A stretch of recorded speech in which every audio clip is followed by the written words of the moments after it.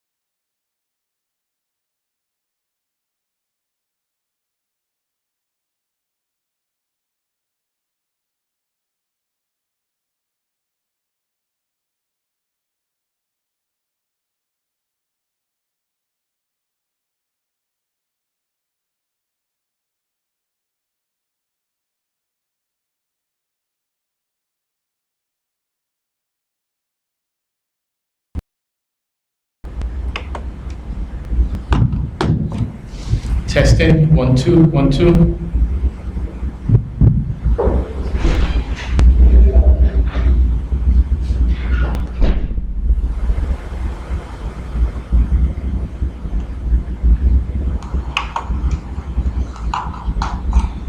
Testing, 1, 2, 1, 2. Okay, good.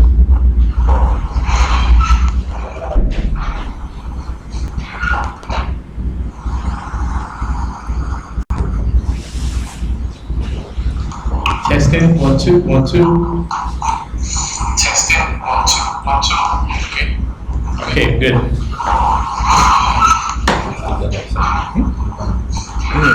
good for this people to get engaged. Testing, 1, 2, 1, 2. You have to diagnose it. Testing, 1, 2, You're predicting that was okay. Okay, good. Alright, so we'll do the volume. Good for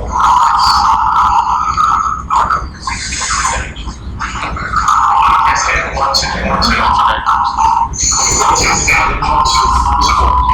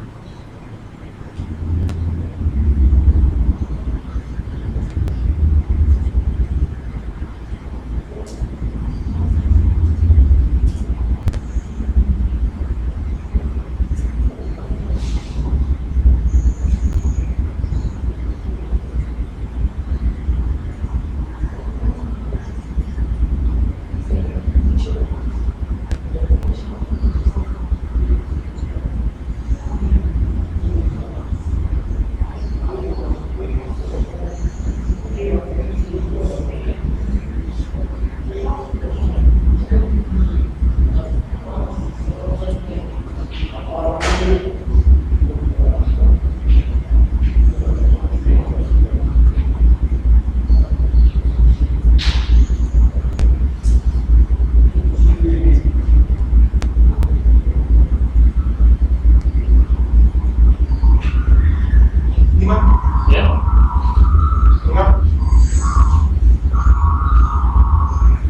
away? No, there's audio now. Yeah.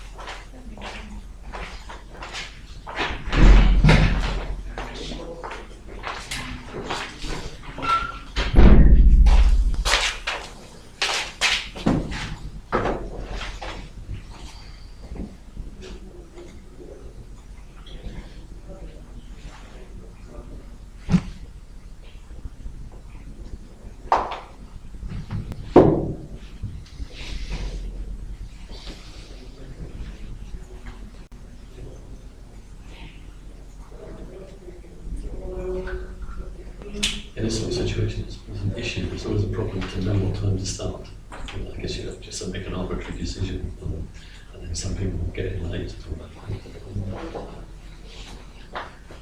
Okay, we shut down the volume, the audio stream. It's all good now. What I just did was just put it to the default setting and it worked.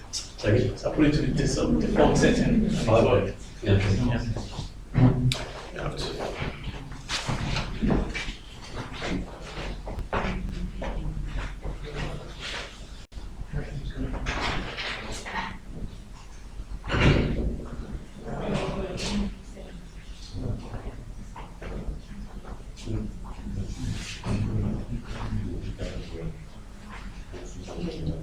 I wonder what purpose this room is used for when it was a prison. I think it was just built to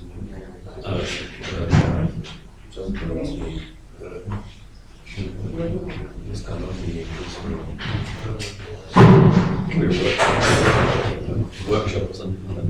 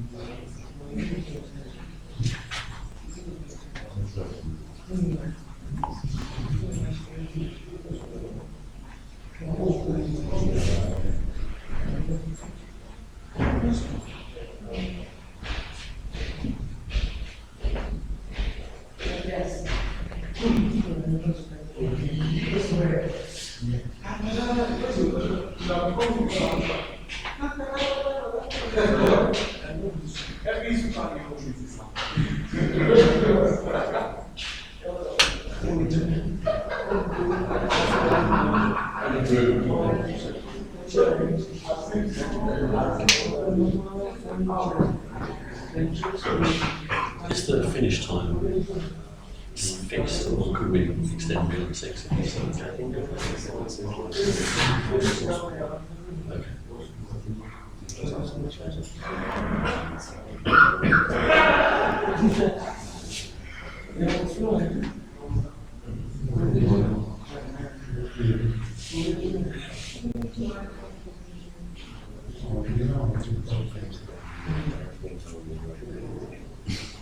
Yeah, but it's unusual, is it?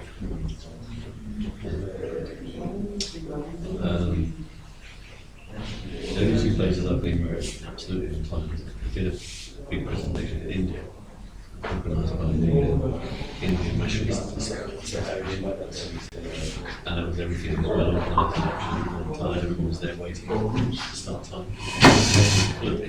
That was really excellent. Okay, so I think when the lights come on, we can start with work, I guess.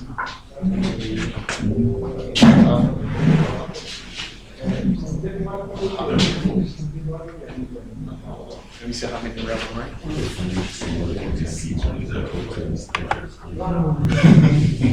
Most of them are going to be against you. So it's definitely another 30 grid in the room. It's just that you. But you always want to go to an organized 60s. So they just always believe it's yeah. And you got to give them credit. They figured it out. There's no one who's around.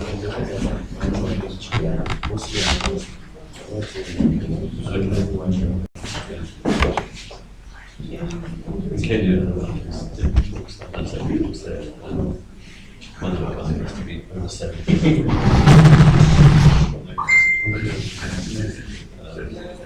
And when the young person didn't anyone else, his whole life is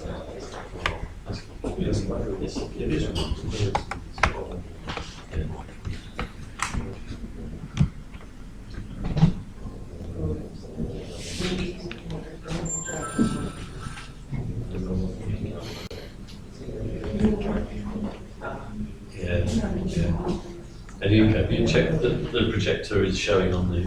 Yeah, projector's still showing, but because the lights. Yeah, so it won't be showing on the feed, okay? Yeah, it's showing on the feed. I've got the wall up to here.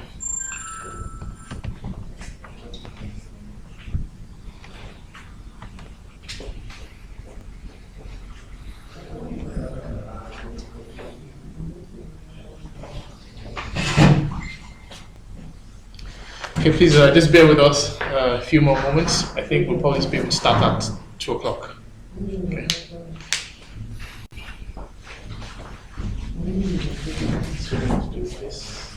I'm interested in things are often like in Africa, wherever we go, so we start back in. When you're back, in meetings, people turn up on time there. Sometimes. But not always. No, we'll wait for this. We can do that. When you want They need to happen before I start speaking. And I'm going to explain what to do with them and stuff. Is that one of the first things you're going to do? First thing. But if they happen in advance, it's easier. That's the price.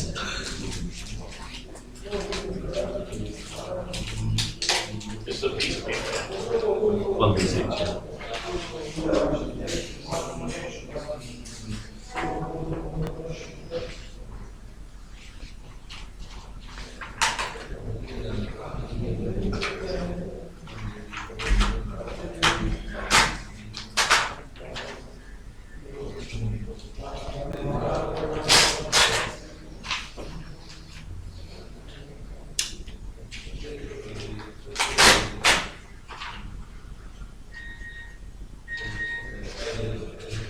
Is there a generator here, or is it reliant on the mains power? So there's a generator here. Yeah, I think they have a generator. I'm just going to go check it out now why it keeps going on.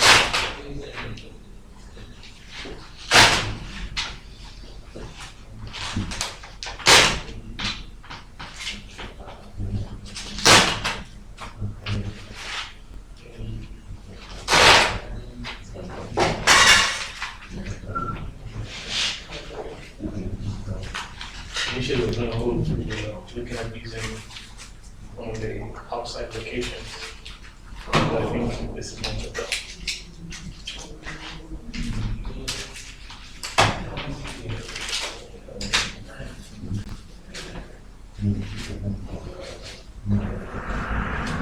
That's a generator.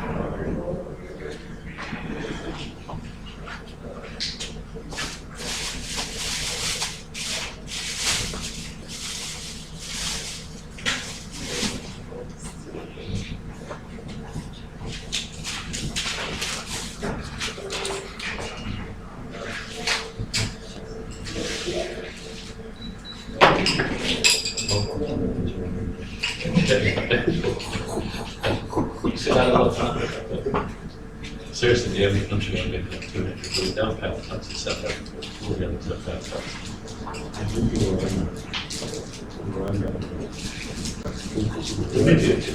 maybe it's okay.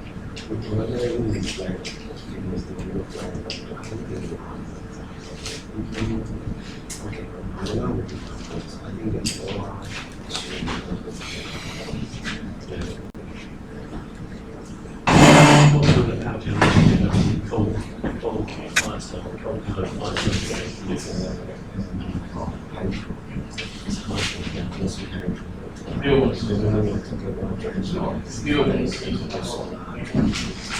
you have your own hydro dam, you use the voltage down from Ghana. You're something dairy.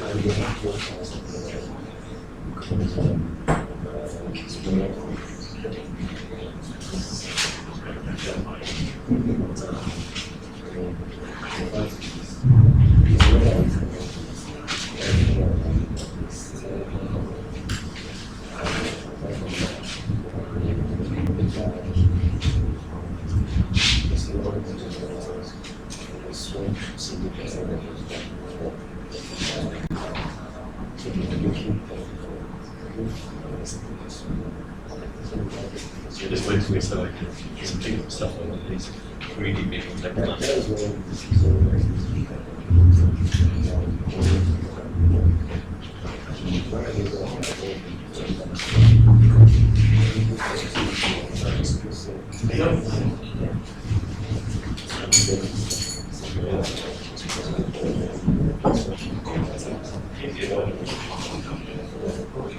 I used to go to Ghana a lot, and there was one particular road that I used to use, and it was just mud. Some potholes, roads, a road, mud, and eventually the government resurfaced it, and they set up became resurfaced the road. And the first time I went back, it was a road. The second year I went back, it was destroyed. They put about that much time, that much. So what they've done is they've got the money from the contract and they've just got to do it and they just got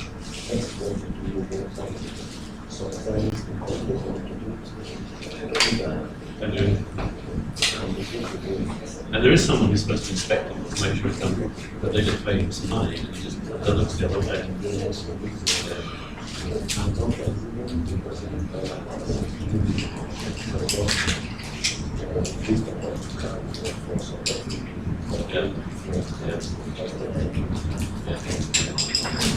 I mean, this is such a problem that you guys really have to solve this problem. I don't know how you're going to do it, but if we want to see people invest in Africa, you guys need to steal the money from us. Make it hard to invest.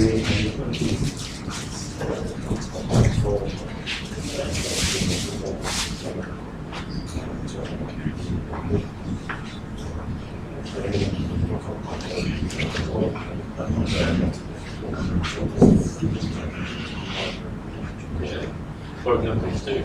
In Ghana we had Italian companies building roads and then they built roads, they were absolutely fine. And houses too. I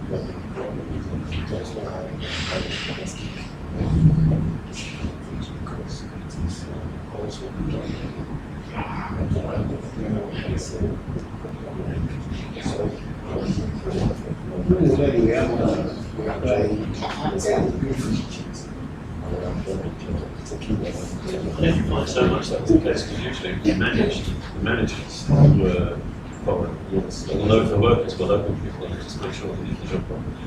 That's what you've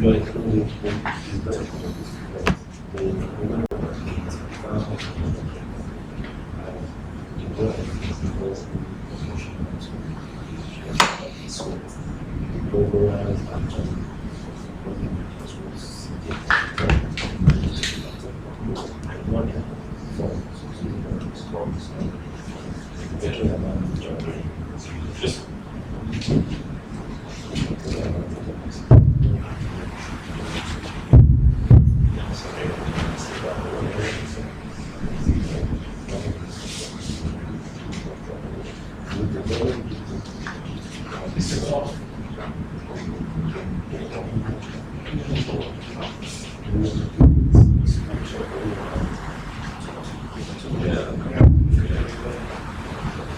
what's that the next step? say 2 o'clock.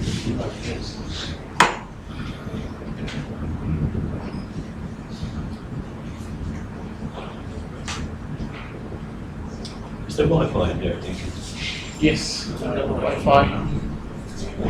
it's just open, is it? Yes, so. Spectrum LTE.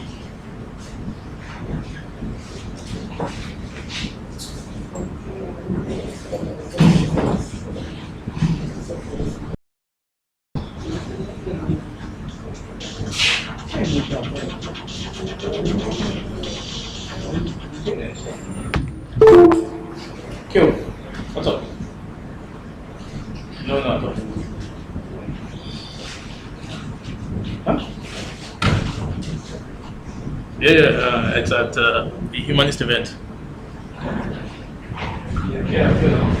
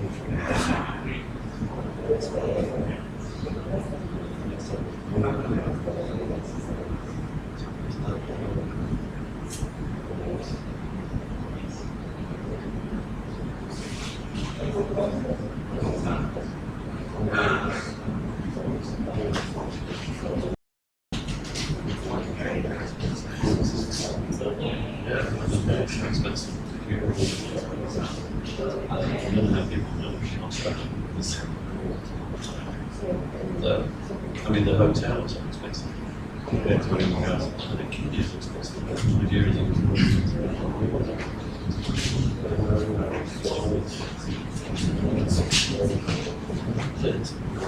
What is the rate? Is the inflation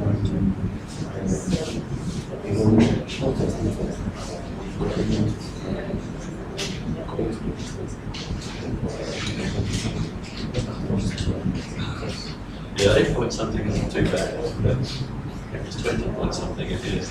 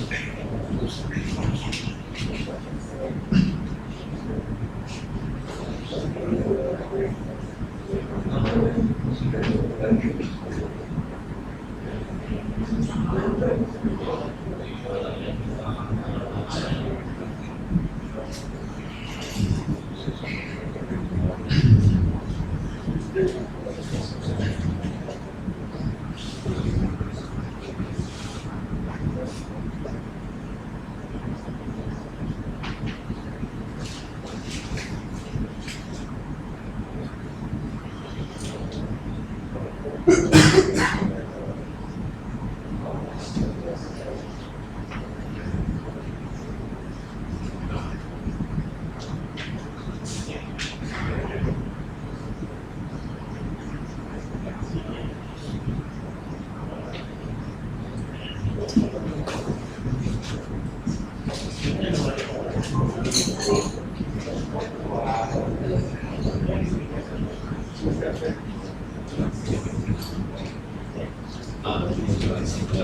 I feel very bad that you asked me. Yeah,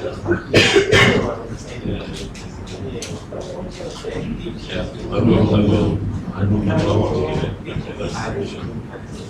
Yeah. I've got this in there. I will go through it at some point. I'll definitely do something. I'll just like it. Yeah. Nothing going on. Yeah, silly.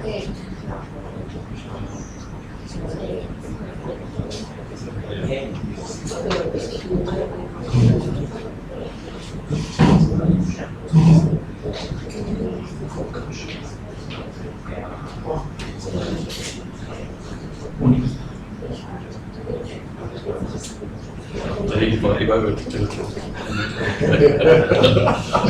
turn it down.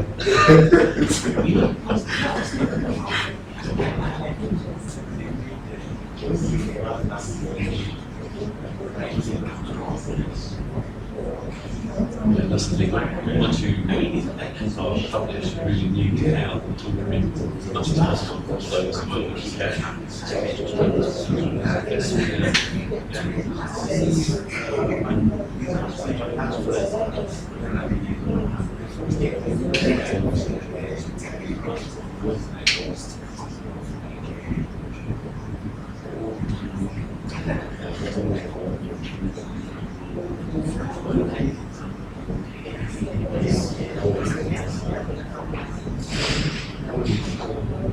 I really hope it does work. We need more books like this out there.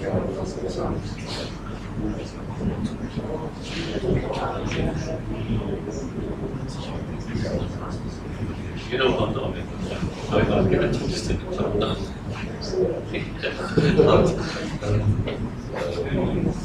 Actually, I contribute, I get them donations by saying, so they get money from the accredited join. I always say if any club doesn't give me a bit, I enjoy it.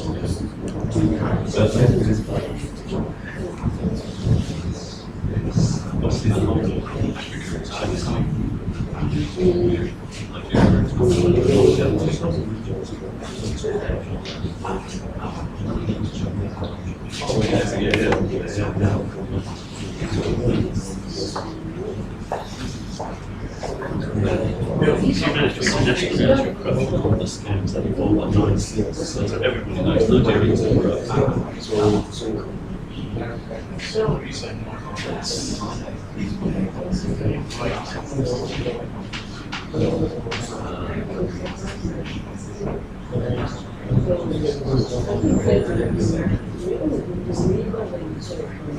Guys, yeah, fine. These guys are actually online, but I see it as very bright. And then if you show a video, I'm sure that the video will be better maybe because it's quite Well, yeah, it's background quite lettering, which I mainly got.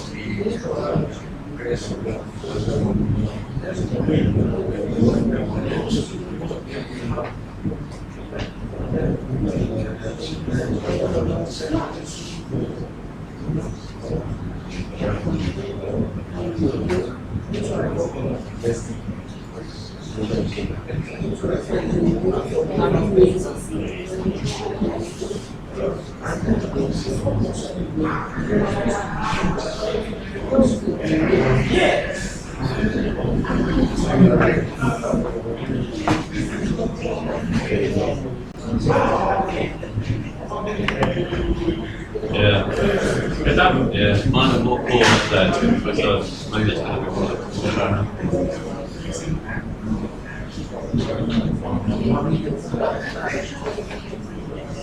Okay.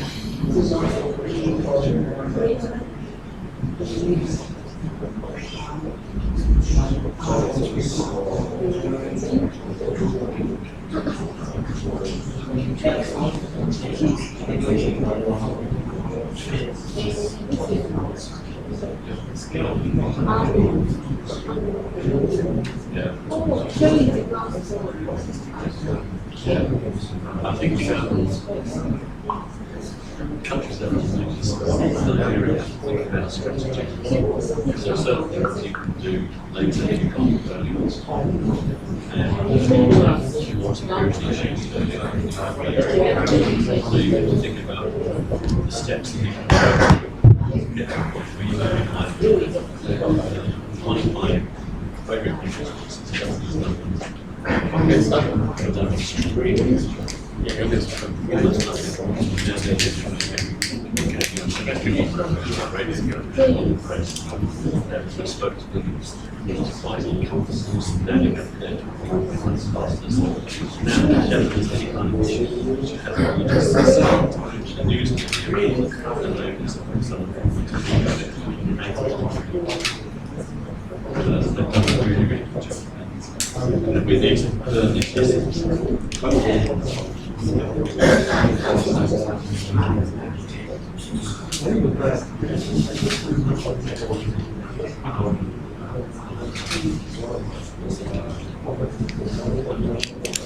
The lighting is quite poor.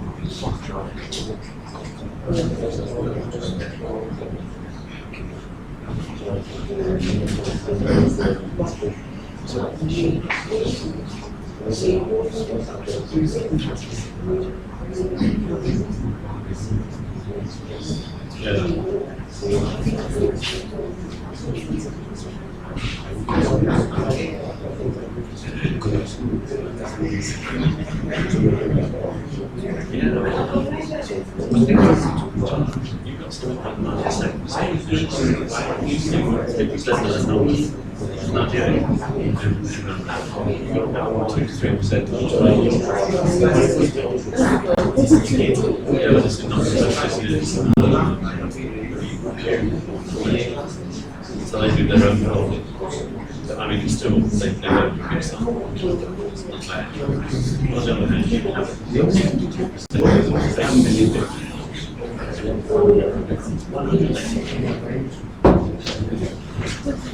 it doesn't look like it. But the thing is, they don't know you. It's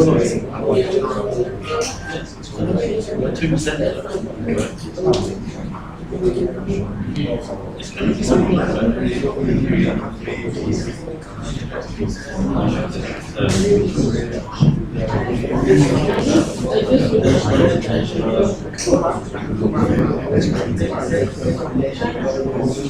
You probably study it more efficiently.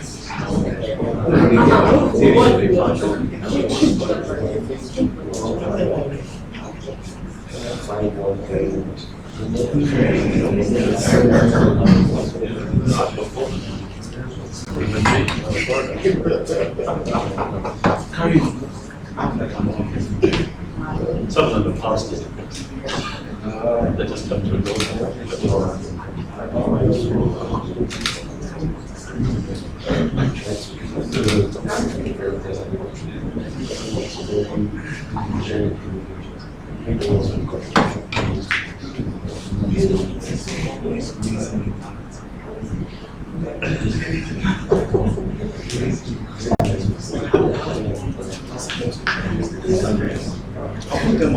I never refuse pastors when they apply to do my friends. I welcome them because they show us Good afternoon, ladies and gentlemen. First off, apologies for the delay starting off this event. We're supposed to start at 1, but sincere apologies that we're starting about an hour late. Today, we're holding this event a Sunday with Bill Flavell. Bill is someone that is well known within the Nigerian humanist community, and is visiting Nigeria, Lagos, for the very first time. So the Humanist Assembly of Lagos decided to hold this event to give Bill the opportunity to be able to speak with us and share some of his thoughts and ideas with us. We also have in the house as well, Imo David. Imo David is a writer, social commentator, and he recently wrote a book which got some good reviews on Amazon. Alright, so we'll be having two gentlemen holding the sessions with us today. My name is Ade Nkashorombe. I'm the president of the Humanist Assembly of Lagos, and we welcome you to this event. What's going to happen is we'll have David as the first speaker, and then after David, we'll give you all the opportunity to be able to ask questions of David, and David will also be able to respond. And then after that, we'll have Bill also speak as well. We're actually live this event. We're broadcasting this event live. This is the first of its kind in Nigeria, the first humanist lecture that is streaming live on YouTube. So we've shared the link with everybody, and the video is projected on here. If you want to ask a question and you want to be on YouTube, you have to come forward to be able to face the camera. Okay, so we'll start off with David, and you're welcome once again.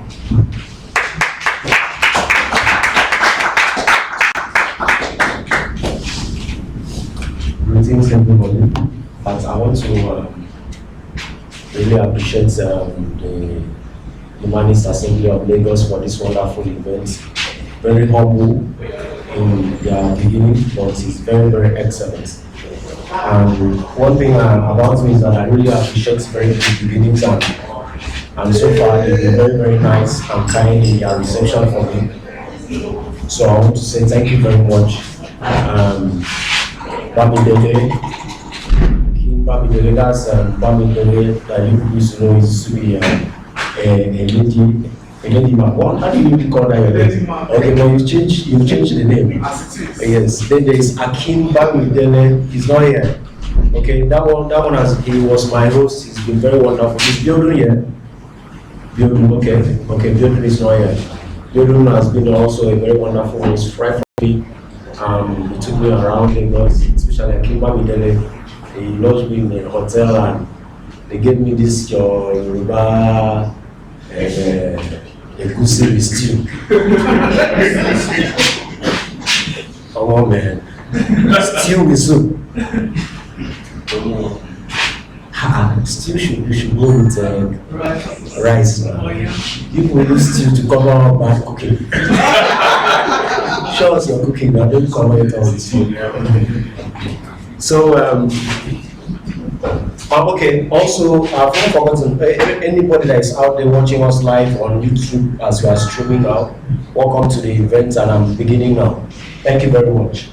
And I know you've seen the topic in more detail on humanism in the society, but I actually begged the organizers they should edit it to humanism, religion, and free thinking in the society. So without wasting time, I'll just go quick to the point. Humanism, I will define it, or basically is defined as a devotion to human welfare. It's a philosophical and both an ethical view that is interested, that is mostly concerned about the human interest. Human interests, not divine interests. Humanism, as defined by Lemont, I don't know if I pronounce his name well, Lamont, he defined it as the joyous service towards the whole of humanity. It is a philosophy of love. And prior to what is known as humanism now, I don't know when the name came about, but we had a group of philosophers that they call them existentialist. Their school of thought is called existentialism.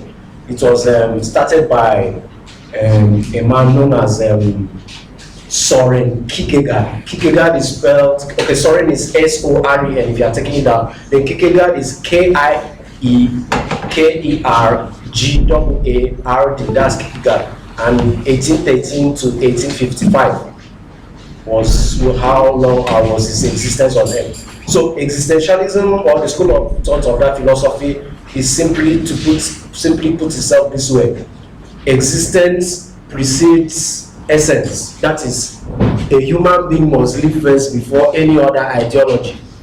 That is what humanism is about. And other people associated with the school of thought were Martin Buber, Martin Heidegger, and so on, just the names and so on.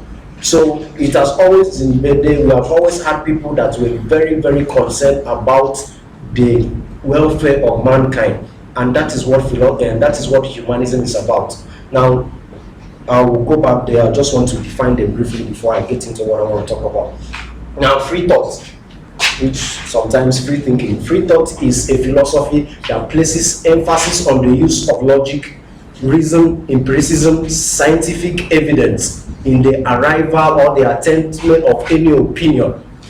If it does not have logic, it does not have reason, it does not have empiricism or any scientific backing, then the Freethought says it cannot be accepted. An opinion must be based on logic, empiricism, and good reason for it. That is Freethought. And Freethought did not just begin today. It started a long time ago. In short, the first known set of free thinkers, or the people that the free thinkers, they started in the 6th BC. In ancient philosophy, their era of philosophy was called the early Ionian school of philosophy. Has anybody heard of it? The early Ionian school. Generally, in ancient philosophy, we have different eras. We have the early Ionian school, we have the Pythagorean school, we have the Eleatic school, we have the later Ionian school, we have the atomists, we have the golden age of philosophy, also known as the Socratic school, which is made of Socrates, Plato, Aristotle. Then we have the other ones, the Epicurean, the Cynicism, and so on. The early Ionian school, which I just mentioned, they were the first set of free thinkers, 6th BC.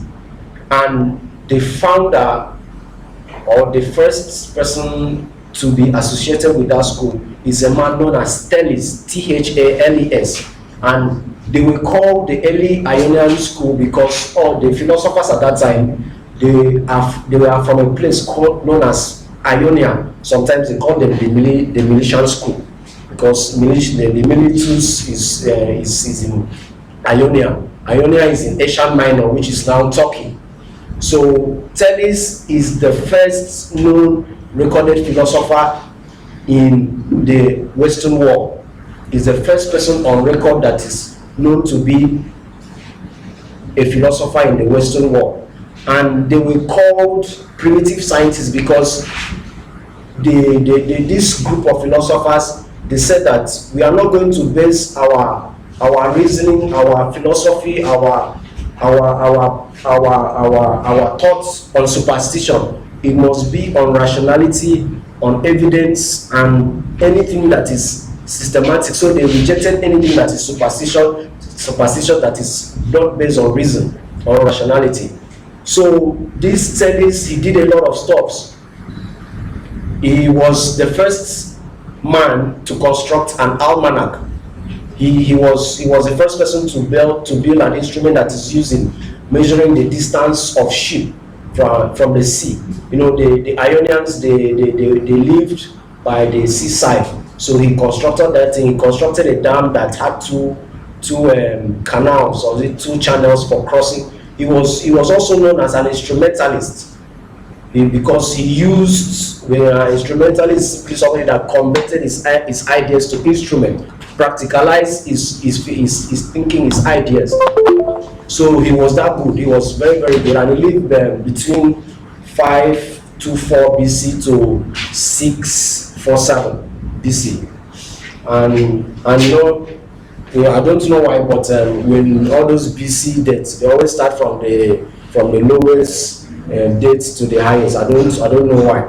So that is how it is. And one thing about the Arnian school, they thought of trying to describe the universe. They were concerned about the cosmos, nature. So each of the philosophers in that school, they tried to identify a basic material constituent element and basic element that the universe is made of. So Thales, according to him, he said that water is the basic constituent material of the universe, and his reason his reason for this is that water is the only element that is capable to change from solid, liquid, and to gas, and all living things desire water to survive. And if I remember any other thing about him, I will bring back. Then the next one is still in the early Ionian school. I'll try to be fast because I don't want to bore you much. It's Anaximander. Anaximander, Anaximander, if you are spelling that. And Anaximander was the second person. And Thales did not write a book. Much of what is known about him was written by Aristotle. I know everybody knows about Aristotle, then Herodotus to mention him, but much of what is known about him was written by Aristotle. But unlike his predecessor, Anaximander wrote a book titled On Nature. Actually, most of the philosophers in those days, all their books were titled On Nature, about nature, and so on. So Anaximander was the first person. In his book, he said that the earth is like a cylinder and is in the center of the universe. At his level, he tried, as at that time, 6th BC. Yeah. So he went ahead. He was the first man to draw the map of the world. And sorry, please, let me take you back to Thales again. Thales was the first person to correctly predict the eclipse of the sun. And the date was 28th May 545 BC. 28th May 545 BC was it. How he came about that, I don't know. But he predicted the solar eclipse and he was very, very, very correct about it. So moving on to Anaximander. So Anaximander went ahead and he said that the basic material constituent or whatever basic elements of the universe or makeup of the universe is what he described as aperon. A-P-E-I-R-O-N. Aperon.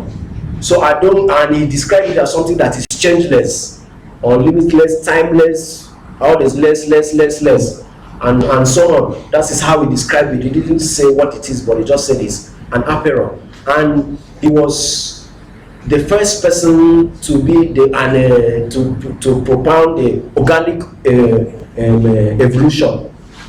He said that all living things come from water, and the earth was first of all filled with water and became dried in parts, that every living thing came from water, and they started evolving to what they are today. So the next one was Anaximenes. Anaximenes, A-N-A-X-I-M-E-N-E-S. Anaximenes. Hope I pronounce this well.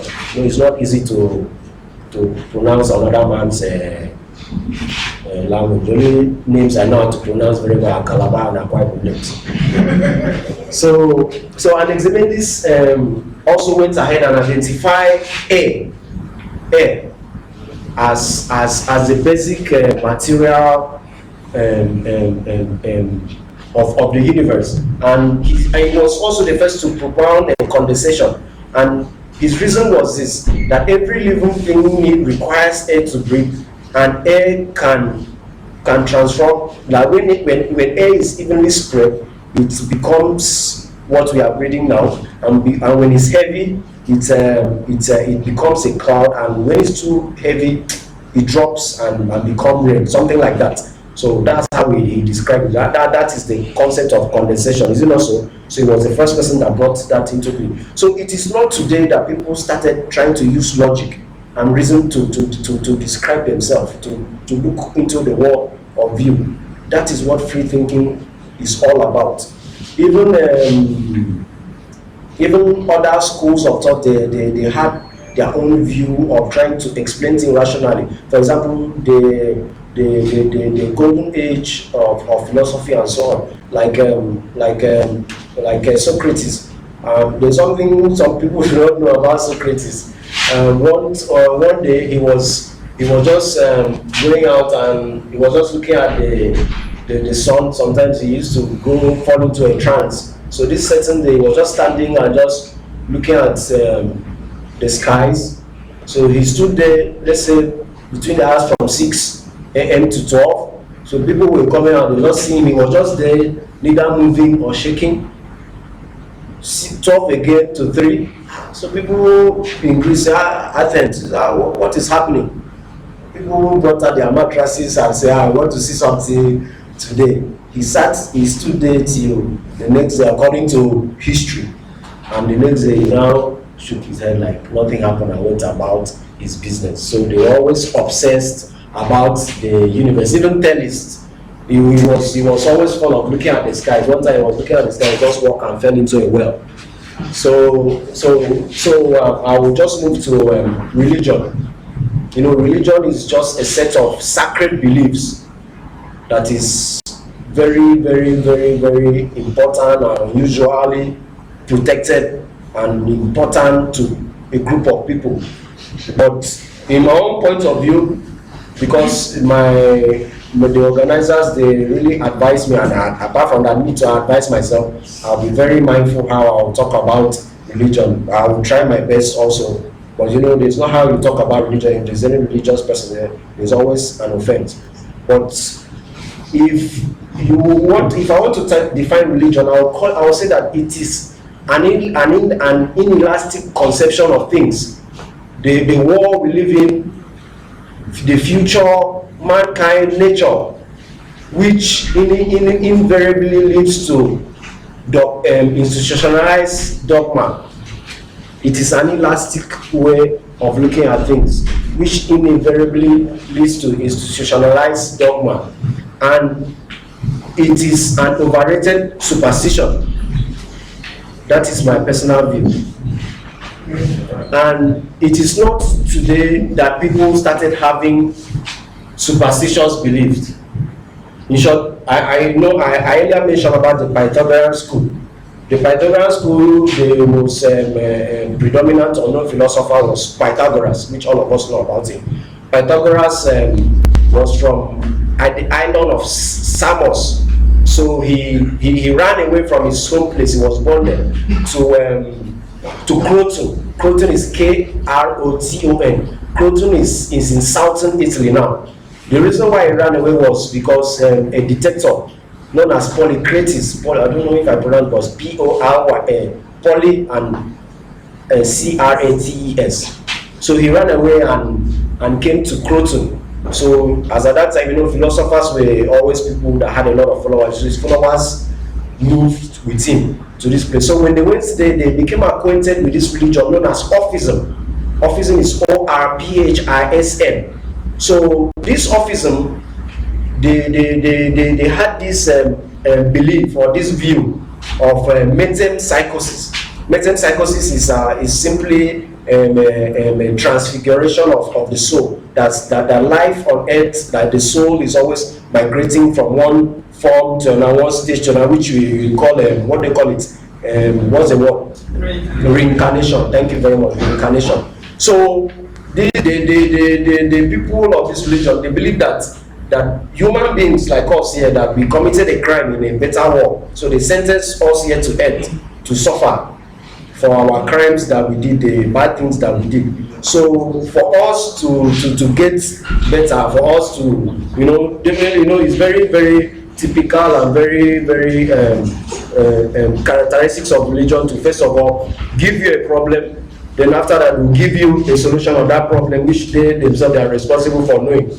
So they first of all created a problem that you are a criminal from another realm that is being sentenced here, and of course they also gave their solution, which is very, very typical of religion. And this was their solution. They propounded an aesthetic way of life, and they gave a set of rules or tenets that should be followed for you to have, or maybe when you die or pass away, you now get to that better place and leave this world. But if you fail to, you continue repeating your stay here on earth. So now these are some of those rules. 1, do not eat white cock. 2, do not stir the fire with rod. You know that time we used to deal with fire now, so don't stir the fire with rod. Do not share your roof with swallow. You know that bird they call swallow. Don't share your roof with it. Don't let it be in your roof. Then when you look at the mirror, don't allow light to come from your right side. Do not eat the heart of meat. Do not walk on the highway. You know that time highway was like a big technology or a big civilization. So you walk, use the bush path. Don't walk on the highway. Which other one? If I could remember, just some very crazy stuff, and they were very serious about it. It was a very popular religion as at that time. For someone like Pythagoras to hold on to that religion, and they were very serious about it. It was not just Pythagoras. In short, in the later Ionian school, there is a philosopher. Is it the later Ionian? Yes, the later Ionian school. There's a philosopher known as Empedocles. Empedocles. He said that he was born as a bush fowl. Later on, he became a boy, became a girl. He was even born as a fish. Now we are laughing. It was a very serious thing. It was a very serious business. Probably maybe in the next 500 years from now, people will be laughing at some of the religions that we have now. So it is not something that is new. People always use that. You know, even there is one self, Parmenides. He was in the Eleatic school. Parmenides, Parmenides. So he wrote a poem. His philosophy was expressed in a poetry. In poem. Anyhow, he titled the poem on nature. One of them is called on nature. I don't know what they are listening in nature. So in that poem, he divided into 3: prologue, way of truth, and way of life. So in that, he said that whatever knowledge or whatever he was expressing himself was given to him through a goddess. A philosopher of that standard that is even like one of the influences to Plato.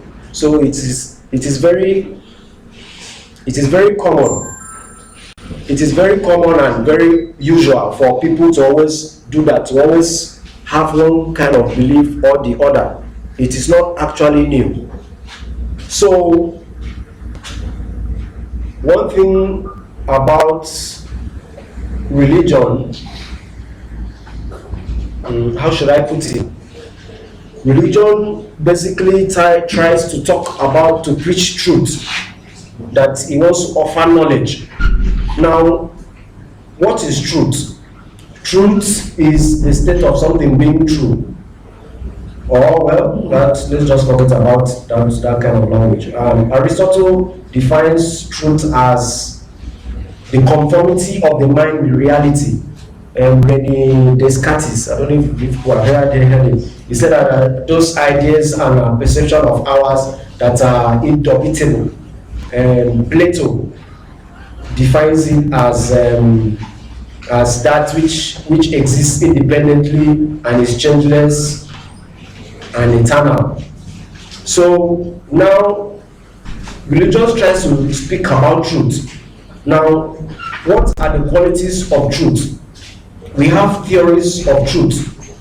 Now, the first theory of truth is the correspondence theory of truth. The correspondence theory of truth basically says that for something to be true, it must correspond with a statement of fact.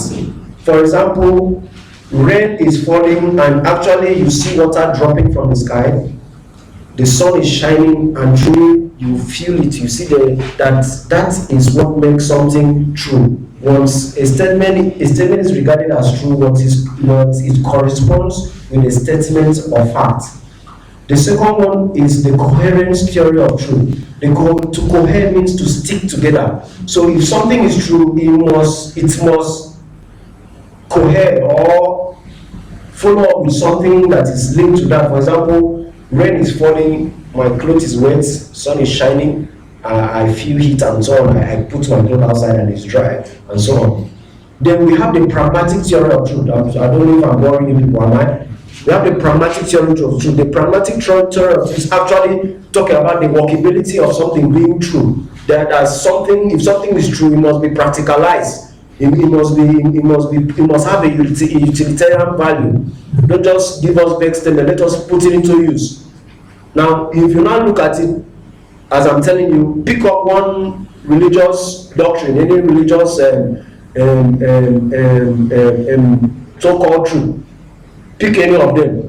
Which of them fits into it? Is it a statement of fact, the correspondence, or is it the coherent? And which I wouldn't like to pick on anyone in particular as an advice, but just pick on anyone. But if you have, I will be very glad to listen to it. Now, knowledge, which religion also offers to give us. Knowledge, to have knowledge is to come by an information, to have information about something. Now, we have different types of knowledge. We have a revealed knowledge. Revealed knowledge is a type of knowledge that religion talks about. Knowledge that is given through revelation. Somebody just sleeps and wake up, or just come from somewhere and say, I came through this thing, that it was revealed to me, which is also a form of authoritative kind of knowledge. Authoritative kind of knowledge is somebody just come and say it was a certain authority that was given to him, no evidence, no backup.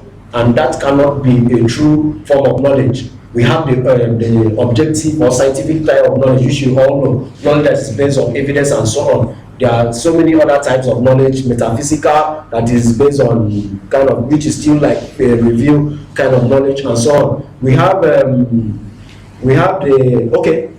secondary form of knowledge, which is like given through somebody. For example, I just talked about what is known about Zelis, which was written by Aristotle.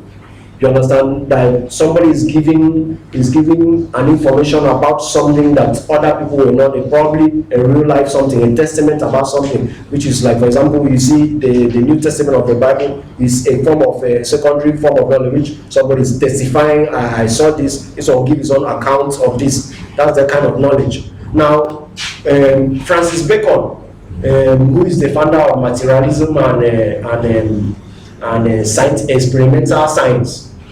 He wrote in his famous treatise titled Novum Organum. Novum Organum, if you are writing that, is Novum, then space organum is Organum. So he wrote that his famous treatise in reference to Aristotle's organon. And that Aristotle's organon was basically talking about logic and syllogism.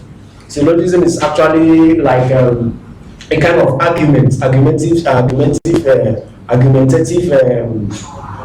pattern or which one should I use? A form of argument.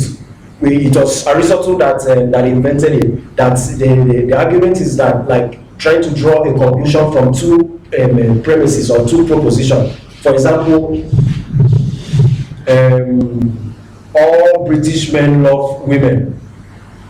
Bill Flavell is a British man, therefore Flavell loves women. That is syllogism. It was invented by Aristotle now. So in that his famous treatise, Francis Bacon, it was published in 1920, and Francis Bacon died in 1926 actually. So that actually 6 years later he died.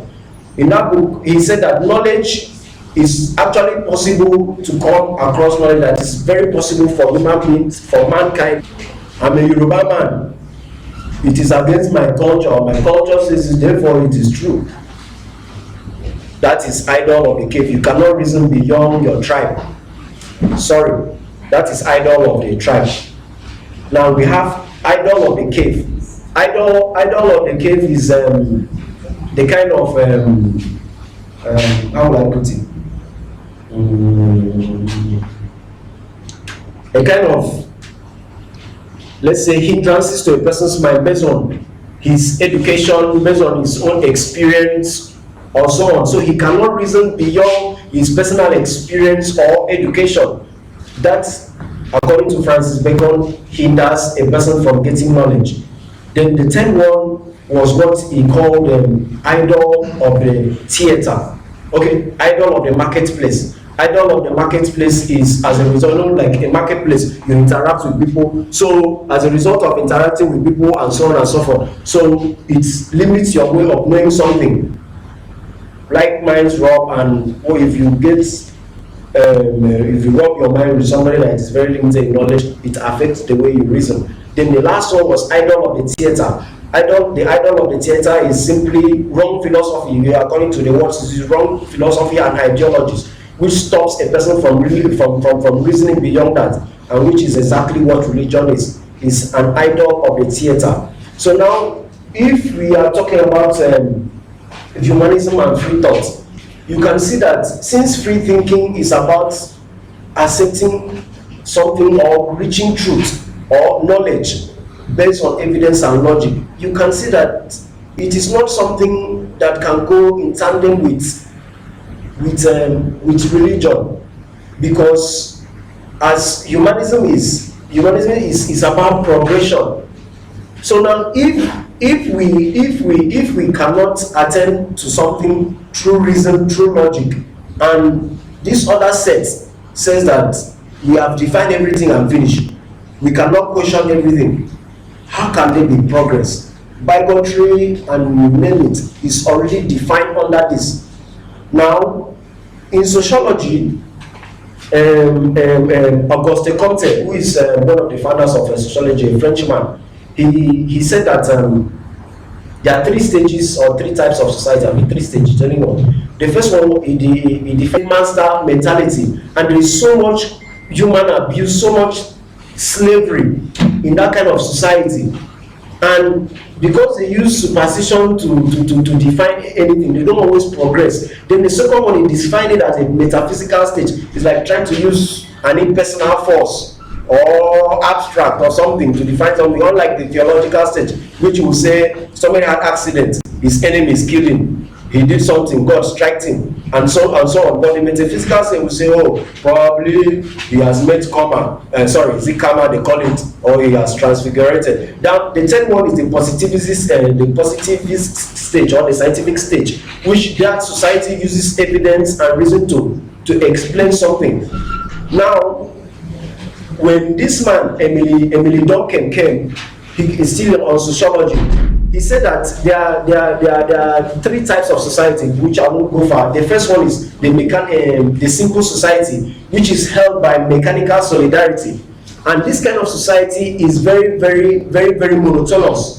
They don't like anything that is new, anything that is changed, that wants to bring change. In short, it was even Emily Durkheim that brought in functionalism. Functionalism is one of the theories of society that says that in every given society, it talks about the consensus, the structuralism of any society is reached by the majority, or by the consensus of the majority. What everybody agrees in is what the society follows up. If we don't accept this, we don't like people wearing trousers. So if somebody wears trousers, the person is seen rather as a deviant, not as an innovation, and not as an innovator. So, and they reject anything that tries to be different. So if you try to bring in something different, like some of us that are deviant, come and say, no, we can't take this. You see the society, they go very violent against you. They want to correct you. They want to bring you back to the norm. That is functionalism, and it is always very common with a mechanical, with a simple society that is held by mechanical solidarity, and they are not known for progress. Now, this same functionalism, actually, which is still on Emily Durkheim, says that there's always an equilibrium in every society, that they don't like conflict. In every society, they don't like conflict, they don't like change. That anything that tends to change, that wants to bring in conflict, they want to bring it down. They don't like that voice. They don't like anything that wants to try to deviate from their norm. For example, now if you go to a church now, for example, a church that is known for women not wearing trousers or wearing long skirts, or they use this thread. Now a woman walks in, they wear a trouser and this thing. You see people just squeeze their face. What is wrong with you? Now you go to a church that is very allowed. They expect that women should be very colorful and very bright. Then if the woman goes, they're looking very pale like the other one. You know what I'm talking about. I don't need to mention the names. looking very pale without their dread. This, people know what I'm talking about. He walks in there, they'll just say, "Sister, what's up? The Lord is good with you. Be bright." We will try to ginger her, change this, because it's not what they accept in their listening. That is mechanical solidarity, which is very, very common with religion, and that is what is called a simple society. Now, there is another theory of a society, which is the conflict model by Karl Marx, that every society there is always conflict. The conflict arises because of the unequal sharing of power, differences of opinion, and so on. Everybody cannot be at peace, everybody cannot be happy, everybody thinks that this my opinion should be the right one. This one has more power, this one, you see Biafra, this one come and say, I don't take it anymore, and so on and so forth. Everybody wants to speak up, which is why some of us, we are beginning to speak up. We don't like this thing. There should not be prayers in school, they should not be doing this one. So there's always that class struggle in a society. And since there is actually no, in sociology or social psychology, there's actually no all-encompassing definition of how a society runs, you can marry the two and see that it goes together. There is always conflict. There is always a conflict of interest. And according to this theory, that, for example, now there will be a leader that will want to unify his people towards an hatred for an external aggressor, an external enemy. That is what that conflict is about. People will first of all come together and say, okay, we have identified an enemy. This thing is our problem. We want to go there. Meanwhile, the other group too is already seeing them as that class struggle. The struggle for power, struggle for this thing. And according to Karl Marx, that the idea that rules is the idea of the ruling class. Which idea rules in our society? The idea of the religions, and we are beginning to get ready to have a voice, that conflict. Now, I will just imagine in this country, Nigeria, then a senator just woke up one day and said, let's pass a bill that anybody that does not believe in God should be jailed. Do you think we will stand a chance? Do you think we will stand a chance? It will pass one way. I just hope that nobody sits down to think of that. But before somebody sits down to think of that, let us unify and be powerful. Let it be very difficult for someone to do that. Nobody will have pity on us. Nobody will have pity on us. Nobody. Kidding now? How can somebody even say that there's God? Is he a human being? Nobody. Even ordinary. Let's say, okay, is it not this social media bill? We are struggling for it. Meanwhile, it is because everybody is sharing into it. But when they say they want to share a bill, say they want to jail atheists or agnostics or whatever in Nigeria, or you should just come out and talk. We will be finished. We will be finished. I just hope that before that time we have to come together and create a goal for ourselves. That's why I want to use this opportunity to challenge you people. Whatever field that you are in, push for it.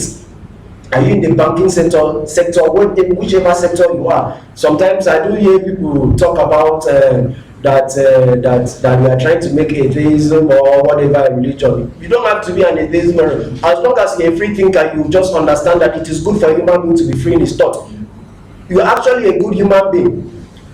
If you are in that kind of view, you will see that the kind of leaders that are ruling us, the ruling ideas are actually the ideas of the ruling class. Because if the ruling class does not want anything, they won't allow it. There are certain things we see in this country that if you, as you, any of you are sitting in which you dislike us, or is opportune to be in that position, you will change it. Like me, there are certain things, if I'm opportune to be in a position of power, I'll change it. And they can even call me a tyrant for it, because the ruling idea, the ruling class, the ruling idea will always be the idea of the ruling class. Do you want the idea to be the ruling idea? You will need to work to go towards the ruling class, and there is always a method for it. That is why I want to appreciate the organizers of this event. They were very humble in starting, but it is quite needed in this very, very, very rude society, this very rugged, rough, terrible society to people like us. They want to squeeze us, they want to quiet us, they don't even want to see us move. If, for example, like you just walk down there and you just hit a chain, see somebody looking at you, something must be gone. That is happening. So if something actually very serious happens to you, what would they have? What would they do? Or they just come up with some kind of very intelligent way of squeezing you. So if you are opportune or as whatever a free thinker or whatever you are, you want to go there, push yourself there. Be very creative about it. I believe in planning. I believe in creativity. Use your intelligence in your field. However you want to do, you are going to survive and get there. So now, I just stopped and just went off point. I didn't even remember where I was going to. But it's okay. It's still on the humanism and the society. Okay. So now, I will let you reverse it and go back. So Three types of society. the three types of society. Okay. Now there is another one that was propounded by Max Weber. Max Weber is a German sociologist, one of the founders of sociology. In social action theory, talk about a society is created when different parties, everybody come in to agree. This one know that okay, we don't like this one does not like this, and probably through that interaction, you will come to be an equilibrium or understanding in that kind of society and so on. So he now went ahead. The question was asked: what determines change in a society? So now, according to Weber, he identified a charismatic type of leadership. So, according to him, a charismatic is like that one figure, one person is possible. It's possible for one person or a group of people, just any minority, that can change a society. So he called them charismatic leaders. For example, now we talk about the likes of Karl Marx. We talk about the likes of Martin Luther King and any other person that founded a religion. As at that time, they were rejected violently. But just it took one person to come in, that charismatic religion, that charismatic individual, he came in and moved in and changed things, and things begin to change. And it is very possible in this our society that we can have a charismatic humanist, we can have a charismatic free thinker that can change the society if he or she is given the chance, or he or she be able to direct his path there. It is very, very possible. Now, when we talk about religion and humanism, all these things as a social psychologist, I call them, it's a response, it's a stimuli, it's a learned behavior. Now, behavior in psychology is simply a relative permanent change. Behavior in psychology is defined as anything a person engages in. We have thinking behavior, walking behavior, eating behavior. Behavior is of two, covert and overt. Covert behavior is what you are seeing as I'm speaking, as I'm walking now. It's what is a behavior you can really observe. While the overt behavior is what you don't see, what is happening in your bloodstream. You know, in psychology, behavior, health is a kind of behavior. What is happening, your thinking behavior, and so on. So now, there is something we call operant, it's something we call classical conditioning. It's a type of learning. If there was a board, I would have illustrated to you. Excuse me, sir. Please, can I illustrate it? It was by this man known as Ivan Pavlov. He's a Russian physiologist. He was not actually a psychologist. Now, this is a dog. He came about it by mistake. Now, this is a dog. He wanted to measure the digestive juice in dogs. So it was as a process he mistakenly discovered this. You know, when he brought a meat powder, which is called an unconditioned stimulus, the dog will start salivating. So he now started noticing that okay, when his assistant brings the meat powder, later on the dog will start salivating, even hearing the footstep of the assistant without even seeing the meat powder. The dog will start salivating. So he now attach a bell to it. So anytime he wants to give the dog food, he will ring a bell, give the food. After some time, Ordinary ringing the bell, the dog will now salivate. The bell is now called a conditioned stimulus, and the dog salivating is called a response, an unconditioned response. Naturally, as the dog is salivating to the site of the meat powder, it's called an unconditioned response. But now, when you now condition the dog to see the bell and salivate, and it is now called a conditioned response, because you have now conditioned the dog. Condition is simply something that you make the person to learn to act in a certain kind of behavior towards that. So now, sorry, I cannot see that. It will be better with a diagram. So now, if you look at it now, they have natural conditioned stimuli. For example, fear, anger, happiness, passion, which every human being is attuned to. A baby that is just born starts crying, maybe his crying can be a form of anger and so on. So now, when you now attach a substance, say a holy book, that this is what is supposed to make you happy. For example, the concept of God.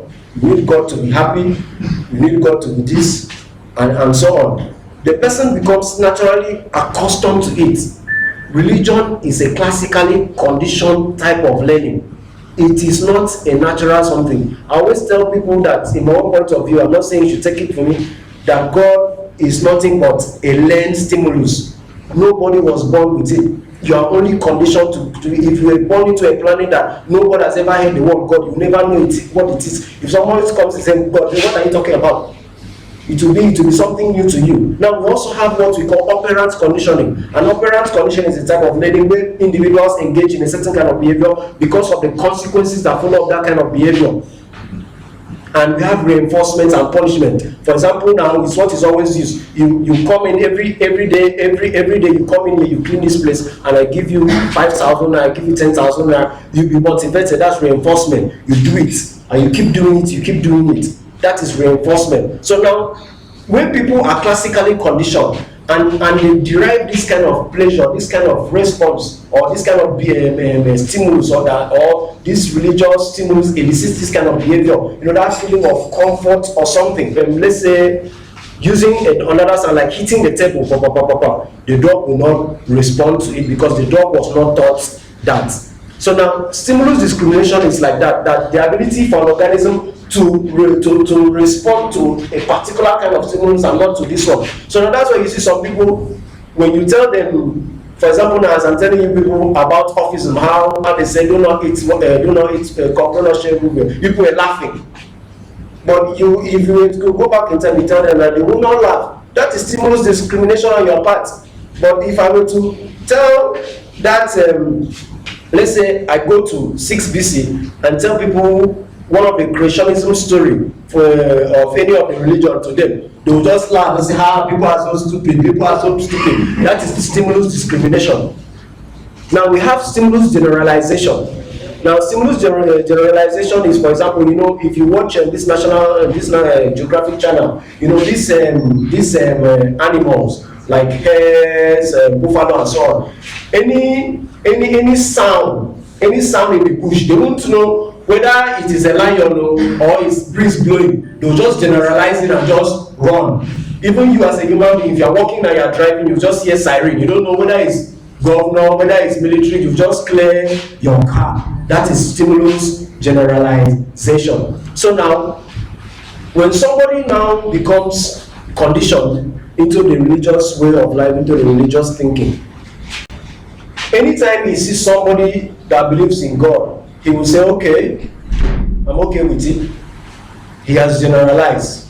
Or probably he has been given a point of view which has been conditioned from point of view. If somebody does not believe in God, something is wrong with this guy. He's mad, he's stupid, he's this one, he's that one. See, he will just generalize anything that is against what he has been conditioned to believe.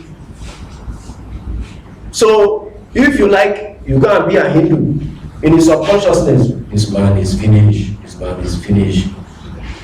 Meanwhile, the Hindu is returning the favor in his mind. This one is finished. Shiva will deal with him. Stimulus generalization. So we are talking about society because social organization. Religion leads to social organization, and social organization is what is created when social actors interact in a consistent and in a consistent pattern. That is what social organization is. The result of people interacting every day. Now, there is something in social psychology that we call pluralistic ignorance. So this English language, pluralistic ignorance. Yes.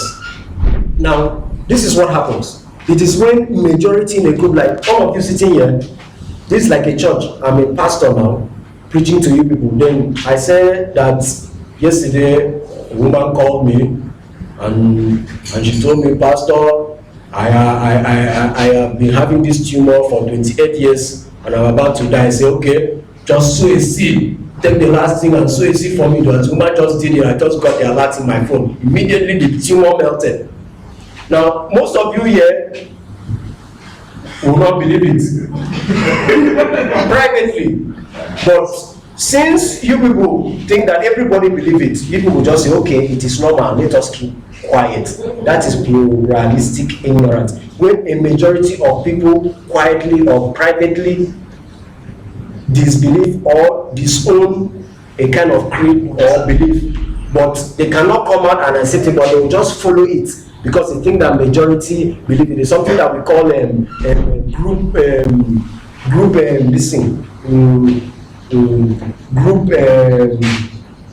Mass hysteria. Mass hysteria. No, it's group something.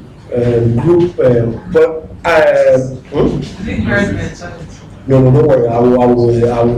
I will remember. This is part of the things I said, that there's nothing like an intelligent design. If I was intelligently designed, I'm not supposed to forget what I already know. In psychology, this is what we call TOT. Tip of the tongue. You know, when you try to remember something, that thing is there, you're trying to reach it in memory, so it's not always there. It happens to everybody. That's not an intelligent design. So group conformity, thank you, that is the word, group conformity. So now group conformity happens. It was an experiment that was carried out by Solomon Asch. Asch is ASCH, if you are taking it down. So he brought a group of people, let's say 8, they were like 8 in numbers. So 6 of them were planned by him that whatever he's going to tell them, you should do. So these 2 people were innocent. They just came in. They are actually the subjects of the experiment. So they brought out like a card. So in this card, they are lines. They are lines like this. And the first time they asked them to identify, everybody identified the correct thing, which is true about all the cards. So now the second one, the lines on each card, let's say they were 3. They were not equal, but slightly, but you will see that it's not equal. So when you ask them, are the lines equal? Majority, the 6th, said, they rushed and said it is equal. The other 2, since everybody said it, will say yes. And it was repeated like that. Out of 100 cases, 90 agreed. That is group conformity. Do you people get me? So group conformity and pluralistic ignorance, they go together.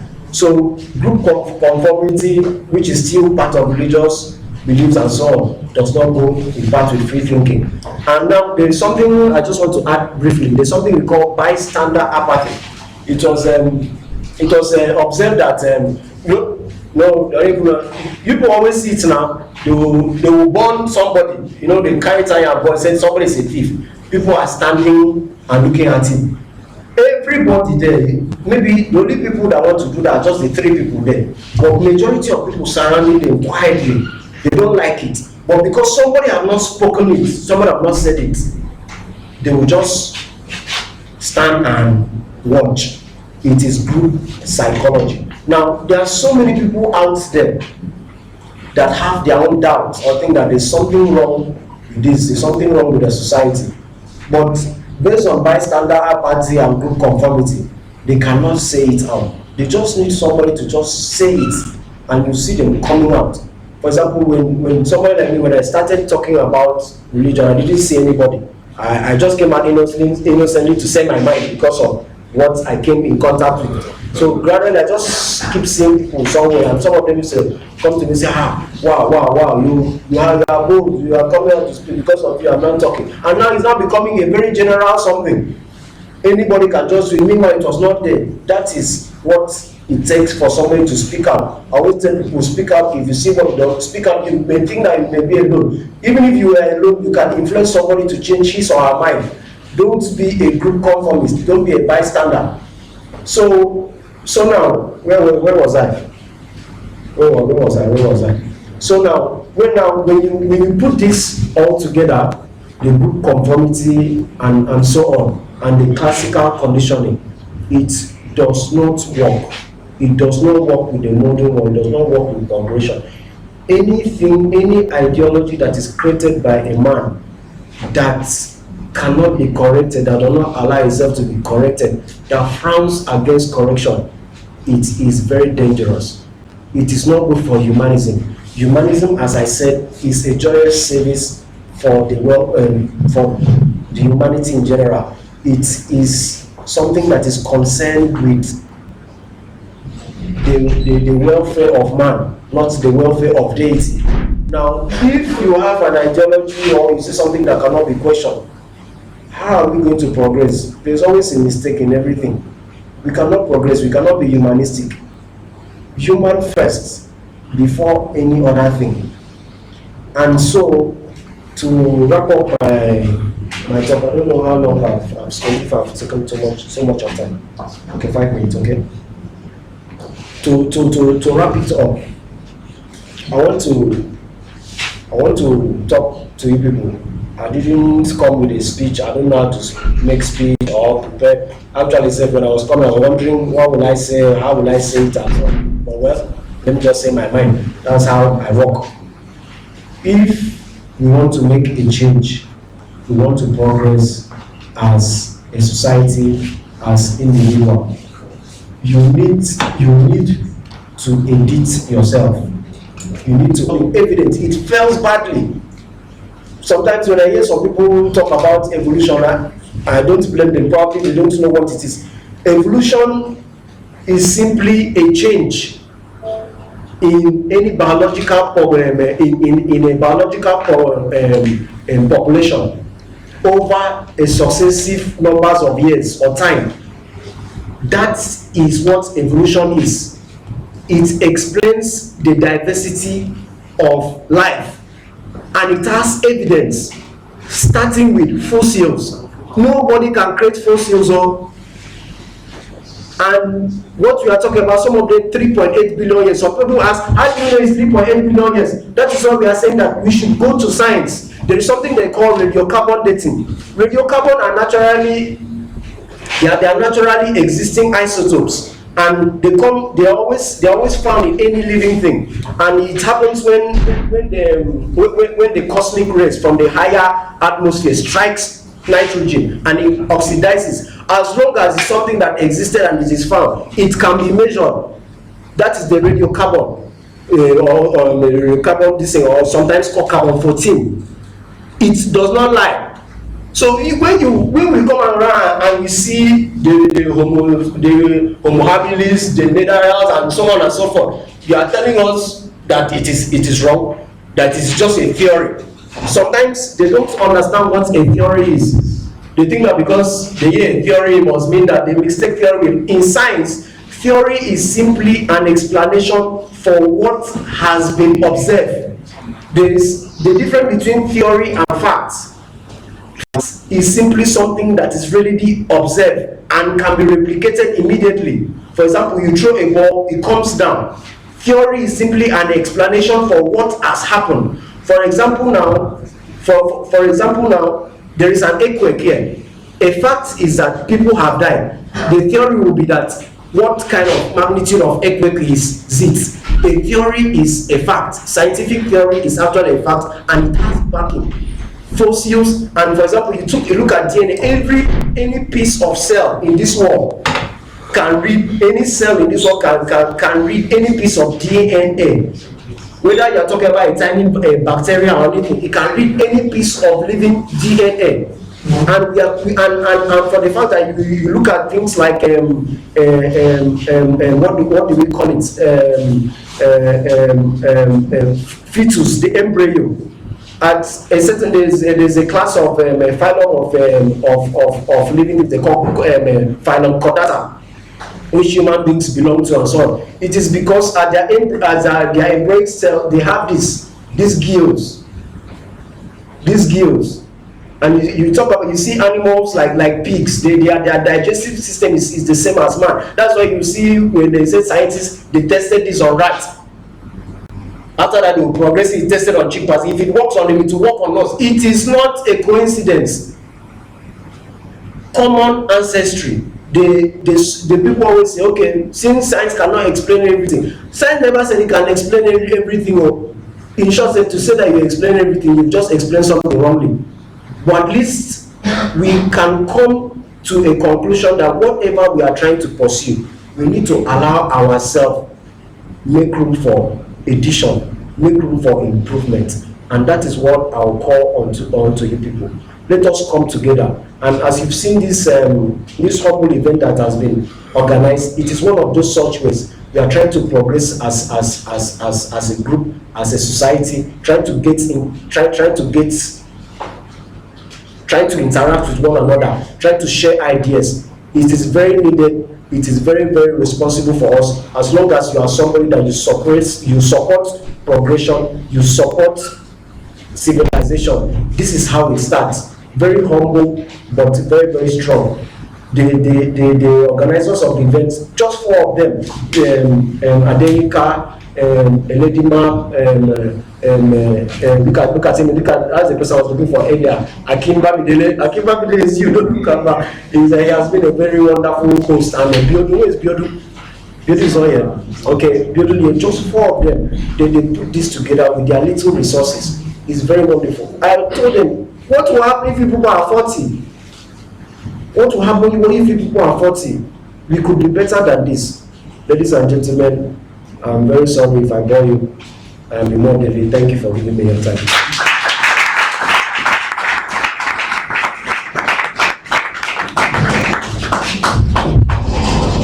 Thank you very much, David. Really appreciate all the theories and all the hypotheses and the definitions. I think you've got quite a number of things that I've forgotten to bear. We'll give people in the house opportunity to ask David questions. If anybody has any questions, any clarification you would like to ask, we'll pass the mic around for people that wish to ask questions. But I'll just take 1 or 2 for now. After I'll leave me rest.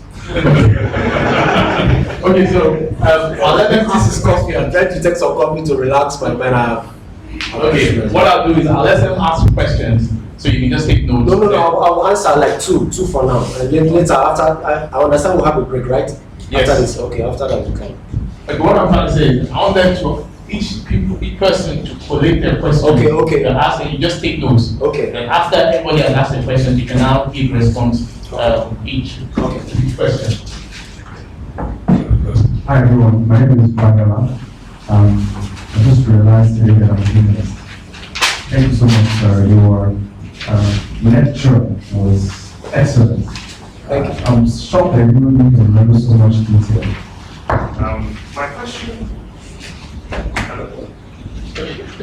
My question is actually a personal one. I know a lot of us here, probably some of us are agnostic, some of us are atheists, and I wanted to joke with Dele that if this meeting had been a little earlier, many of us would have come from church straight in. But what I want to know is, I've actually been an agnostic for years, but just recently decided to become full-blown atheist. Though I've still not really come out in quotes. I want to know what have your experiences been? Because a lot of us in Nigeria. I'll answer. Okay, I was thinking that you're taking the mic away from him. Yeah, a lot of us in Nigeria have actually been indoctrinated in that religious mode, and will find it kind of difficult to come out. But what has your experience been so far? Okay, thank you very much. Please remind me of your name, I wasn't listening. Vagala. Vagala. I'm sorry, I don't want to insult your name. So let us leave it there. Okay. I don't mean to insult anyone, no, but to me, there's no difference between an agnostic and an atheist. To me. If you are doubting whether God does not exist or not, or you say you don't know for sure, you've already said it does not exist. Secondly, if the God they are talking about actually exists, he doesn't see the difference between you and I in 1 year.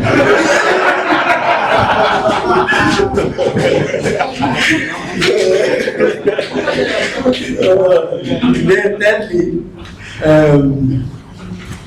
my experience is very long. It's very long. It's very long. It will bore us more. But I had very nasty experiences, and I'm natural. As you see me, this is the way I am. I'm very stubborn. I'm very interesting at the same time. You understand? My stubbornness, everybody in my home, my family, they know me for it, but they can't kill me for it. They won't say, Imo has committed crime with his stubbornnness. But I say, this is not it. You talk to you tomorrow. If you come to the one who will fight, I'll fight you personally. You mean the one personal fighting, I am all round. I'm not fat, but I don't fear anybody. I have been intimidated so many times, and I've returned the intimidation. And I've reached a stage that nobody can intimidate me anymore. Instead, as a social psychologist, I work on their psychology. I intimidate them because I know their weaknesses. And I've faced several nasty experiences. And one of it was that because I came out innocently, it's not that I just planned and said, okay, I wanted to be an atheist, I want to talk about religion, because that's the way I am. I try to bring out things the way I look at them. And even if I may hold on to it obstinately, but I still excuse myself to sit down, okay, someone will say, Mo, you're a fool. You know, some people will comment on my voice, Mo, you're talking rubbish, you're a fool, what do you know about politics? I'll just sit down and say, what if the person is right? I'll now think about the person's the person's point of view.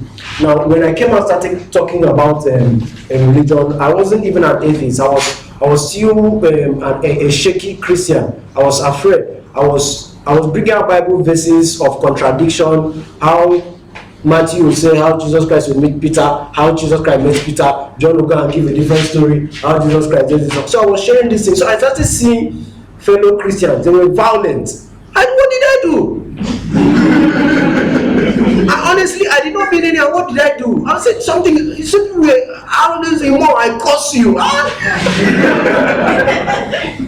So I learned religion, the dangers of religion by practice, by practical experience. And before that, I was learning from my immediate environment, like Emily Duncan was talking about, that for you to study a society, that society is very possible to study a society. There's what they call true social facts and social reality. Social facts are what you see on social media when Sahara reporters at premium times make a news. You see some group of tribe insult this one. It is a reality. It's not joke. Don't just say some people. It is majority. That is why you are seeing it. So now, if majority of people are angry with me for simply saying this or putting this together, and I was bringing out something that is very factual as a Christian, and they could not debunk it. So I later on went further because I like to study, I like to read, I study a lot, I love it. It's what I love doing. If I don't study, if I don't learn something new, I can get sick. So I went further to question, to look at the history of Christianity, to make this thing, to look at evidences, things that I was not used to. I asked questions. Is this thing really true? And after to just break it down, and I see that people were withdrawing from me. What have I done? Have you ever heard that Imo David stole somebody's thing before? There is no human being that's saying, Imo David did me this thing. There is no such human being. The only thing you hear them say, don't mind Imo, he's pompous, he's an idiot. No. Waiting concerning. I was only asking questions, and they revealed another side to me. I was like wondering, so is this the way I am? Because when I see them, I was like wondering, is this the way I am? And it has been a very nasty experience, but now I'm used to it, and I don't know what anybody can do to me unless you kill me.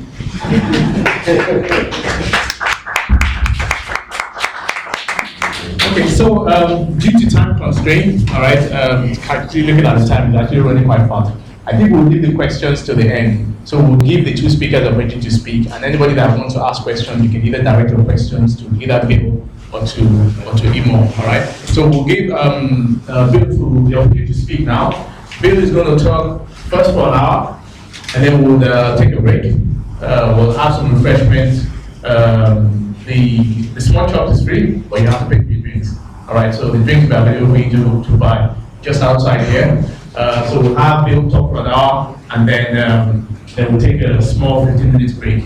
Then we'll come back. Yes, you can take alcohol as well if you want.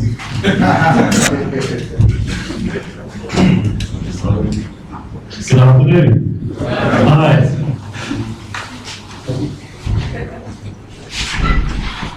First of all, I must say this is my very first time in Nigeria, so I'm sorry. I want to thank Akin Bamidele for being my first contact, and particularly also Adienka and Bamidele, who actually organised my visa for me, without which there's no way you get into Nigeria. So thank you for that. And thank you to everyone for giving up your Sunday afternoon. I hope you find it's going to be worth it. Now, you have a paper and pencil. We're going to play a kind of party game. Okay. I have a prize. It's a competition, and this book, it's called A Manual for Creating Atheists. You may have heard of it. You may or may not would like to read it. If you would like to read it, I'm going to give you some questions as I go through my presentation, my talk. You write down the answer, and at the end I will collect them. I'll take all those papers that have correct answers, and one of them will win the book. So I'll randomly select one. So take your paper and pencil, and put your name on one side. If you are on Facebook and you're a friend of mine, put your Facebook name as well, so that I'll be able to identify you. In fact, can I just see who's on Facebook and knows me on Facebook? Oh, good, excellent, quite a lot, excellent. Finally, I will be publishing a book in the new year called The Pocket Atheist. If you would like to be notified when that's available and how to buy it, then you put your email address also on the piece of paper at the front, and I'll let you know when it's available.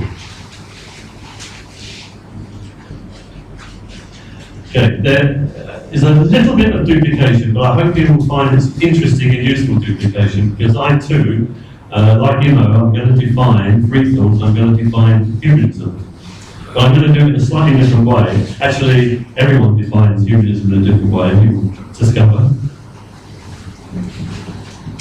First question, please put your answer on the paper, make it really no more than one sentence. Question number one, a freethinker is a person who, so complete the sentence. I'll give you a minute or so to do that.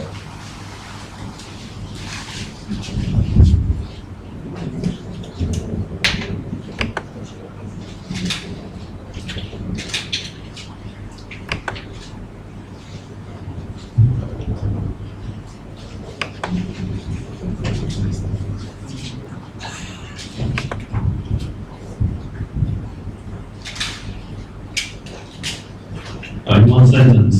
Paragraphs are disqualified.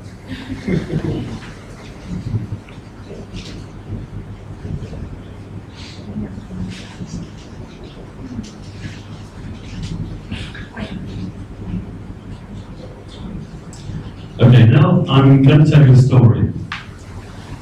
When I was 6 years old, I remember my mum had lots and lots of stories she used to tell me. And one of the stories she told me was that if you spill salt, you'll get 7 years bad luck.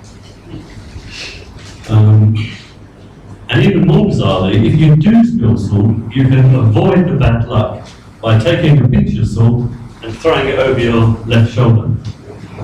And I was 6 years old, and I thought about this, and I thought, how can that be true? How on earth? I mean, why 7 years? Why not 3 months, or a week, or 10 years? And how on earth does that stop you from getting the bad luck? And in the end, after a few weeks of thinking about this, my mum had a whole host of these stories. I just decided it can't be true, and I figured out that parents tell you silly stories. Maybe there's a reason for it, maybe there's a point to it, but that's what they like to do. And actually it's kind of true, isn't it?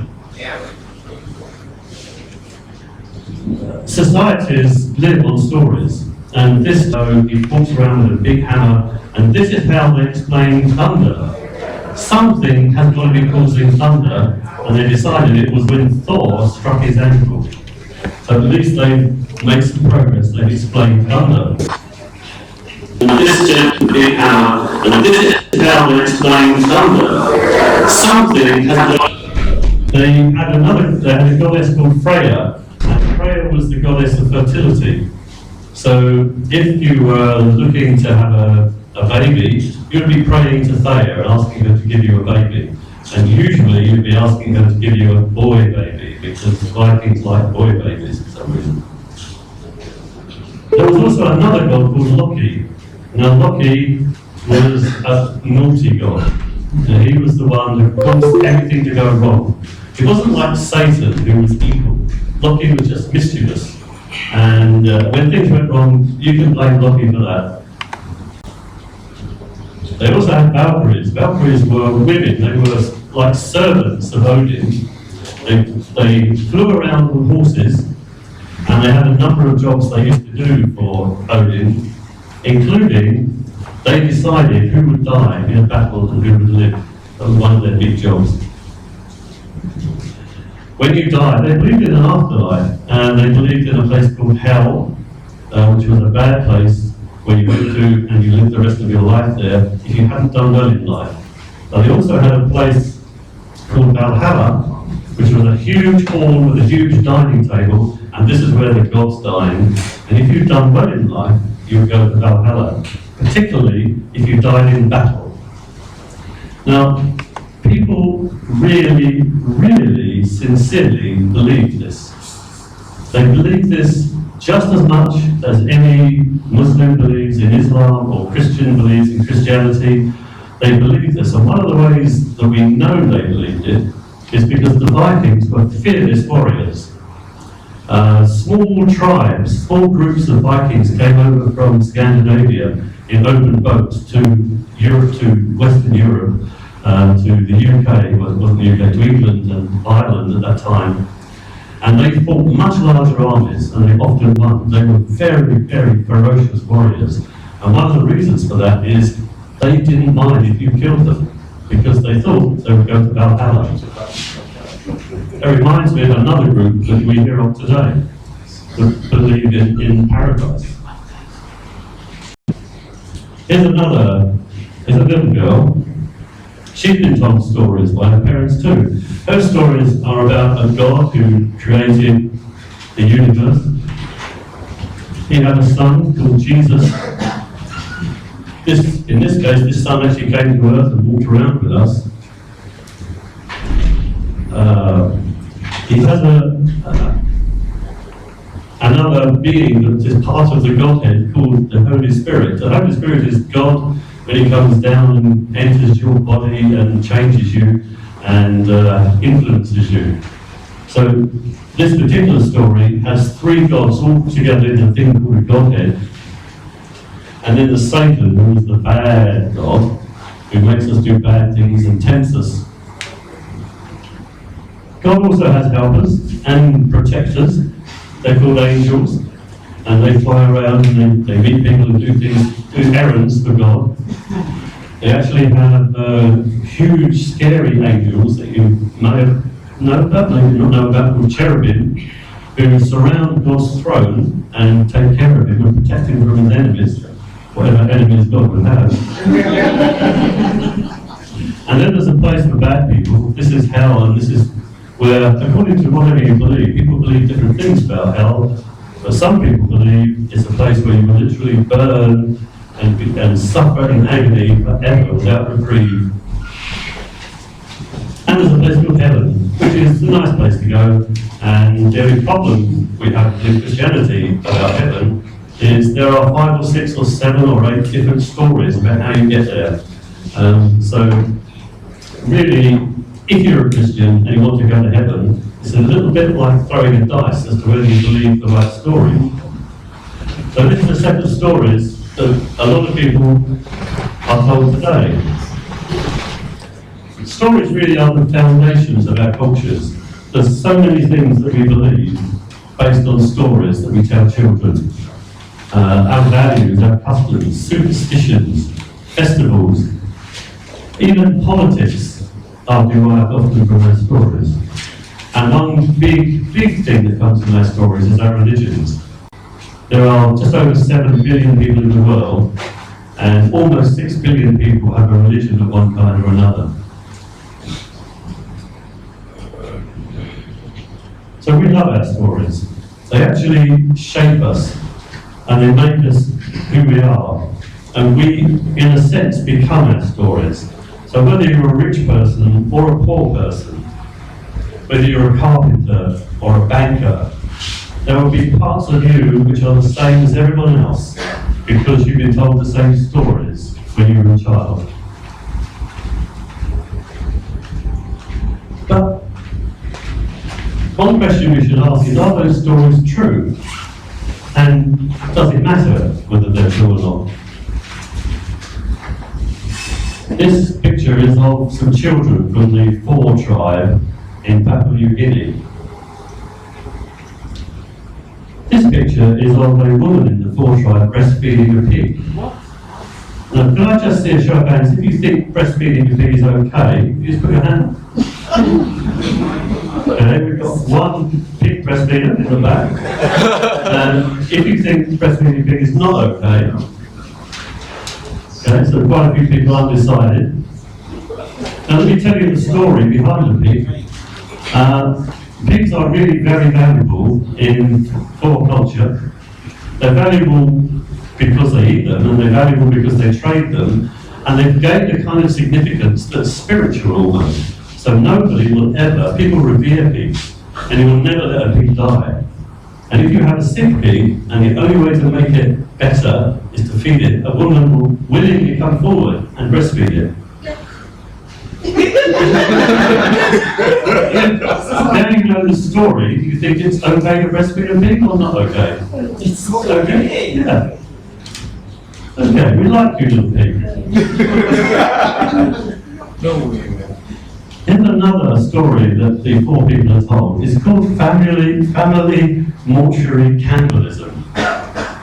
Now in this case, the people eat their ancestors, their relatives who died.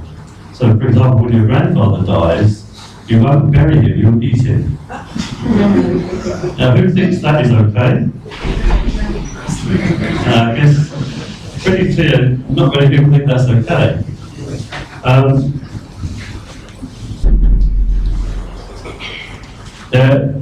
It really wasn't okay, but not possibly for the reasons you thought. There is a disease called kuru. Now kuru is very much like mad cow disease, BSE, which killed lots of people in Europe just 10 years ago. It's a very similar disease, and you can get it by eating the central nervous system of a person who has a particular kind of protein in their brain, called prion protein. And researchers discovered these people started to die of this kuru disease in large numbers, and it's a terrible, terrible, awful way to die. And basically your brain develops holes, you become unable to move, talk, eat, and eventually you just die. And it takes a long time. It's a slow disease. It can take 10 years for it to appear or more, and it can take 5 or 10 years to kill you. And of course, they didn't realise that eating their dead relatives caused this disease. But finally, some researchers from Australia went to Papua New Guinea. They found the disease, they found a reason for it, and they advised the villagers, these people, not to eat their dead relatives. Now, the reason they eat their dead relatives is an act of love. It is respect. It is respectful, they believe, to eat your dead relatives. Not only that, but when you eat the dead relative, the spirit of the dead person comes into you, and you gain their wisdom and you gain their strength.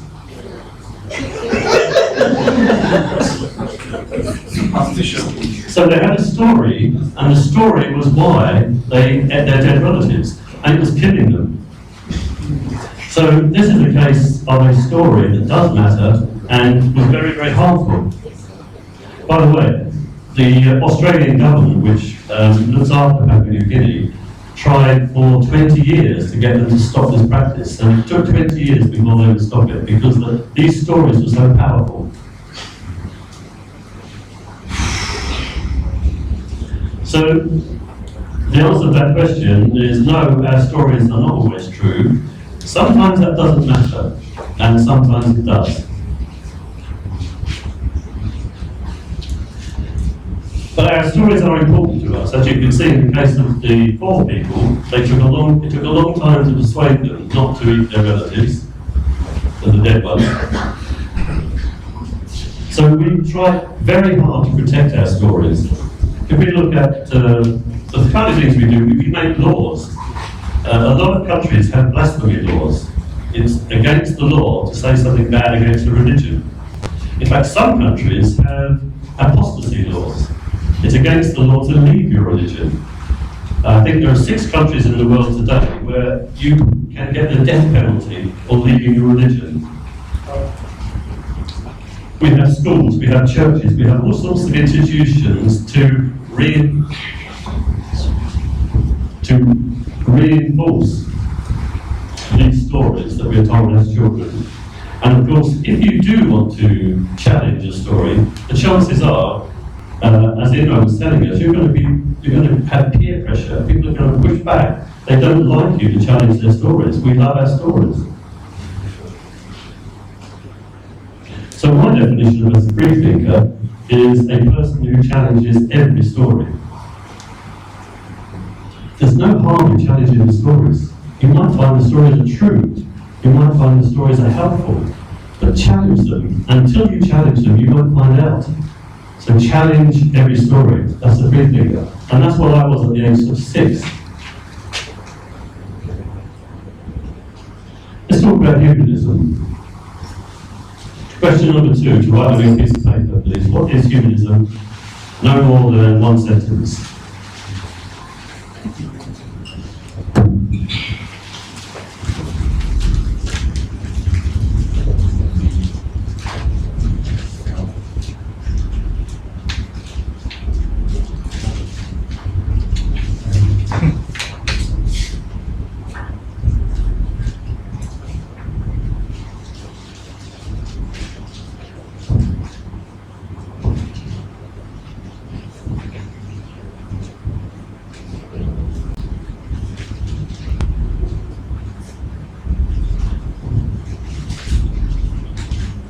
It is true, there are a lot of different definitions of humanism, so let's just go through this. One of the ways that humanists are distinguished from other people is the way they view the world, their worldview. And in particular, there's the issue of whether there is or is not a supernatural realm. Now, if we think of a continuum here from supernatural to natural, there are people, we can call them religious fundamentalists, who think really everything is supernatural. Okay, they'll accept we have a natural world, but we only have it because we have a supernatural world. And the supernatural world controls everything that happens in the natural world. So at the far right-hand side of this continuum between supernatural and natural are the religious fundamentalists. At the left-hand extreme are humanists. And humanists say, well, actually I'm not convinced there is a supernatural world. I've seen no evidence for it, and I see no way in which it affects the world, so I'm going to continue to behave as though there is a natural world for sure, but I don't think there is a supernatural world. And there are people in between, other religious people who kind of take a halfway view. They say there is a supernatural world, but there's also a natural world, and we have to understand both. So if you're trying to understand the world, and your view is that there's a natural world and only a natural world, you will be using tools like science, reason, and evidence. Those things work beautifully for understanding the natural world.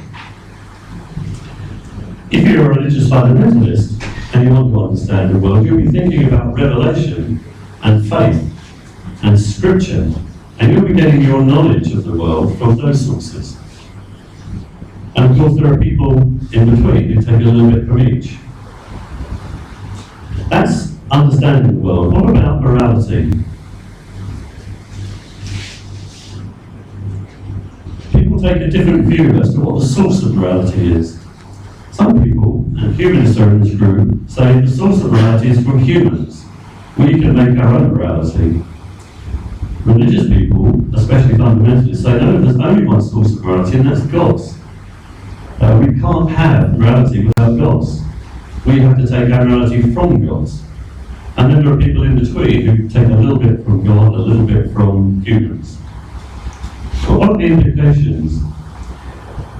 If you are a humanist, the way in which you think about morality is to use things like empathy, reason, respect, and compassion. If you're a religious fundamentalist, you will try and understand your morality through tools like scripture and prayer. And of course, there are people in the middle. What about purpose in life? Humanists will think we get our purpose from human beings. Religious people will say we get our purpose from God. If you are a humanist, you'll be thinking about your family and compassion and nature and art and work, and in fact, hundreds of different things can give you your purpose in life.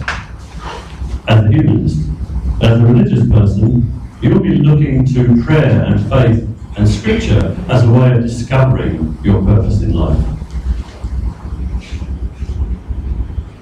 So a humanist is a person who uses reason, empathy, and compassion to live a good life and make a better world. That's my definition. By the way, I'm going to be giving you some answers to some of your questions as we go along, but please don't change them if you... We're humanists also, anyway, some of us are.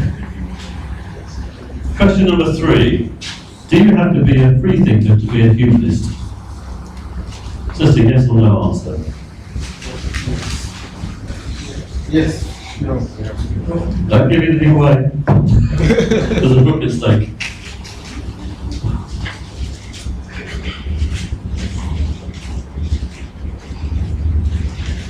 But the next question then is, we've got a bit of an understanding about what humanists are and how they're different from other people. The next question is, does it make sense? Should we be humanists? Let's have a look at understanding the world.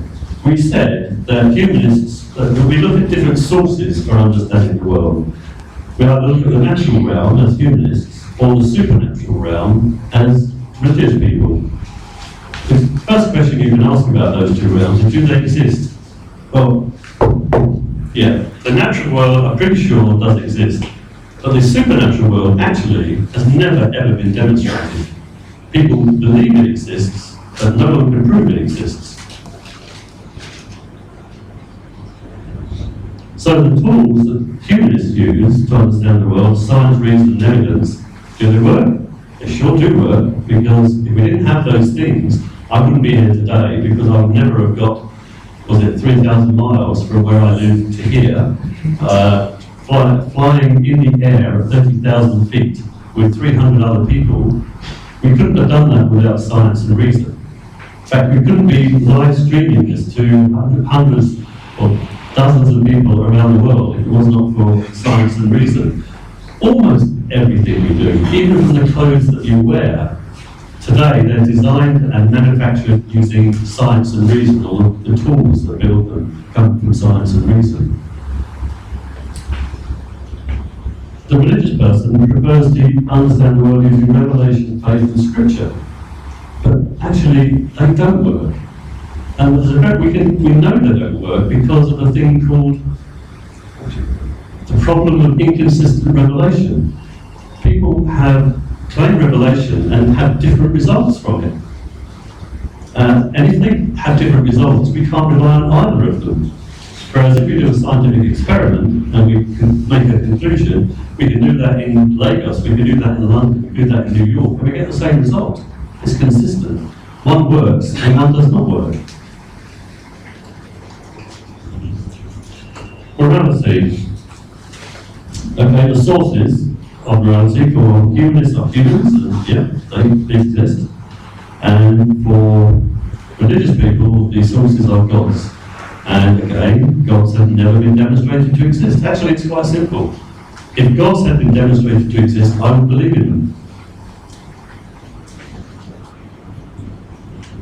The tools we use, the humanist will use empathy and reason.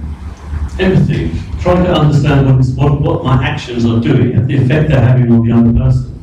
And reason, working out if I do this, what are the consequential things that are going to happen to people.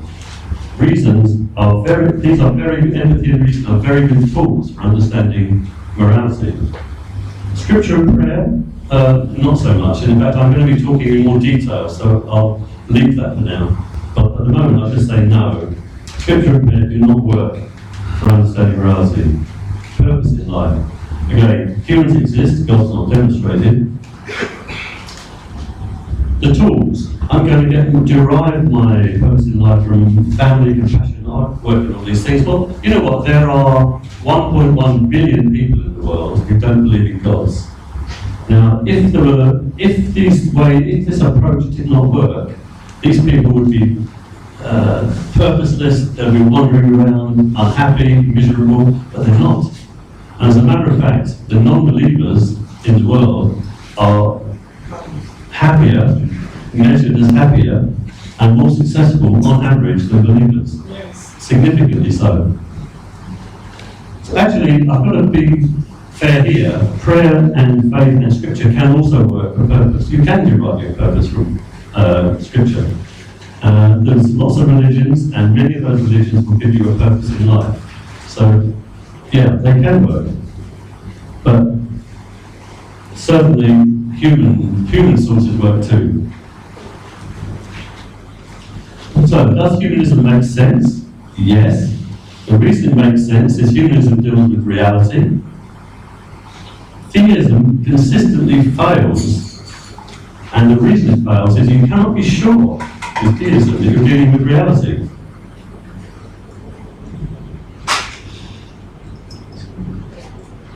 I want to now look at the question of can we be good without gods? This is, I think, the last question for you. I've got three different types of country. Devout Muslim countries, mainly non-religious countries, and the third type of country is devout Christian countries. Now, write down A, which of those three types of country has the highest murder rates? In general, which of those three types of country has the highest murder rates? And B, which of those three types of country has the lowest murder rates? So if you think Muslim countries have the highest murder rates, put A, Muslim.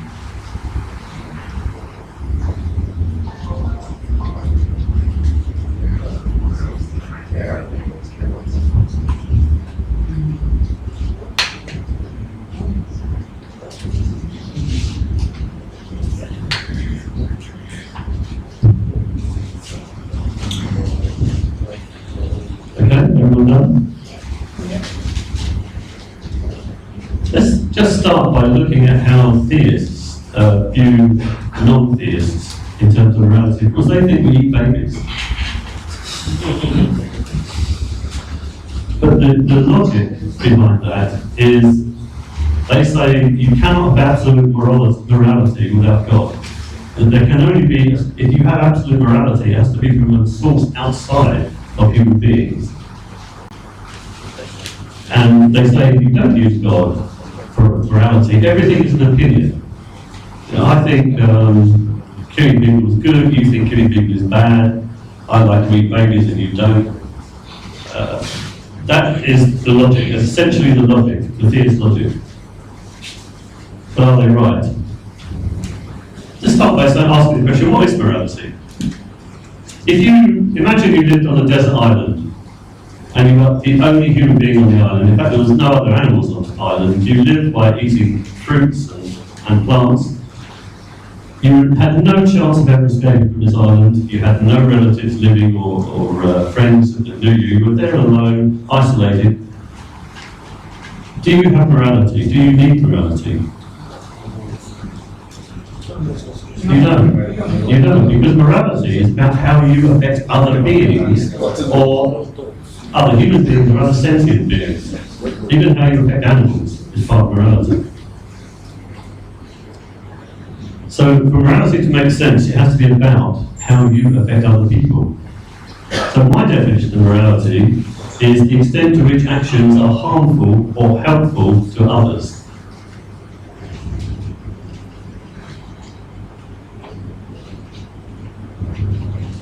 But what then is absolute morality? Theists tell us that we need absolute morality, that we can't have morality without absolute morality. Absolute morality must be rules of behaviour that are valid in every possible situation, in every possible world. So, if killing somebody is bad, today it's bad, tomorrow it's always bad, it's bad in Lagos, it's bad in London, it's bad everywhere, it's bad if you live in even in another universe somewhere else, it's going to be bad, killing someone else.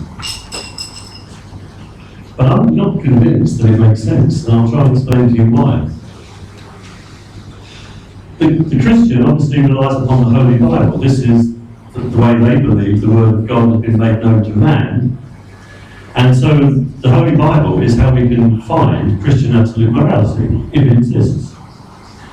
So if I read the Bible, I find that holding slaves is good, killing believers in other gods is good, killing unruly children is good. I wouldn't call these things good. I've got the chapter and verse if anyone needs them later. So holding slaves is good. The Bible also tells us things that are bad. Telling jokes is bad. Being a vegetarian is bad. Eating prawns is bad. Now, of course, you know these come from the Old Testament. Actually, being a vegetarian doesn't, it's the New Testament. But most of these come from the Old Testament, and most Christians will say, well, that doesn't apply anymore. But hang on a minute, if it's absolute morality, if it applied then, it applies now. So, I don't think even Christians believe they have absolute morality. But let's look at the pinnacle. The highest level of command, if you like, from God, which is the Ten Commandments. Now surely we're going to find absolute morality here. If it exists, it's got to be here. Well, I think we all probably know these commandments. The first three are what I call vanity commandments. They're not really to do with being good or bad at all. They're not how you affect other people, they're how you affect God. So let's ignore the first three. The fourth one is keep the Sabbath holy. Now, what does that really mean? Well, Jews who, a lot of strict Jews observe the Sabbath very strictly, and they make sure they do no work. You can even buy, we've got lifts in London that have a special mechanism that on Sunday, you get into the lift and it stops every floor. You know why? So no one has to press a button, because that would be regarded as work. They buy phones so that when they want to call their friends, they just speak the name, call John, so they don't have to press a button, because I think that's work. These are very strict Jews. But God actually killed an old man for picking up sticks on a Sunday, didn't he? Oh, sorry, Saturday. To light a fire for his family. So this is about working on a Sunday. Now, can anybody think of a situation when not working on a Sunday would be a bad thing? What about if you're a doctor or a midwife or a fireman? All sorts of things. I mean, there are lots and lots of situations where working on Sunday is a good thing. But I'm not even sure how it's ever a bad thing. Let's look at the next one. Honour thy father and thy mother. Is that always a good thing? Is that an absolute? What about if your father had been raping you since you were 6 years old? Should you honour your father?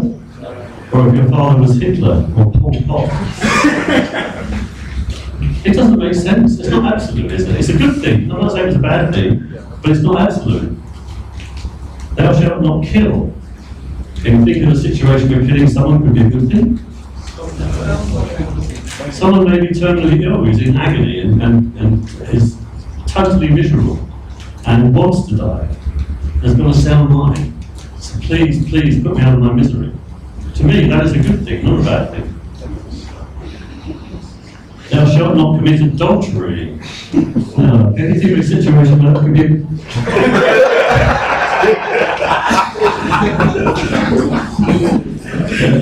could committing adultery be a good thing? Well, actually, there probably is. There are some situations where it could be a good thing. Maybe a man is ill and he's not able to sleep with his wife in that way, and he asks, he says, "Look, I can't satisfy you, so please find a friend and continue to be my wife, and I'll be happy with that."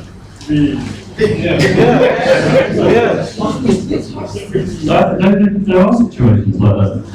Thou shalt not steal.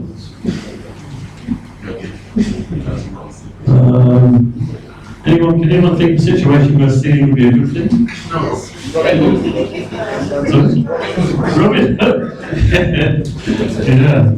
I think it's a little more difficult, but stealing could be justified even if it's not a good thing. There are situations where it could be justified, where maybe you need someone who doesn't need the money and you're taking it for someone who will die without the money. So that's not really an absolute commandment either. Thou shalt not bear false witness against thy neighbour. This is actually the hardest one to find, to say it could be a good thing to bear false witness. But so maybe I'll grant them this could be, although I suspect someone one day will come up with a reason, a situation somewhere where it's actually a good thing to bear false witness. And thou shalt not covet. That's not even a moral thing anyway, is it? I covet everything. But I would never dream of taking something that's not mine. Never dream of it. But when my neighbour drives his new shiny car down the driveway, so that's not even a moral commandment, actually. So the conclusion you really draw seriously is that morality has to be situational. So what is moral in one situation is not moral in another situation. And consequential, you have to think about the consequences that your action has on other people. So that's really what morality is. And absolute morality doesn't make sense. But it's not the way Christians mean it. So if morality is situational and consequential, which are the right tools for understanding it? Is it Scripture, which was written several thousand years ago, and now thinks stoning your children to death is a good thing? Is it looking at Scripture, or is it using your empathy, understanding the effect you're having on people, and using your reason to analyse the situation and to analyse what effect your action is going to have on people? It's clearly empathy and reason is far, far, far better than Scripture. It's non-contest, actually. But there is another important point, because it's all very well to say, okay, so humanists can figure out what's right, better than believers can. But why would humanists want to be good? The thing about believers is they think that when they die, they're going to go up there or down there. And this is an incentive for them to be good. And we don't have that. Non-believers don't have that. And the other question is, are they good? Are humanists good? Do they behave better than believers? Well, actually, we've got answers to both these questions.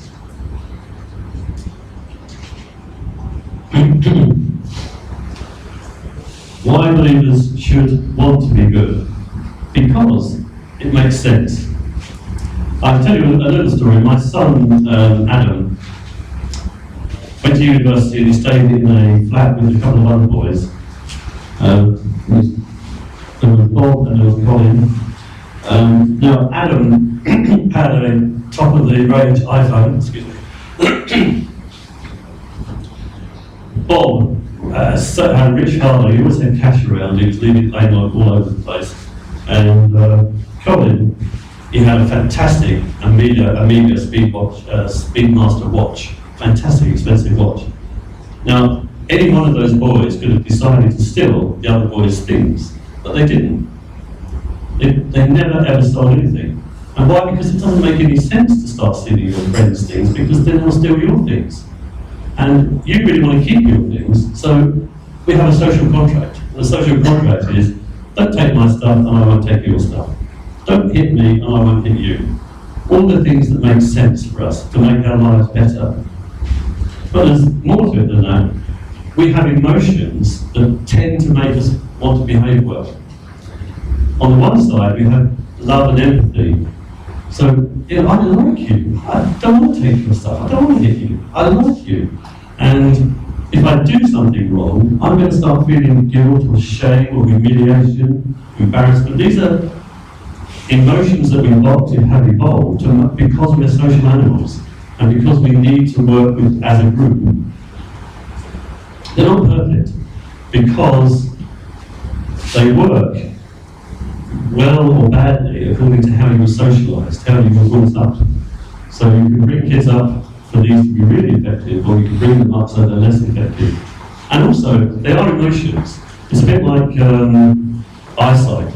Humans have eyesight, but actually, we don't all have the same eyesight. I'm actually colourblind. Other people are not. Some people only have one working eye, some people have two. Some people are short-sighted, some people are long-sighted. So even though we are born with these emotions that help to make us behave well, they don't work perfectly. And one of the ways we have to overcome that is we have laws. So if we catch you behaving badly, you're going to be punished. And when you put all those things together, it means that non-believers have good reasons to behave well.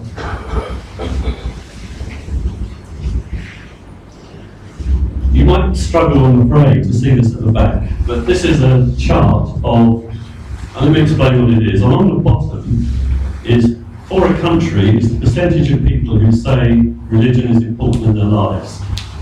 So at the extreme end here, we have less than 20% of people in Sweden, Denmark, just over 20% in Norway, Czech Republic, Japan, Hong Kong, who say religion is important in their lives. And at the other extreme, we have people, 100% of people in the country saying religion is important. So we have Romania, I've got just one country, Romania, but close to 100 would be the Democratic Republic of Congo. Nigeria, I think, is about 97% of people say religion is important in their lives. But the other axis is the number of intentional homicides per year for 100,000 people. So the higher you are up here, the more people you're killing every year. And wow, it's quite amazing when you look at this. The countries that have huge murder rates, by the way, this axis here is exponential. Think about it for a second. That is 0.1 murder per 100,000 people. 1, 10, and 100. So these countries up here, like Honduras, El Salvador, Guatemala, South Africa, Venezuela, Jamaica, Congo, Rwanda, they have huge murder rates compared to the countries like Denmark, Sweden, Holland, which have very low religiosity and very, very low murder rates. This is every country that we have data for. So this is not a sleight of hand. I'm not tricking you. The only countries I've missed off of here are Islamic countries. And I'll come to this. So we've actually here now, we've answered one of our questions. Non-religious countries kill far fewer of their neighbours than religious countries, than Christian countries. I'm now going to overlay this with Islamic countries. Are they going to be higher or lower?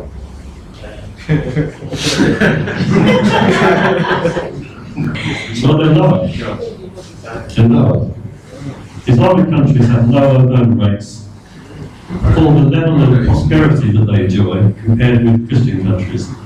So the answer to my original question is the highest murder rates are very Christian countries, followed by, and the lowest murder rates are in very non-religious countries.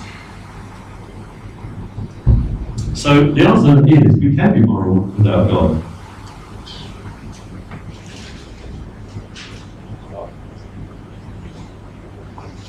Let's just see how we do it on time. About 45 minutes. Okay, we'll do the next section. I'm very interested in this whole idea about deception. When you think about it, there are billions of people, even if there is a true religion, let's grant there might be a true religion.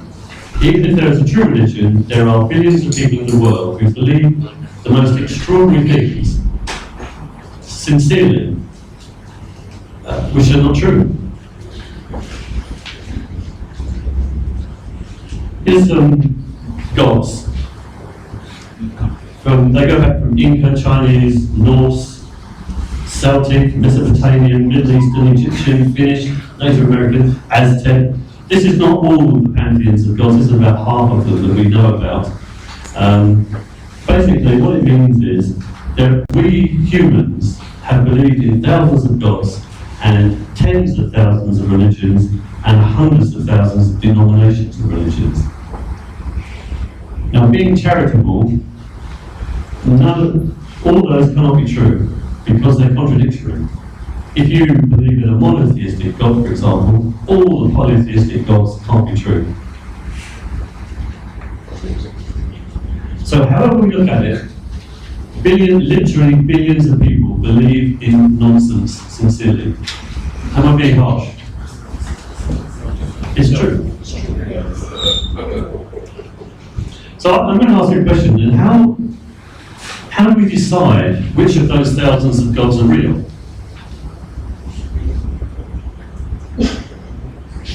Here are three gods. First I've got Odin, which we've talked about. I've got Ahura Mazda, who is the Zoroastrian god. And I've got Yahoo, who is the Christian, Jewish, Islamic god. All of these gods are created gods. They are said to have created the universe in different ways. Yahweh created the universe by just thinking about it. I wish I could do things like that. Ahura Mazda, he created the universe. It's not entirely clear from the myth, but he created it. Is it? I thought that was good.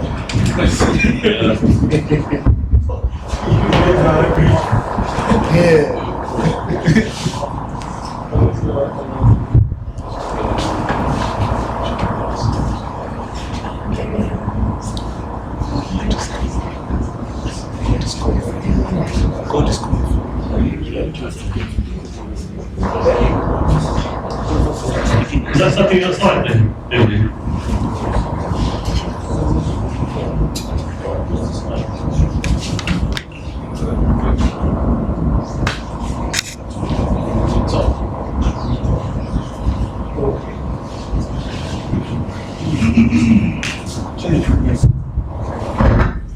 Oh, it's this one. Is this thing?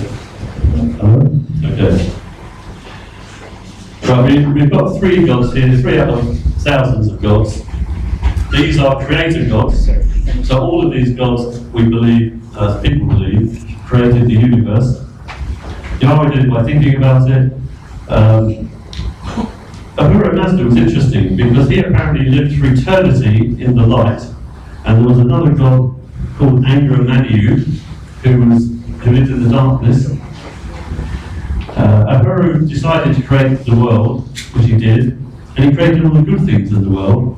But the Angra Mainyu, who lived in the dark part of the pre-world universe, created all the bad things.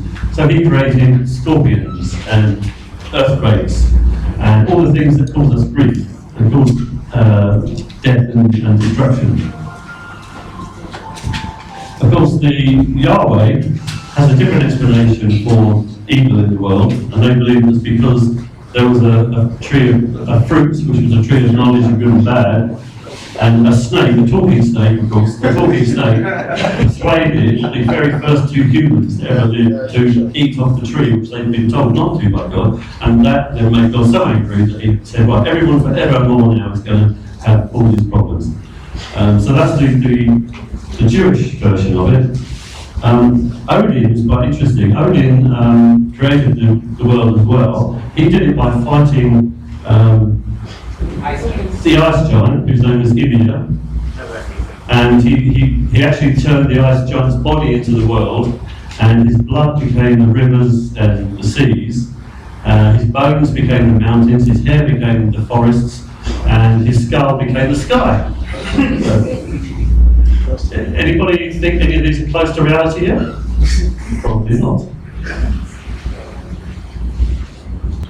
If you look at those three gods, and if you say, I want to believe in a God that's real, so I'm going to start by looking at evidence. Which of those gods has the most evidence? No. Well, I mean, the truth is they all have exactly the same amount of evidence, which is 0. Now you might say, well, okay, one of the tests that you're going to apply is to say, well, is the God consistent with physics that we understand?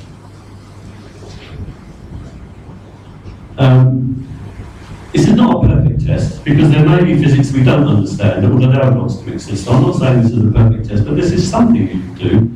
And you'll say, well, Odin is actually consistent with physics. Okay, the creation story is a bit iffy, but he was a flesh and blood person. You know, he wasn't a spirit. Whereas Ahura Mazda and Yahweh are spirit gods. Now, a spirit god is actually a god that's made of nothing. There's no matter. No matter makes up a spirit god. But both of these gods are very intelligent. In fact, Ahura Mazda was famous for his wisdom. And so is Yahweh. So these are very intelligent gods that don't have brains or are not made of anything. Now, we don't know of any physics. Physics would tell us that for intelligence you need very highly structured and organised matter.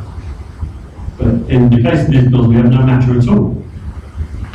So whatever we look at, evidence, we don't find evidence, we don't find there's anything consistent with what we can believe with physics. So the truth is, we don't use these kinds of tools for deciding which God to believe in. What do we use? Well, that map really tells us a lot. This is a map of the religions of the world, and you can see there are great swathes of different religions. So imagine we learned about God from God, and imagine you had free will, and you could decide, you know, God, okay, you're talking to me, you're telling me about stuff, I'm not interested, I don't want to know. Or you could decide, yes, God, I'm going to bow down and worship you. If that were the case, there would be a certain percentage of people in every country who would believe in the God. And the map would be a kind of grey colour, you know, it would be all colours. But that's not how it works, is it? The way it works is your family and your society and your education tell you the God that you're going to believe in. So we don't make a choice to believe in a God. What actually happens is we inherit our gods from our parents. And we believe in them just as strongly as they do, with no evidence.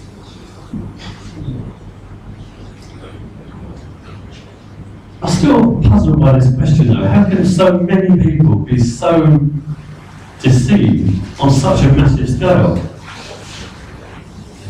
And even if you're a Christian, you know this is true. Even if you're a Christian and Christianity is true, there are still billions of people that are deceived on a massive scale. There are 4 ways that we do this. And the first one is indoctrination. I think we know about this. We expose children from a very young age to messages that are repeated. A child of 4 starts to hear these messages and may hear them daily until they're at the age of reason when they can start thinking for themselves, by which time, for many of us, is actually too late.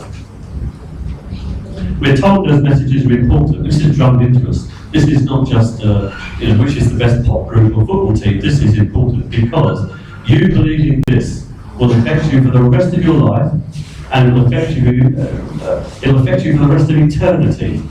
So this is really, really important. And if you believe it, I'll be happy as your mum, as your dad. And if you don't believe it, I'll be angry. Now, these are ways that you persuade children to believe things. You have to make sure these beliefs, these messages you give the children are consistent over time. And we do make a lot of effort to make sure that is the case. So we tell them the same stories, their grandparents tell them the same stories, their church tells them the same stories. And we try to make sure they're not contradicted. So most religious parents will do their best to make sure their children don't actually mix with people from other religions. They'll even send them to single religion schools. I've seen plenty of cases where my grandson invited his friends at school for his birthday party, but the Muslim children were not allowed to go because they didn't want them to mix with, well, he didn't know we were atheist children, but he thought we were Christian. He wouldn't let us mix.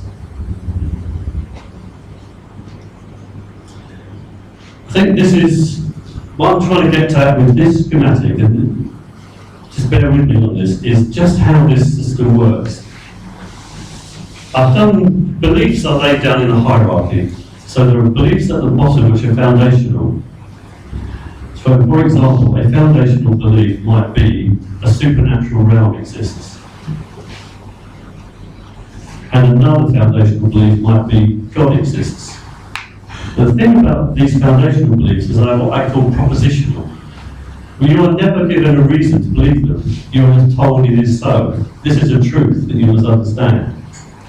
So you don't get evidence for these things, you're just told to believe them. Above that are consequential beliefs, and these are beliefs which you can infer by logic from your foundational beliefs. So for example, you might say, supernatural realm exists, God exists, and then God inspired the Bible, so the Bible must be true. The Bible says that gay people are an abomination, and gay people should not be allowed to marry, therefore. This is perfectly logical. If you have those foundational beliefs, it's absolutely logical that you come to that view that gay people should not be allowed to marry. The problem here is not the conclusion, the problem is the foundational beliefs. And this is why it is so hard talking to a very religious person, because these foundational beliefs have been repeated so often that they are very deeply held. They're also almost always attached to emotions. So they're not in the cerebral part of your mind, they're in the primitive part of your brain, like the amygdala. They're in primitive, deep parts of your brain. They're very difficult to access, even with your thinking brain. You have emotions like love and hate and anger and fear. Fear is a very, very important emotion. And when you have beliefs tied to those emotions, they're very hard to change. So I'm saying this because A, this is how it is, but B, we really need to have some understanding when we're talking to very religious people, because this is what they're battling against. It's very hard for them to change their minds. So if you are a religious person and you believe that gay people shouldn't be allowed to marry, and I have an argument with you and say, well look, it's a matter of human rights, and I would put forward a series of rational reasons why they should be allowed to marry, the religious person doesn't actually have a rational reason, because he'll eventually go back to a non-rational thing. It's just a sheer belief. God exists, supernatural realm exists. So what happens is, he will try to rationalise that by coming up with crazy, crazy reasons. And the most absurd discussions I ever have on Facebook are with people on the question of gay marriage, because they will come up with the most ridiculous reasons why it shouldn't be allowed. And they have to do that because they're protecting their propositional, foundational beliefs.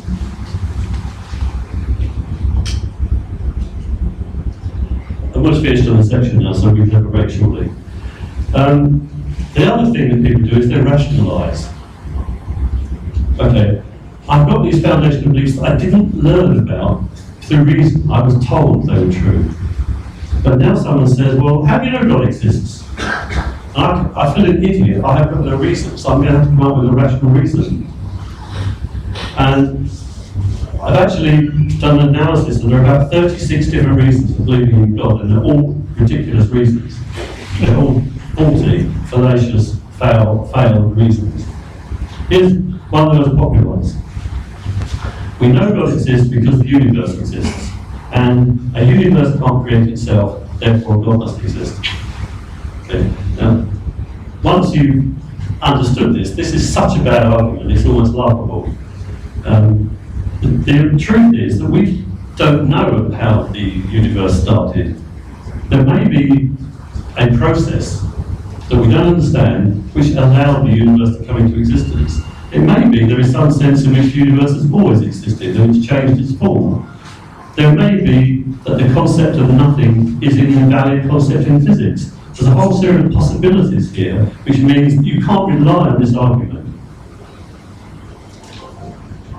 And even if you could, it doesn't mean that the Jewish God exists. Maybe it was only an after all.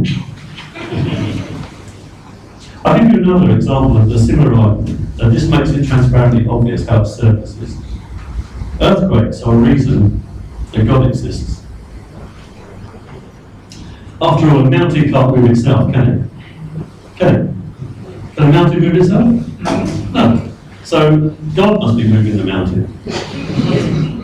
And I'll tell you what, the earthquake starts at a point in time. Therefore, an intelligent mind must have decided when to start the earthquake. I've actually heard people making arguments like this, not about earthquakes, but about the universe. And I'll tell you something else too. These earthquakes often happen when we've been bad. You know, we've passed the law allowing gay marriage, and then we had an earthquake. So it's obvious to me that God is behind earthquakes. Now, of course, we know Alfred Wegener in 1915 told us about plate technology, and we know now how earthquakes happen. It's absolutely clearly understood and well proven. So God was not behind it. What was behind earthquakes was an unknown physical process. And the same is true for the universe. There could be, we don't know, there could be an unknown physical process that caused the universe. And rather than jump into the conclusion that it was a God who did it, let's wait and find out and see if we can discover what that process was. So rationalization is a bad argument that's used to justify a pre-existing belief. I've only ever heard rationalizations from religious people. The last point is cognitive biases. Scientists psychologists in particular, have studied the way our minds work, the way we come to conclusions about things, and they find there are a whole lot of systematic thinking errors that we're subject to. It's a fascinating area. I guess you know about this. You're an expert on this problem. Cognitive biases, there are two in particular which allow people to continue to believe in things that are not true. Confirmation bias. Gamblers do this. Gamblers get a kick when they win. And when they win, they remember, hey, last week I won £1,000. And they forget the misses when they lose. And actually, the same kind of thing happens with religious people. When they pray and whatever they're praying for happens to come about, they say, yeah, my prayer worked, God answered, thank you, God. And when they don't, when the prayer is not answered, they forget about it, or they excuse it. God was busy. God sometimes answers with no, or later. I didn't pay my tithe. If you really wanted to find out, what you would do is you would keep an exact list of every prayer and every result, and then you would come to the conclusion about whether you were getting results that are better than chance. And we've actually done that work, and it's another presentation, but the prayers don't work. The last point, last cognitive bias is the attribution bias. This is where, when something happens, you want to attribute it to something. So you have a plane crash, 300 people die, 2 people survive, and those people that survive will say God saved them. Now, if they are Hindus, they will say Vishnu saved them. If they are Muslims, they will say Allah saved them. And if they're Christians, they'll say Jesus saved them. You attribute it to whoever you like, and of course you don't know. You cannot possibly know that a God saved them. But this attribution helps you to be confirmed in the truth of your religion. In fact, it's self-deception.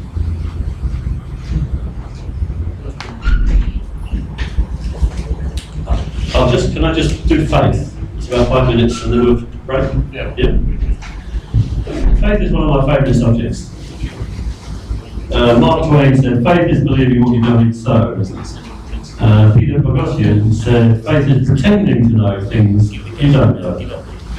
Flavell said, having faith that something is true does not make it true. Having faith does not make it probably true. Having faith has no bearing on truth whatsoever. Having faith simply means you will believe it, whether it's true or not. I've just put in a couple of my memes, I hope you don't think it's gratuitous. Someone says, what do you call it when you believe something on faith that's completely true? Answer, a coincidence. Challenge to all who believe in God or religion on faith. Name one thing too absurd to be believed on faith. Just one. I've never found anyone who can answer that thing. Nothing is too absurd to be believed on faith. What's the difference between having faith and having a low IQ? Having a low IQ is not your fault. And this one speaks for itself, 1,000 years of faith and some of the things that it's done for us. Burning witches, knocking down buildings. So faith is believing something's true without evidence. And the Bible is actually good enough to define it for us and tell us what faith is. Hebrews 11:1 says, now faith is the assurance of things hoped for, the conviction of things not seen. And people say, oh, by heart, yeah, I'm so impressed. So what they're saying is that you can believe on faith something is true because you hope for it.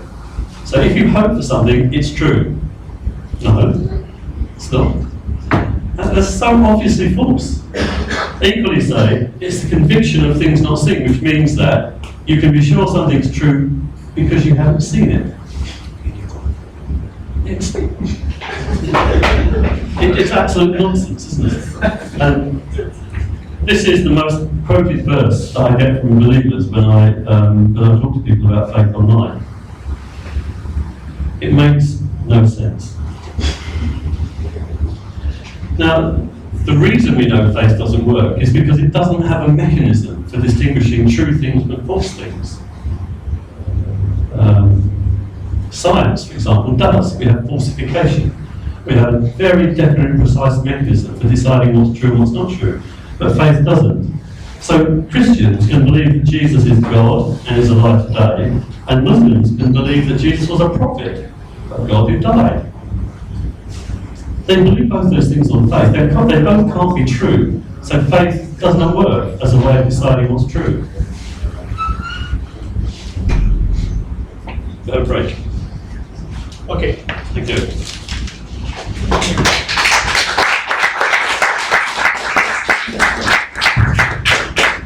Okay, so what we want to do is have a quick break, 15 minutes. We have the drinks that are outside, and then also the small truck is also outside as well. So we can just have a 15-minute break and we can come back here by 5:30. Yeah. Sorry, 4:30. 4:30. That's 5 minutes.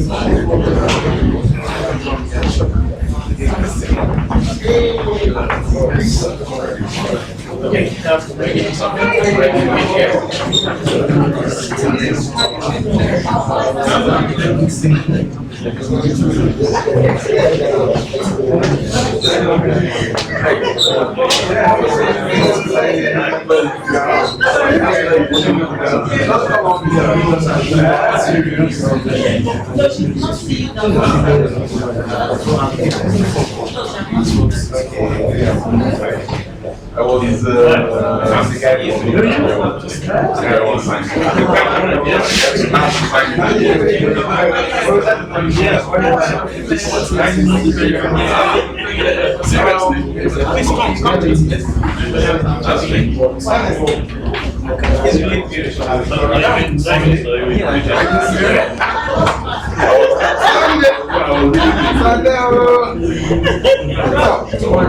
I was let's go.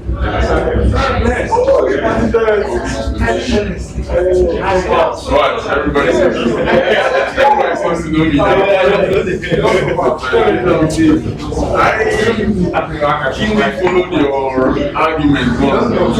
You said Pastor Yeah. There was really, yeah. You learned a bit more about theoretical physics, but you never really got that side. It's actually interesting how religious people have got no understanding of physics, use physics as well as their arguments. Anyway, you don't need to have an argument like that.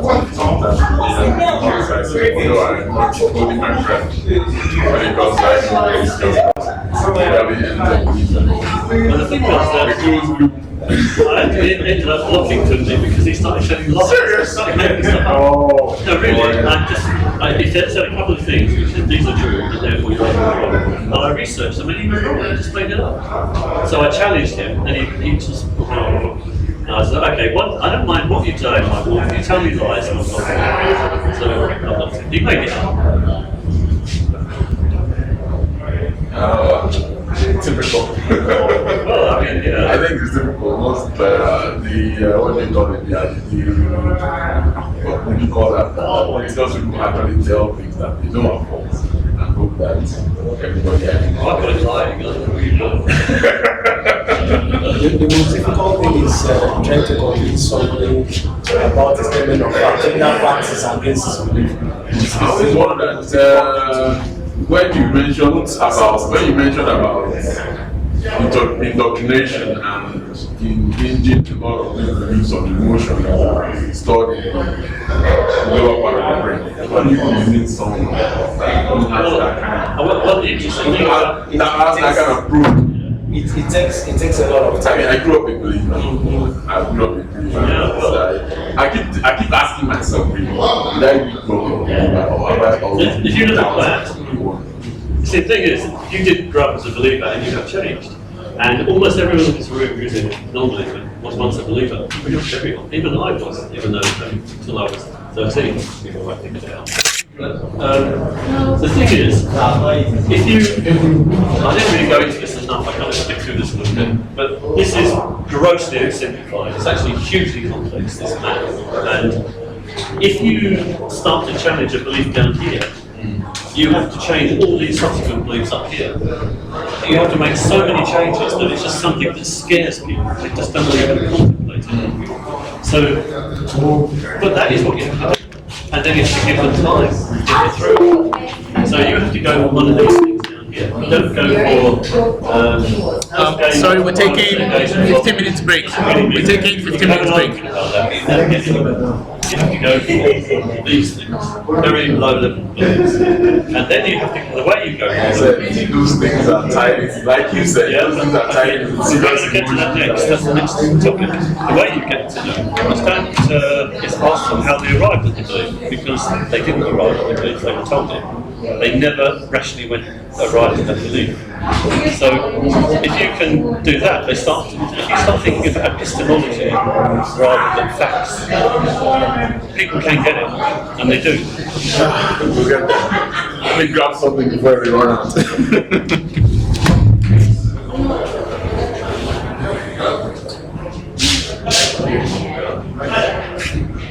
You don't know how to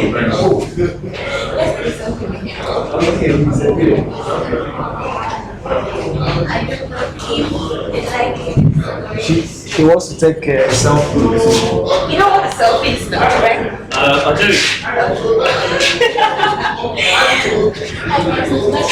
Do you? Well, I've got short hands.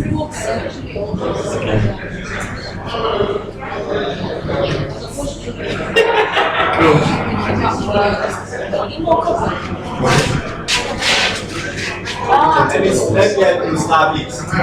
Let me help you. Thank you. Yeah. Yeah.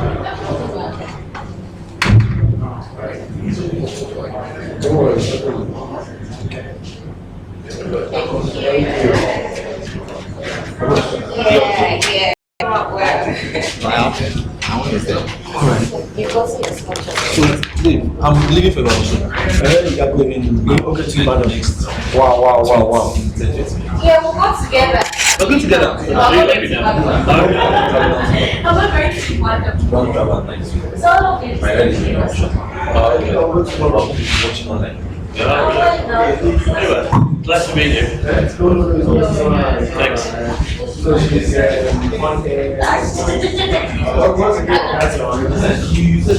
I'm waiting, but we'll live together. I'm living soon. Oh, yeah. They want me to live. No, this. I'll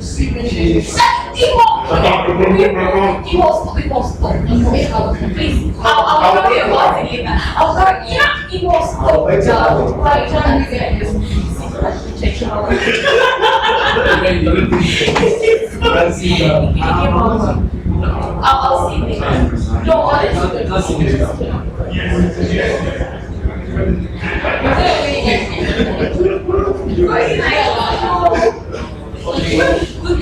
I need to enjoy. I'll use it to terrorize you because it's very.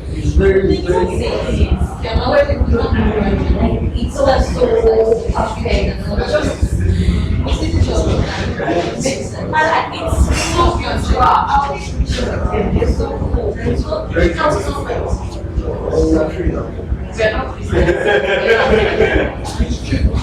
I love that one. Very beautiful.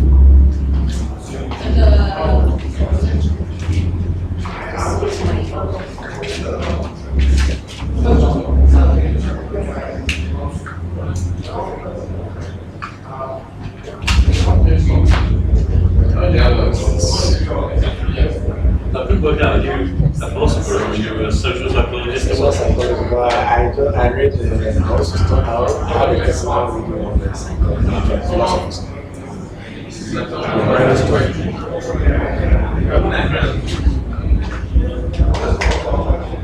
How was Yeah, it was good. Yeah. But if I'm honest, I think we spent a little bit time at the beginning with the introduction stuff, and you can talk in more and more quickly. And to the point as well, it just looks like we should be talking.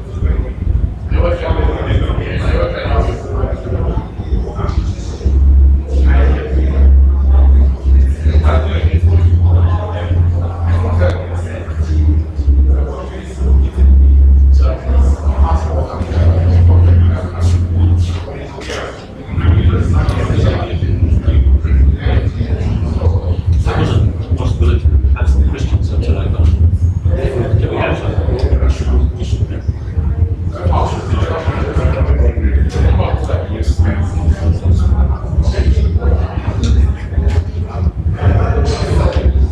Well, they haven't declared themselves yet.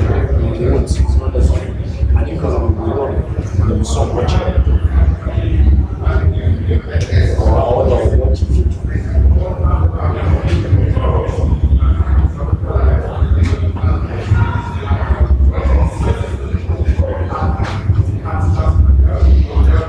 I'm listening to that to be one decent sized audience when I'm slow arriving.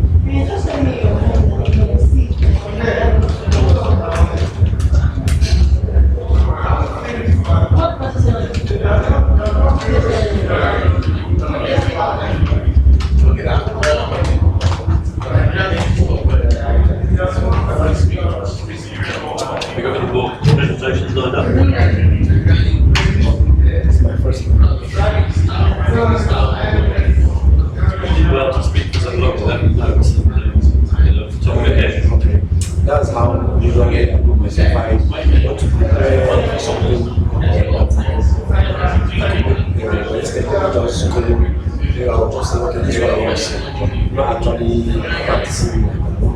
So I just go with the flow.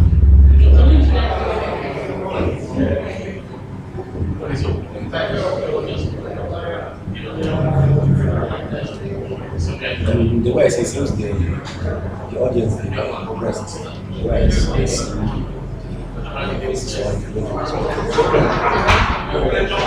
They seem to be most of the time. They seem to be listening.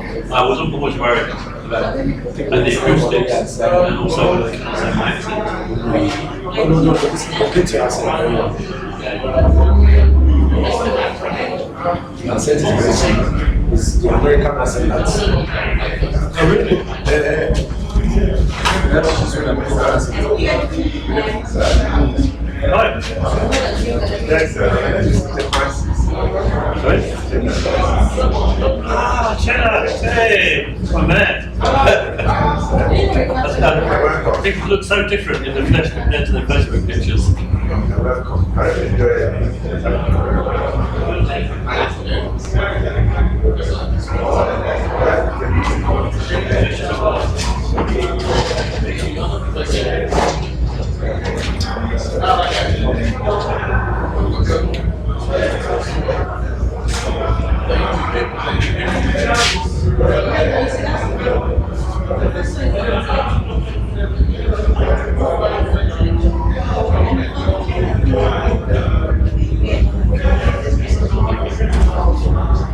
You have far to come. You have far to come.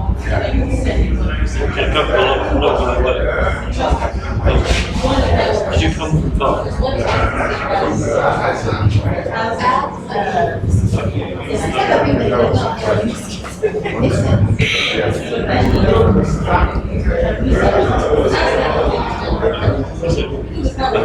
I think we have some Christians in the audience. I think there's some Christians in the audience. So we'll hopefully get some Christians from the place.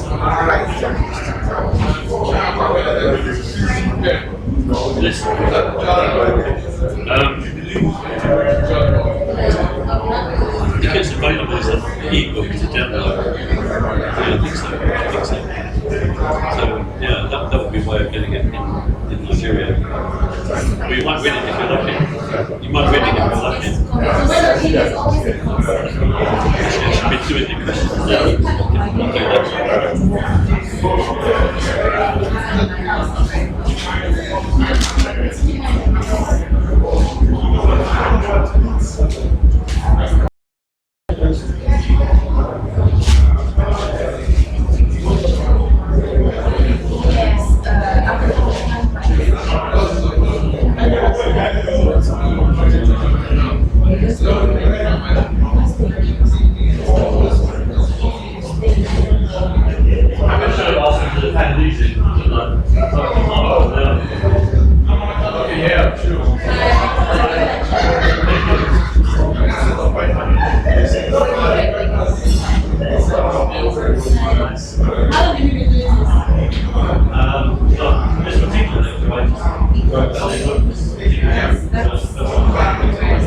I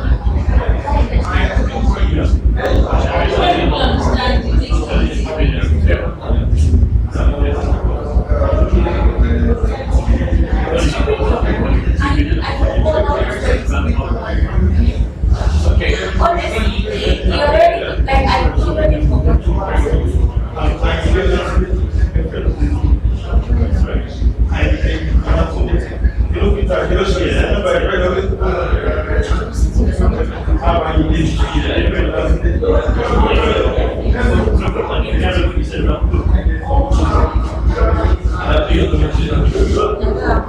live on mainland. Yes, so that's not important. Thank you very much. Like, not the party thing. Yes,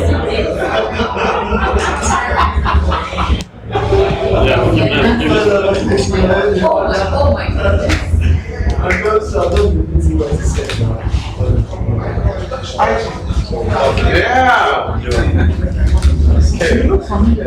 Yeah. Oh yeah. Oh, you like? Yes. You like. Now I remember. And I was really sharing the I was thinking about the prof. No. Can I see them? How you doing? I'm leaving now.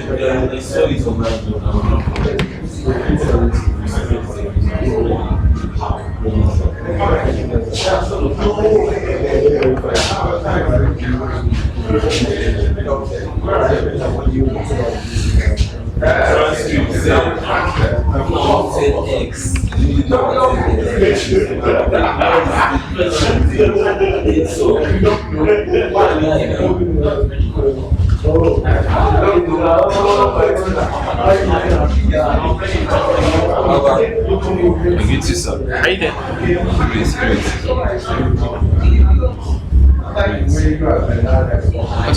What's the name? Okimute. Melvin Abujuju. Okimute. We can remember. Yeah, Hasitis now.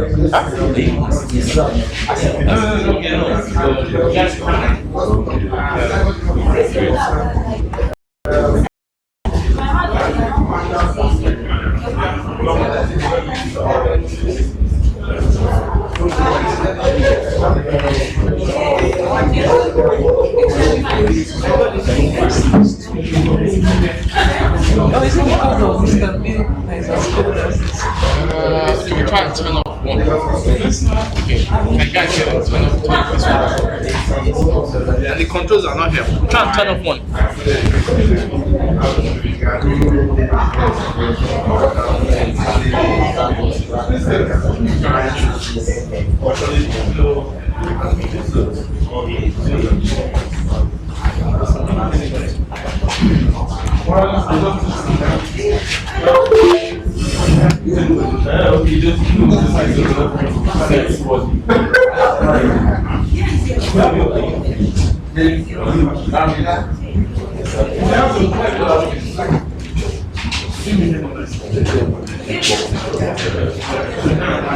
I mean, stop people. Well, farms. Farms. Why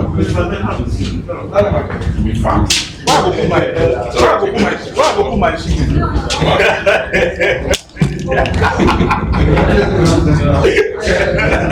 What went wrong?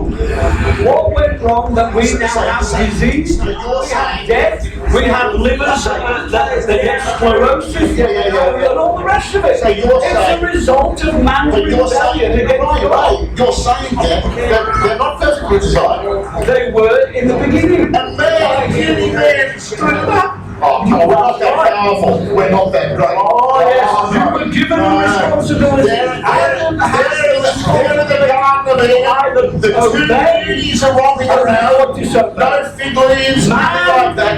Chose to disobey God says arbitrarily, see that tree over there? Don't you eat of the tree of knowledge? Don't you do that? They do. And he says, for that, you, okay, punish Adam and Eve maybe, but for all women, children in pain. I'm kind of glad that's over. That was, by the way, Speaker's Corner in London. I don't know if you're familiar with it, where people go on a Sunday morning and they go, no one will ever bother you. The police will never stop you. Whatever you want to talk about, you can talk about. That kind of approach to free speech. And people often go there and argue about religion, as you saw there. But what did that discussion achieve? Were they listening to each other? Were they responding to the points? Were they making any progress? It was a disaster. And actually, the non-believer made himself look like a dick. Honestly. That's embarrassing to non-believers, that discussion. But there is a much better way of doing things. And it's called street epistemology. The purpose of it is to make sure that you have discussions with believers. They are at least productive, but you or the believer will get something out of it. Peter Boghossian, who developed this, describes it as a way of talking people out of their faith by encouraging doxastic openness. Doxastic openness is the, if you like, the term we use to mean. Okay, let me start from the beginning. Doxastic closedness is people who are unwilling to think about their beliefs. Doxastic is to do with your beliefs. So closed, if you're doxastically closed, you're unwilling to think about revising your beliefs. And this process that Boghossian developed is a way of getting people to actually think about their beliefs. Now, if their beliefs are true, they're never going to change their minds. The only reason you're going to change your minds is if you find that you don't have adequate reason for believing things that you believe.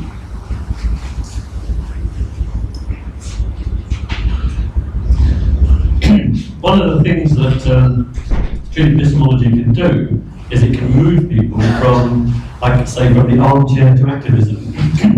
Anyone can learn this technique, and anyone can apply it to anyone they know. And you can literally have a conversation on a bus, you can have a conversation at work, in a restaurant, at home, out with your friends. It's a process that takes a few minutes.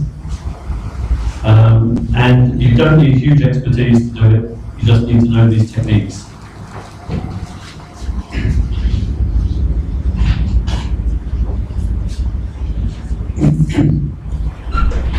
So the description of that technique is in this book, A Manual for Creating Atheists.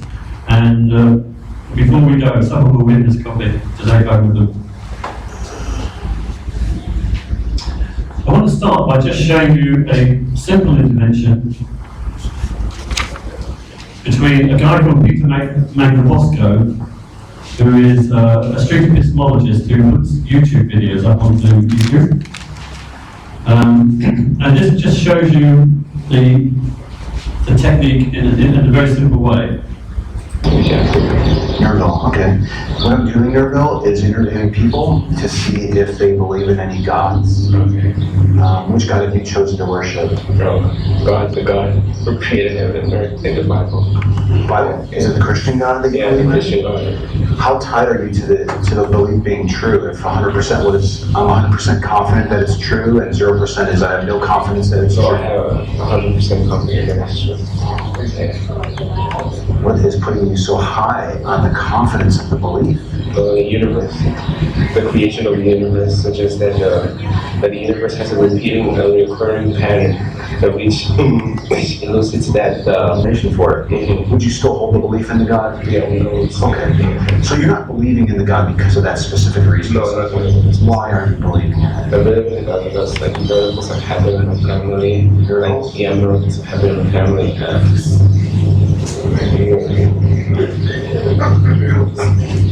My dad also encourages me to believe that believing in God actually makes things you go according to the way things are supposed to go. Okay. Like, for example, my dad has had a disastrous life ever since he was a kid, but he believed in God and said God was going to liberate him. And now he's starting to see that things are like unfolding in his favor, basically.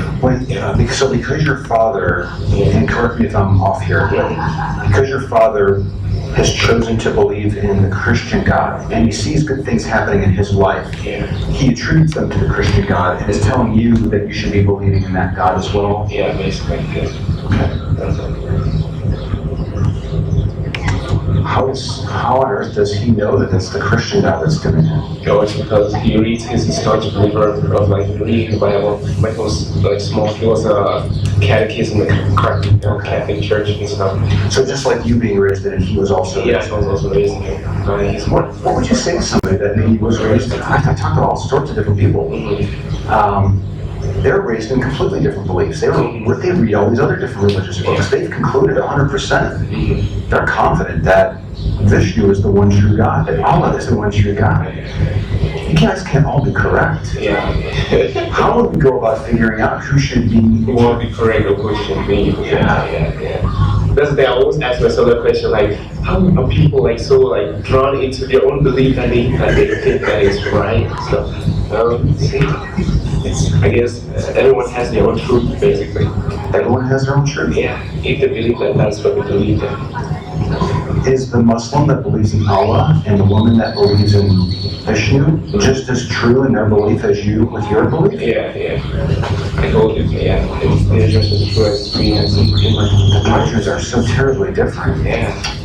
If they believe that that's what they hold true to what they believe to, then people might say that it's wrong for them to believe it's wrong for them to believe what they believe in. By that logic, then, if you were born in a family in India and raised to believe in Vishnu, would you be just as confident in your belief in Vishnu standing here today? Yeah, I would be as confident in my belief standing here.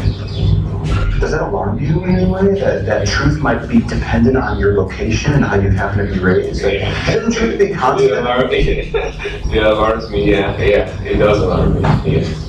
Yeah, truth should be constant. It should. If that's true, though, shouldn't that be moving you down on the confidence of your belief if you would readily admit that truth is only what it happens to be if you've been raised a particular way? It's alarming.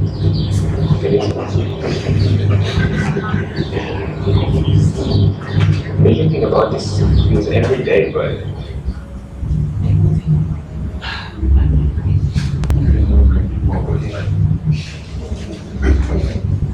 so what did that discussion achieve? It made him stop and think. It didn't change his mind about anything, not at all, but it made him think. And if you hold beliefs for bad reasons, you just have to think about them. Because most of us have the intellectual ability to figure out the reasons are bad once you think about them. But what most people do is rationalize them, as we've looked at before. They find excuses for their beliefs.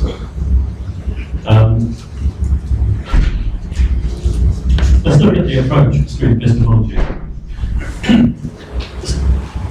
The starting point is when you're in a debate with somebody, you kind of feel that the other person is your opponent. That it's, one of you is going to win and one of you is going to lose. With street epistemology, it's not like that. Your aim as a street epistemologist is not to win at all. It's not to have a debate or an argument. You notice that what he actually did was ask questions. The street epistemologist didn't at any point give his own opinion on anything. You don't need to. This is partly to do with the burden of proof. You know, if somebody believes something, they have the burden of proof to demonstrate that it's true. And we're just going on that rule. And the rule is, you believe it, tell me why you believe it. Two things, it's not about being smart, and often with debating, anyone know Tundi Hindi? Anyone who's followed one of my debates with a gentleman called Tundi will know about this. You're essentially exploring how, by the way, we use the term interlocutor as the person you're speaking to. Interlocutor just means the person you're speaking to. So we want to avoid putting other labels on them. They're not Christians or Muslims, or they're not your opponent, certainly. So we call them interlocutor. We're exploring how they came to their beliefs and how strongly they hold it. You can't really do street epistemology unless you're honest with people and open with them. You can't. You shouldn't do it. You shouldn't even attempt to do it in a kind of sneaky, underhand way. People will only listen to you if they trust you. It's a bit like selling somebody a car or something. You know, they won't buy from you if they don't trust you. So you have to present yourself as an open and honest person and be that. Not just pretend, but be that. In reality, that means that when you meet someone for the first time, you welcome them, you exchange names, you tell them that you're doing street epistemology. We don't want this to be an attack or an underhand thing. They need to know what you're doing and get their consent to it. Do the kinds of things that people recognise as signs that you're a good, honest person. So you give them credit and you demonstrate empathy and you nod and smile and so forth. Ask them what their religion is, and I mean, in many cases you will know that, especially with people that are your friends. But get a belief scale. How strongly do you hold that belief? Say, if 100% is you totally, absolutely believe it with no doubts whatsoever, and 0% is you have all doubts and no belief. Try and get an idea on the scale of where they are. And the benefit of that is you'll see it will actually help you in the discussion later.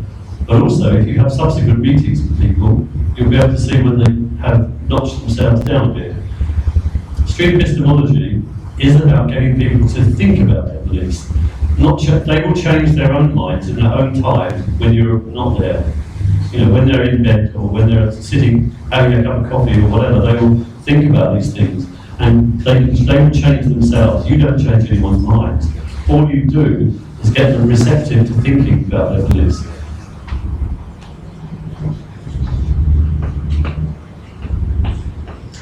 So the approach is that you use the Socratic method, which is essentially just asking questions. And you don't give any answers, you ask questions, and you find the questions. You try to look for questions that will lead to a contradiction. You know, if you believe this and you believe that, then they can't both be true. That kind of approach.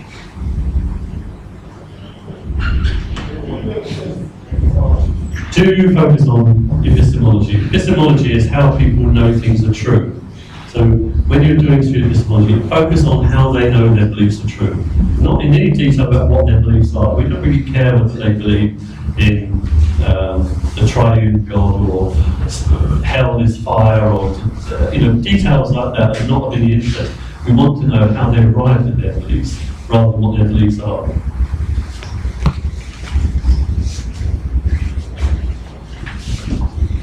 So we're not going to argue. And we're not going to use facts. This one seems a bit bizarre, but it's actually a very good approach. Let's take the example of, let's take the example of young Earth creationists who believe that the Earth is 4 to 6,000, maybe 10,000 years old maximum. You can present a wealth of facts to show that cannot be possibly true. That belief cannot possibly be true. But you won't change their minds. You won't change their minds because they will assume that the facts you've given them are not true, or it's a conspiracy, or they've been doctored in some way. So facts actually do not help people change their minds very much. In fact, there's been some research done to show that when you give facts, you actually reinforce their wrong beliefs. So you avoid using facts. That's what we do all the time, isn't it?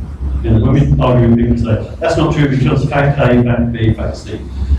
We're not doing absolute epistemology, we're asking them how they arrive at that belief.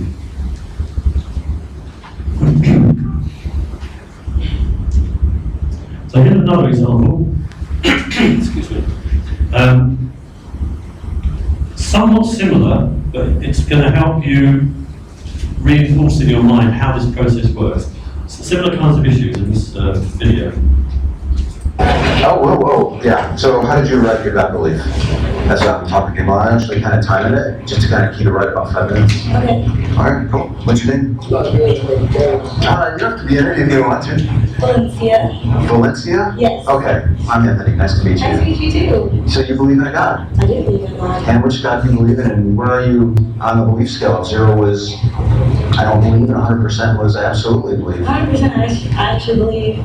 I'm a Baptist, so I believe that God, I believe we have Jesus. Okay, you're way at the 100% mark. Yes. Dang. Yes, my dad's a pastor, so. Is that one of the reasons why you're so high up on the scale? Probably that, and I also grew up in the church. Even before he got his calling, I've definitely always been in the church since I can remember. Okay. And that doesn't matter if I'm in Austin with my other family, my mom, my dad, doesn't matter. They both always kept me in church. If hypothetically you were raised in a family that were Muslims and your father was an imam, and he raised you to believe in Muhammad, do you think standing here today you might be a Muslim and dressed in Muslim garb and 100% convicted that Allah was actually the real God? Totally. I mean, it's definitely how you're raised. I can't tell someone, oh yeah, there's a God, if someone else is raised a different way. Sure. And actually, my family is Muslim. I have an aunt that's Muslim. Okay. Yeah, so surprisingly enough. Yeah. I do find it interesting that you would say that it's a large part of how you were raised. Yes. I don't know, I guess I don't know God. Okay, yes, yeah, like from that Hindu's perspective, Right. she's at 100%. She might think that you're worshiping the wrong God. Exactly. A Muslim might think you're worshiping the incorrect God. Right. In that situation, somebody would have to be correct and somebody would have to be mistaken. Would you agree with that? Yes and no. I think one of those kind of people I really try not to get into that whole little debacle. Because I feel like if that's what you believe in, I have no say in who am I to tell you that you can't believe in that. Just like you can't tell me who I can believe in. Well, where do you think that they have gotten off track and started following the incorrect God, though? I always think it's family. I'm going to go back to that. I think it's family. It's what you grow up to do. And sometimes it also can be like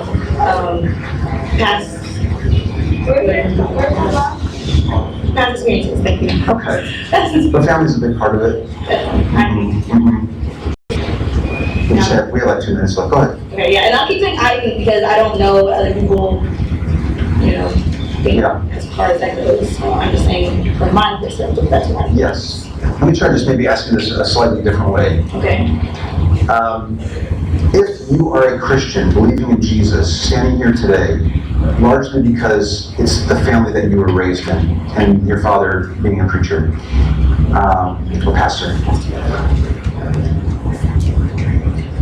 what does that have to say about your belief being actually true? I mean, I believe it. Why can't it not be true? I see where you're going with this, and it's like, you know what I mean? I don't really know. It's one of those things I can never have an answer to it because everyone's going to still fight for that. That's one thing we're always going to fight over is religion, if anything else. If you don't know and you're not sure, I mean, my God's correct, but I don't go just be like, oh, they're worshiping the wrong God. Right. But if you're unsure if the family that you were raised in has any bearing on the belief, can you really truly find yourself at the 100% mark? I mean, my family is definitely very God-driven. I mean, I will say that my family is Catholic, so I have Baptist, and then I have Catholic in my family too. But I mean, both are Catholic, they still like really hard. Can you still be at 100%? I guess not. I'm just like, I don't know, I'm feeling like I can't tell if you're making me like be unsure of myself.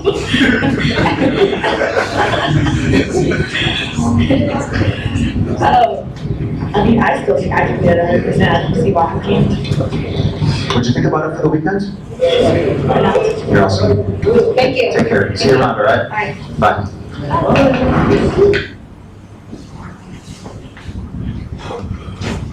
So, another pretty good discussion, wasn't it? And you notice the way he used this belief scale? He found one contradiction in what she believed, and then he said, well, can you really be 100%?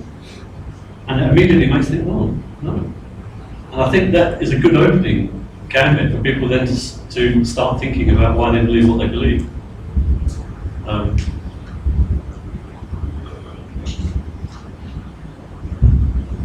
The street epistemology is actually quite easy to do. It's a lot easier than having a debate. If you have a debate with a pastor about the Bible, you better know the Bible, or you're going to look a fool. If you have a debate with a theologian about morality, you better understand those issues, or you're a fool. But with street epistemology, you're not putting your point of view at all, you're just asking the right questions. And you don't go into it thinking, I want to change this person's mind. Just go into it thinking, I'd like to get them to think about their belief. That's your success criteria, that they think about their belief. And you can measure that later because they'll come back to you and say, well, I was 100, and now I think I'm 80%. And that's success. Actually, people have a limited number of reasons why they believe things. Or the reasons they will give you why they believe things. And that means that you can prepare your questions in advance. And you can practice. I do run a street epistemology workshop where we break into groups and we practice on each other, we video it, we play back the videos, we critique each other's performance. The guy who does these videos, Peter Magnabosco, has got a YouTube channel, and we also have a Facebook group where we run, using Google Hangouts, we run discussions and practice sessions. So again, with a group like yourselves, you can start practicing amongst yourselves. And you can get quite slick at it, so it's easy, it just comes like second nature.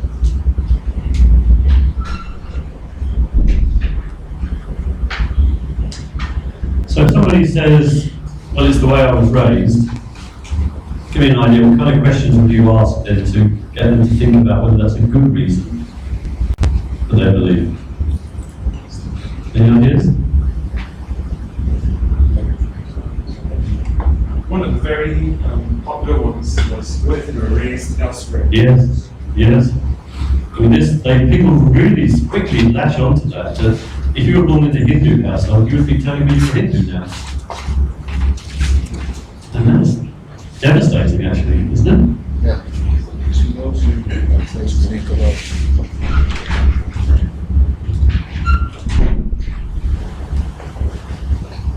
God has shown himself in my life as another common one.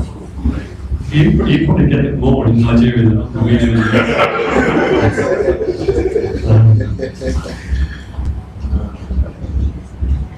How do you differentiate between your God and your conscience? Yes. Yeah. Well, let him go show himself to me now. Sorry? Let God show himself to me. Well, yeah, that would honestly, that would be a bit too confrontational for street epistemology. So, you can say, what experience have you had that a Muslim has not had? Exactly. yes, that's right. People do claim they have religious experiences of various types, whether they're miracles or whether they're just, they become in awe, they feel God's presence. There are two things about that. If they think God is talking to them, how can they distinguish between, let's say, imagining God is talking to you, God actually talking to you, or even Satan talking to you, pretending to be God? And actually, nobody can distinguish. You can't. The other thing is, if they talk about, the other thing is you can talk about Hindus and other people that believe in a completely different God having similar experiences. How could that be? So yeah, they're the kind of things you can ask. Around here, I mean, when people say this, many times, it's it always pertains to prosperity. Oh, I mean, you can see I have a car, God doesn't need to be. And you ask them, there's so many unbelievers who are, I mean, Bill Gates and all. So how do you want to explain that? This is God's grace. This is God's grace. So what about those people? God's grace to them as well. To them as well.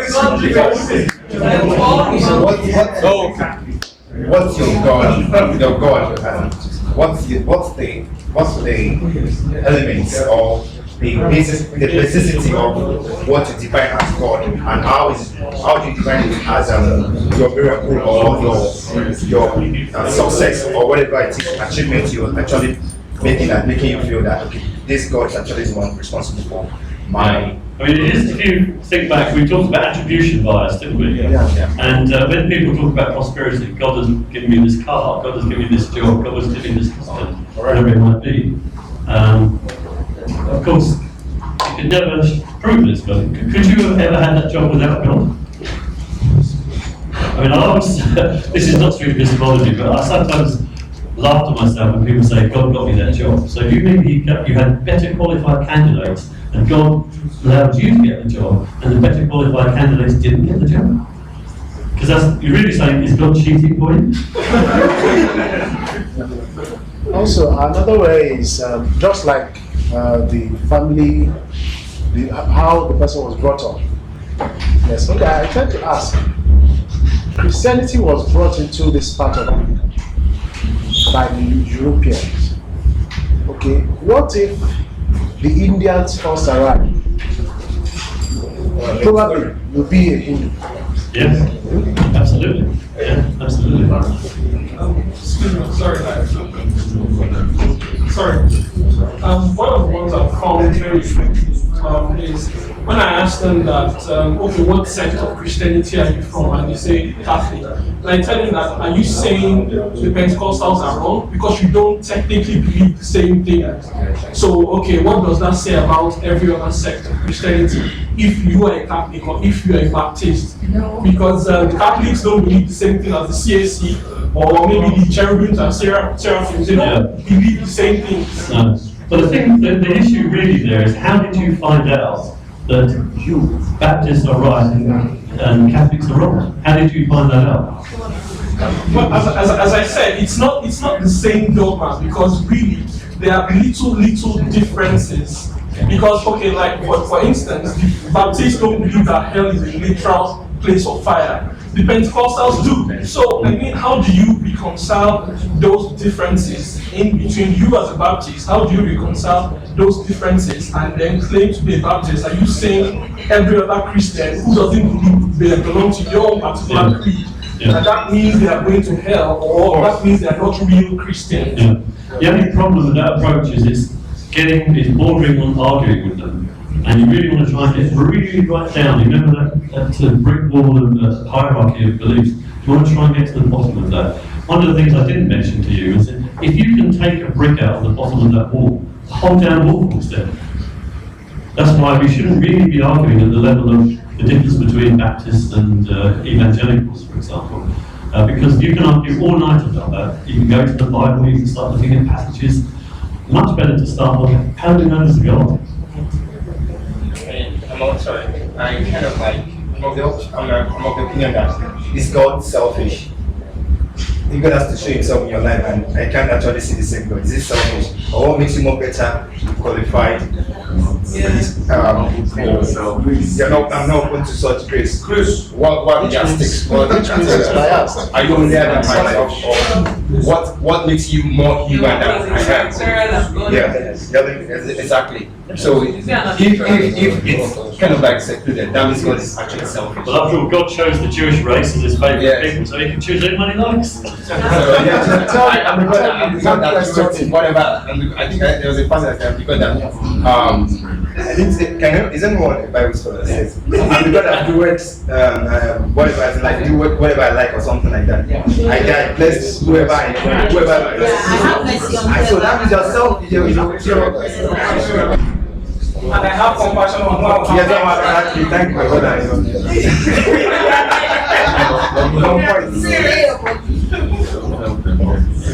In fact, the idea of juxtaposing one God with another God is actually quite a powerful one, because even with this question, well, how did everything get here? We had to have a God. So which God was it? And there isn't any way to tie your particular, think about this. The Yahweh, the Christian God, was first written about 700 or 800 years BC by Jewish tribes. Now that's the first we got to hear about it. So apparently God revealed himself to that Jewish tribe for some reason. So the fact that the universe got here, what has that got to do with the fact that the Jewish people wrote about a particular God 3,000 years ago? There's no link between those things. So I don't want to make it into an argument though. The issue would be, so if a Hindu tells me that Lord Brahma created the universe, would he be right as well then? You can't both be right.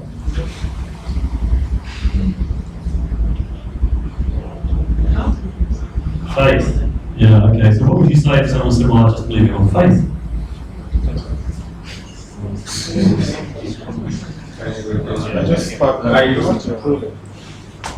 See, in all these cases, you can compare other people that use the same tools like faith and come to different conclusions.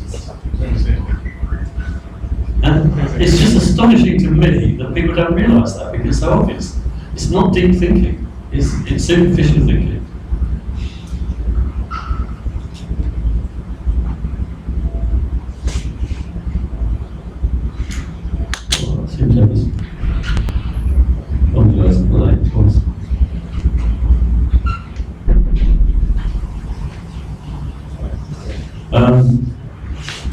I've got one more example of student epistemology.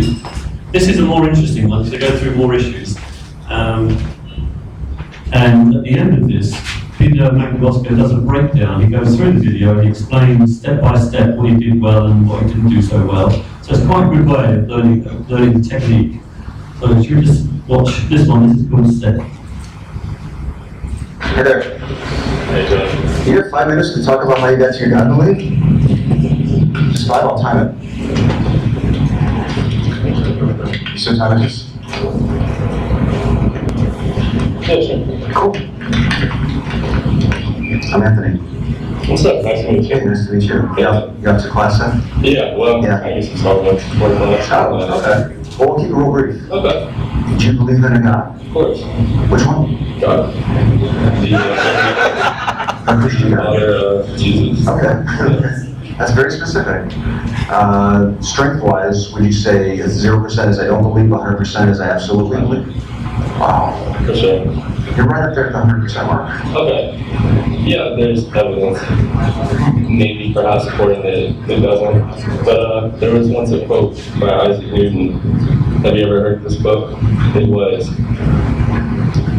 if I was to believe and be wrong, then perhaps I'll rock in there. But if I was to be right, then I'll see your little kids. It goes to something like that. How do you say that it's better? If I'm wrong, I'm right. If I'm right, I'm still right. Okay. Is it sort of like a wager? Like, I might as well believe in the God because it's not going to hurt me if I don't believe in it? Then what? I guess you could say that, but then would it really be belief? Yeah. Yeah, if you're only going through the motions, That's just not really. yeah. But you believe in it, it sounds like. Of course. Okay. And you mentioned evidence. Is evidence a big part of it for you? I don't think belief can necessarily be backed up by complete evidence. But, I mean, it's good to see miracles. Is that what, yeah, I was just going to ask you, what are you using to get up to that point if it's not evidence? Are you seeing miracles in your life? Or how are you getting to that point if it's not demonstrable in some way?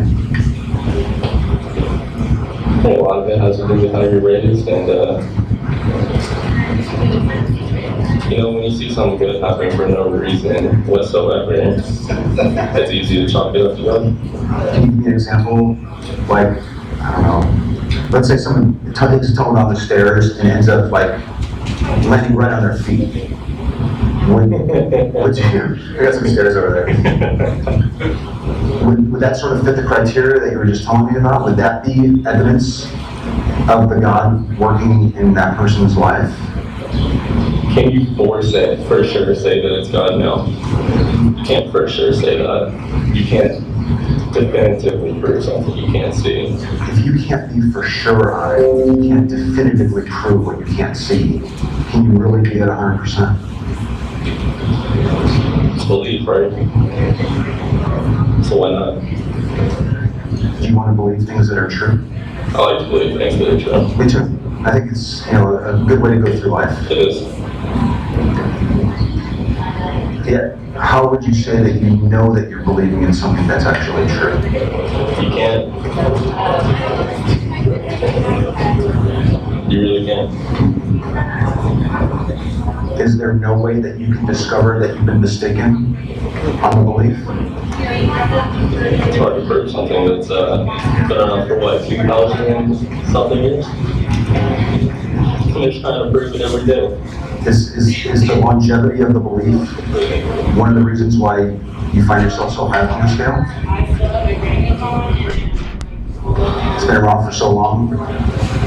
There's a lot of different beliefs that have, a lot of longevity so far. I mean, we can look at Hinduism, even Buddhism's been around for over 1,000 years. So,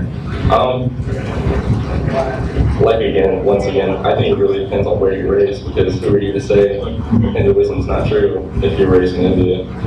Right. That's what I was going to say. Like, let's say, I don't know, let's say hypothetically you were born in India. You were born in Bangalore, India. You were raised. What does that say to the truth of your belief if it's merely a matter of what you've been raised in? I know we were trying to put that, but say that one more time. Sure. We have about 30 seconds. Okay. You've been raised in America with a Christian family. Okay, got it. There's a person in India right now being raised in a Hindu family. You both believe in two different gods. You both are at the 100% mark. In what respect does that have anything to do with the truth of the belief, if it's merely a matter of how you've been raised? Well, it would come down to how do you prove it. If you could show some sort of definitive proof that it's not true, there you go. I mean, but you would have to show definitive proof that it's not true. What would you accept as proof to illustrate that your belief is not true? I don't even know, man, to be honest. To be completely honest, it would have to be something radical. That's a definitive, rock hard. Would you kind of give it a little bit of thought as far as what you would accept, maybe for the rest of today? Yeah. What's up? Good. Appreciate it. Have a great weekend. Ladies, all right. Go, bro. Thanks.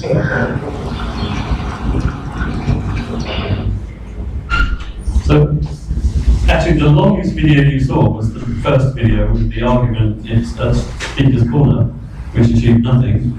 And I cut that down from a 1 hour argument. I just showed you a few minutes of it. All of these epistemology examples have been 5 to 5.5 minutes. And they've all achieved something. You've noticed that one of the things that you do is you stop the intervention at the point at which you think the person has got something to think about. So even if you've got more questions you want to ask, let it go, and just let them go away and think about it. If you continue the discussion, say you get to a point where you think, aha, he's thinking about that. If you continue the discussion, they'll forget about it. So leave the discussion at the point at which they're really beginning to question their beliefs.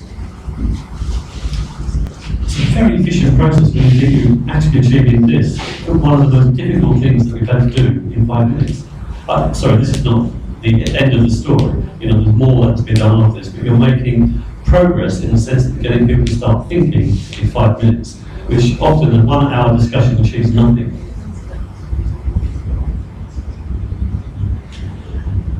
So, I want to play that same intervention, but this time, Anthony Main Bosco will stop it from time to time and tell you what's going on, and what his thoughts are, and what he's doing well and what he's doing badly. It's quite educative. I'm not advocating or saying that you have to stand on a street corner and flag down random people to have these conversations. You can conduct street epistemology with a family member as you're driving in a car, or you're sitting down with a coworker eating lunch. With that being said, let's get right to it. Hey there. You have 5 minutes to talk about how you got to your God belief? Just 5, I'll time it. So what time is this? Cool. I'm Anthony. What's up? Nice to meet you. Hey, nice to meet you. Yeah. You up to class 7? Yeah, well, yeah. I guess it's 5 minutes before class. Oh, okay. Well, we'll keep it real brief. Okay. Seth agrees to a 5-minute conversation, so I've added a little timer on the right-hand side of the screen. He also raises so many reasons for his beliefs that, in this video, I've added a list to keep track of them all. As he raises them, I'll add them to the list, and as we discover together that they're not reliable, I'll fade them off the list. At the end of the conversation, you'll see where we stand. Looking back on this video, I realized that I should have spent more time building some rapport with Seth. He was off to get some coffee. We could have talked about what kind of coffee does he like, or where does he go for his coffee. We jumped right into it, and I really should have spent some more time just getting to know him a little bit better. Lastly, never assume that you know what kind of religion or what kind of belief your interlocutor holds. It's always a good idea to ask where they stand, in a polite way. Do you believe in a God? Of course. Which one? God. The Holy Trinity. The Christian God? Father of Jesus. Okay, okay. That's very specific. That was risky. It could have appeared as if I was making fun of Seth when I was laughing there, but I wasn't. You never want to assume which God or which religion a person follows, so ask them. You don't want to appear as if you're being hasty or jumping to conclusions, so respect your interlocutor there. Next, we establish a belief scale. Strength-wise, would you say 0% is I don't believe, 100% is I absolutely believe? Wow. For sure. You're right up there at the 100% mark. Saying the word wow or interesting or some other word to acknowledge their position is extremely helpful. I'll also use the word but not in a judgmental way. I'll try to use the word in a reflective way to model that behavior so that they'll hopefully do the same thing in return. I also think that body language helps in that regard. Try to avoid using the word yes or yeah unless you actually agree with them. Okay. Yeah, there's evidence. Maybe perhaps supporting it doesn't. Seth mentions evidence, so we'll add that to the list. But notice that the very next thing that he discusses is anything but evidence. Also notice that when he misapplies this quote, I completely ignore it. Me embarrassing Seth at any point in this conversation is not going to help either one of us. But there was once a quote by Isaac Newton. Have you ever heard this quote? It was, if I was to believe and be wrong, then perhaps I'll rock it there. But if I was to be right, then I'll see it in the days. It goes to something like that. Are you saying that it's better? If I'm wrong, I'm right. If I'm right, I'm still right. Okay. That's Blaise Pascal, 17th century, fool. Believers still use that argument? Avoid apologetic landmines like this. I slip in the word wager in my response to tip off any atheists. But turn it into a question instead. Street epistemologists don't tell a person what or how to think. They just help people examine why their beliefs make sense to them. Is it sort of like a wager? Like, I might as well believe in the God because it's not going to hurt me if I don't believe in it? Then what? I guess you could say that, but then would it really be belief? Yeah. Yeah. And look at that. Seth addressed the fallacy of his own claim, and I didn't even have to lift a finger. If you agree on something, go ahead and acknowledge that. It's also normal for people to give several reasons for their beliefs, particularly unexamined beliefs. Be patient and show compassion. Yeah, if you're only going through the motions, that's just really. Yeah, but you believe in it, it sounds like. Okay. And you mentioned evidence. Is evidence a big part of it for you? Now I'm just tying up loose ends. Seth had mentioned evidence very early on in the conversation, so I'm going back to that. I don't think belief can necessarily be backed up by complete evidence. But, I mean, it's good to see miracles. There are lots of twists and turns on this one, and that's completely normal. Now Seth is on miracles, or what he defines as when you see something good happen for no reason. Is that what, yeah, I was just gonna ask you, what are you using to get up to that point if it's not evidence? Up to that point is a quick reference to the belief scale that we've already established. Now, discussing evidence is not generally recommended with pre-contemplatives, but Seth uses that word first, so I stick with it. Are you seeing miracles in your life, or how are you getting to that point if it's not demonstrable in some way? I think a lot of it has to do with how you're raised, and when you see something good happen for no reason whatsoever, it's easy to chalk it up to God. Two things here. Seth mentions how you were raised, so we'll add that to the list. And then he also talks about miracles or when good things happen. Now, I failed here. You'll notice that I give the example when I really should have stepped back and allowed Seth to come up with the example. Can you give me an example, like, I don't know, let's say someone takes a tumble down the stairs and ends up like landing right on their feet. Would you? We got some stairs over there. Would that sort of fit the criteria that you were just telling me about? Would that be evidence of the God working in that person's life? Can you for sure say that it's God? No. You can't for sure say that. You can't definitively prove something you can't see. If you can't be for sure on it, if you can't definitively prove what you can't see, can you really be at 100%? It's belief, right? So why not? I probably should have said something like, what do you mean by that, when Seth dodged my question about the belief scale. Now, this next topic that comes up is a discussion about wanting to believe things that are true, which you may find reminiscent of my previous tutorial. Do you want to believe things that are true? I like to believe things that are true. Me too. I think it's a good way to go through life. It is.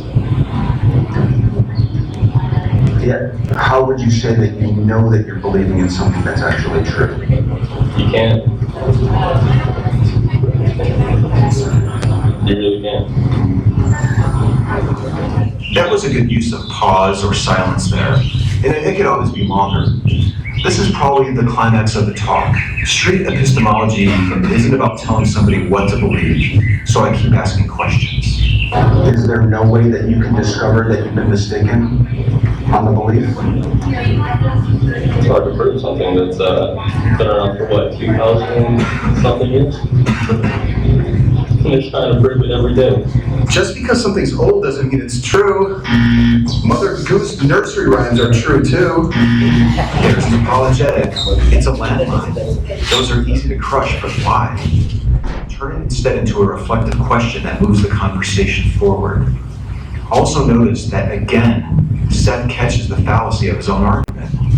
I also want you to listen to the first audible sigh that Seth makes. Is the longevity of the belief one of the reasons why you find yourself so high on the scale? It's been around for so long? There's a lot of different beliefs that have, a lot of longevity so far. I mean, if you look at Hinduism, even Buddhism's been around for over 1,000 years, so. Now we're back to the how you were raised reason. Notice how I immediately stopped talking the moment that Seth says, then more than likely I'd be Hindu. Now I do pause, but I should have paused for way longer. In order to demonstrate this, I'm going to play the video as it actually occurred, and then I'm going to replay it where there's a much longer pause inserted to help demonstrate the power of the pause. Once again, I think it really depends on where you're raised, because who are you to say Hinduism's not true if you're raised in India? Right, that's what I'm going to say. Like, let's say, let's say hypothetically you were born in India. You were born in Bangalore, India. You were raised in India. What does that say to the truth of your belief? I don't know, let's say hypothetically you were born in India. You were born in Bangalore, India. You were raised in India.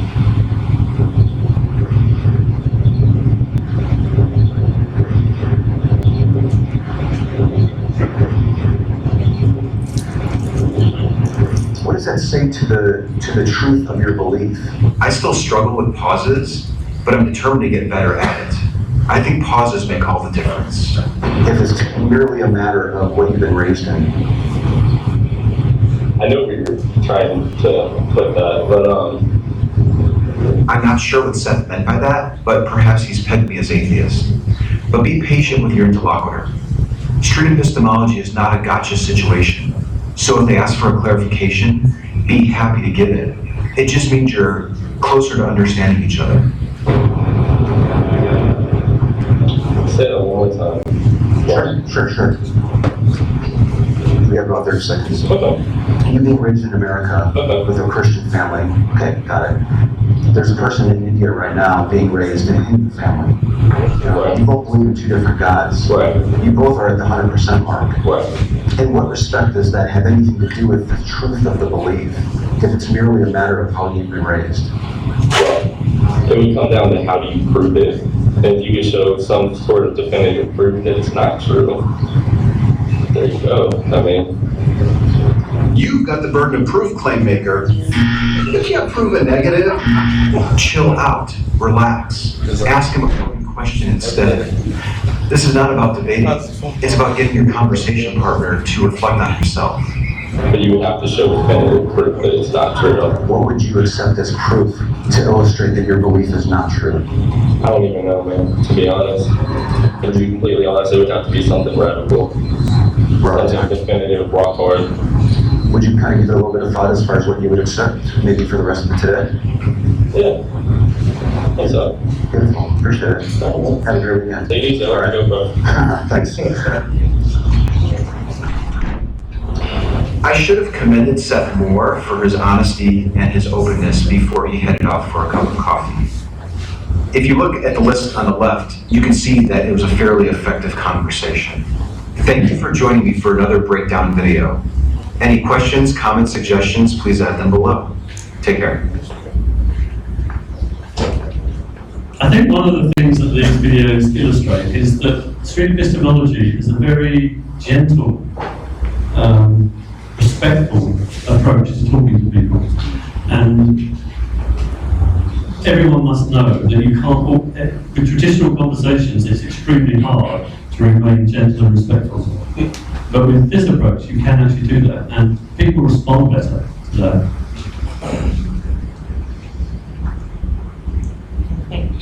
There's got a comment here. Street epistemology is not applicable on Facebook.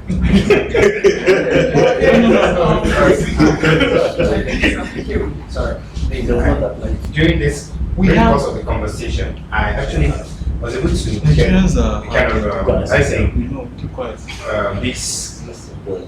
a concept I'm trying to understand, because the word belief, it's been used. I don't really understand the usage, because I'm kind of like thinking in religion it's kind of like different from science. Belief in religion is different from science. I don't think anyone will agree with me, because I was just reading that.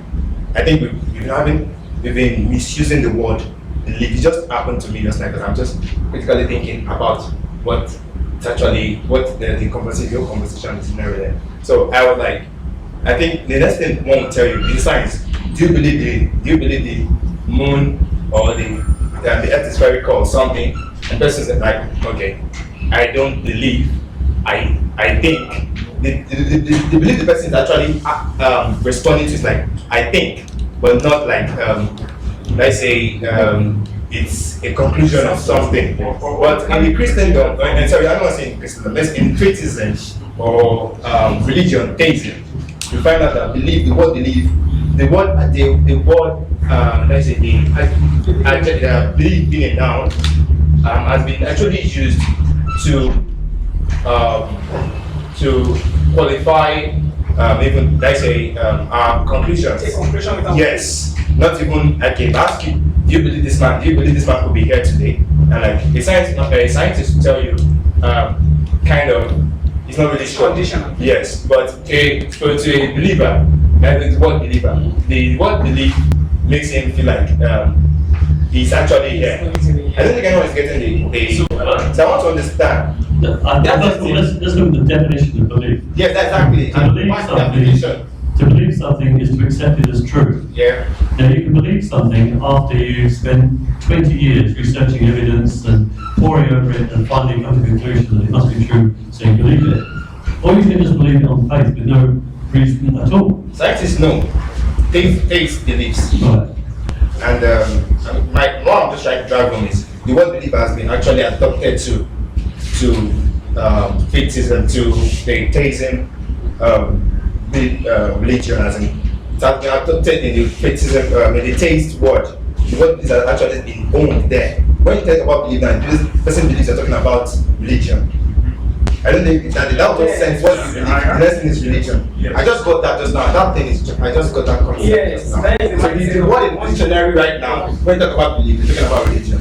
Yeah. So what is belief? No, but there are two. I mean, in the dictionary. When I say to you that I believe you come to work tomorrow, I'm used to seeing you come every day. But when I say to you that I believe the earth is flat, yes, there are two different. I'm just supposing it with science. Oh, okay.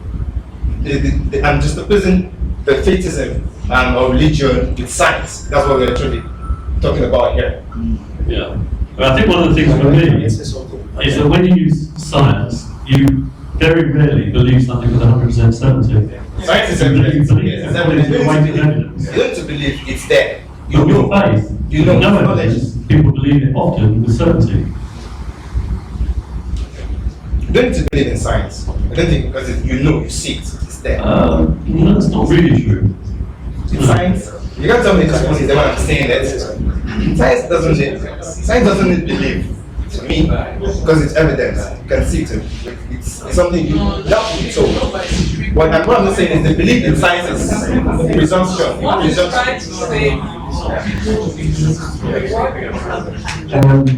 Yeah, exactly. I think you are an Englishman, right? It's not my language. I understand that belief is true. The L-I-L, which is a noun, right? Okay. The other one is L-I-V-E, which is a verb. Yes. So, and I remember that a noun is the name of an animal, place, something. So the L-I-E-F is supposed to be an ideology, which is a thing, and a specification. The other one is actually something that is a verb, an action, a practical something which could be used towards anything. I believe you should be Uche. I believe you should be. So when you use the word belief, you're actually talking about an ideology, which is an investigation of something. Exactly. So, but it's been missed. It's been yes. People miss it. Yeah. Did that clarify your point? Yeah. So religious belief, in my opinion, relies on faulty epistemology. I've never found an exception to that. Dogmatic closure, your inability to think about your beliefs, protects them, and strict epistemology helps people to reduce dogmatic closure. I think we've actually covered these points. What's really important is strict epistemology is collaborative. It's something you're doing with someone else, and it's not a confrontation. It should never become a confrontation. If it does, you fail it because you won't succeed in getting people working their minds. So, just to refresh your minds, the YouTube videos of strict epistemology, there are several dozen there, are by Anthony Magnabosco, and you'll find him on the internet. The book is A Manual for Creating Atheists, and you can find me on my blog, which is Neil Dogma, or on Facebook, Phil Flavell. My book coming out later, it will be The Pocket Atheist, and someone has won the prize. Interesting, most people assume that Muslim countries would be more murderous than Christian countries, and it's way different. Christian countries are much more murderous than Muslim countries. Can I read out the name? Sorry? Can I read out? Yeah, please. I don't think you. Yeah, sorry. Why is that? Why do you think that's? I have a theory, a hypothesis, but I'm not able yet to tell you that it's true. That's it, because in Muslim countries, the murder is actually legal.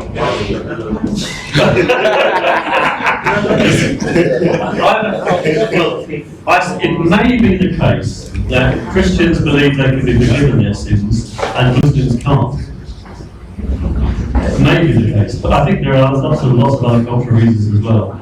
And the only sin a Christian can't be forgiven is blaspheming the Holy Spirit. Everything else is actually forgivable. Hitler could well be in heaven right now, if you believe that.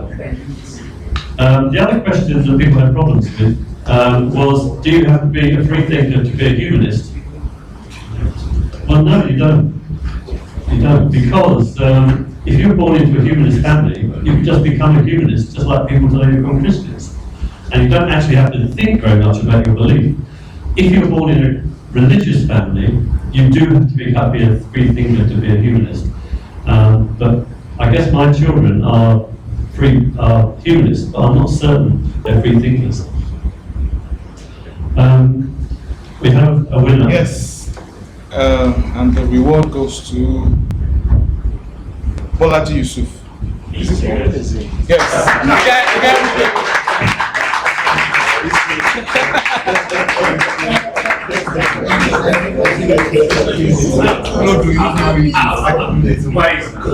Mine was with the you need clean out. There you go. Thank you very much. You're welcome. Speech.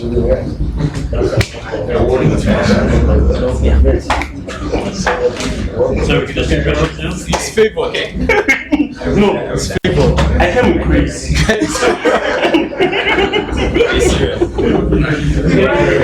I hope you make good use of it. It's free, really available. The grace is abundance. You can just start better from it. That's on my plan. Okay, so I think we had about 3-4 hours of straight informative discussion. So we're moving on to questions and answers. So we have, for those of you just joining us, we have Imo David, son of David, writer, artist, physiologist, psychologist, and we have Flavell. So you can ask your questions and direct it to either of the speakers. Mics are going out now, okay?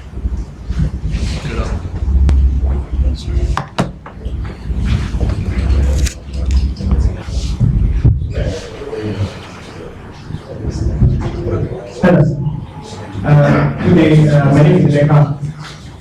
For David Imo, you said something like religion is a learned. It's a learned behavior. It's a learned behavior. Yes. Okay, so how do you reconcile that with hyperagency attribution? What? So, hyperagency attribution. So some studies have been shown that even in children, they have this ingrained belief as a result of evolutionary pathway, that even in children they have to believe of wanting to attribute things to the supernatural. So that's one. And then for Mr. Flavell, this I think on a micro level could work if you try to approach use street epistemology for making people think about their beliefs. Say on your family level. But if you're thinking, say like for the Humanist Assembly, where you have to do mass advocacy, I don't know how it's going to work. You have people who are currently suffering as a result of supernatural beliefs in Nigeria, say in the case of gay marriage and things like that. And I don't know if this will work within the time scale necessary to effect change. I don't know if I'm fair. Would you have to repeat that question? Okay, well, so essentially what he's trying to say is street epistemology might not be appropriate for mass conversion or mass enlightenment for humanism. Might work for maybe when you're just having discussions with family members. Because if you're trying to discuss with people that are going through suffering or maybe going through persecution based on their beliefs or based on what is happening to them, street epistemology might not actually be appropriate in the context of what we have in Nigeria. What do you think about that? Many people are quite hostile when it comes to topics that have to do with religion. You ask them about the God worship. That just sparks up. You know. So I think that's hostile. Yeah. First of all, I do not advise you to do anything which puts you at risk.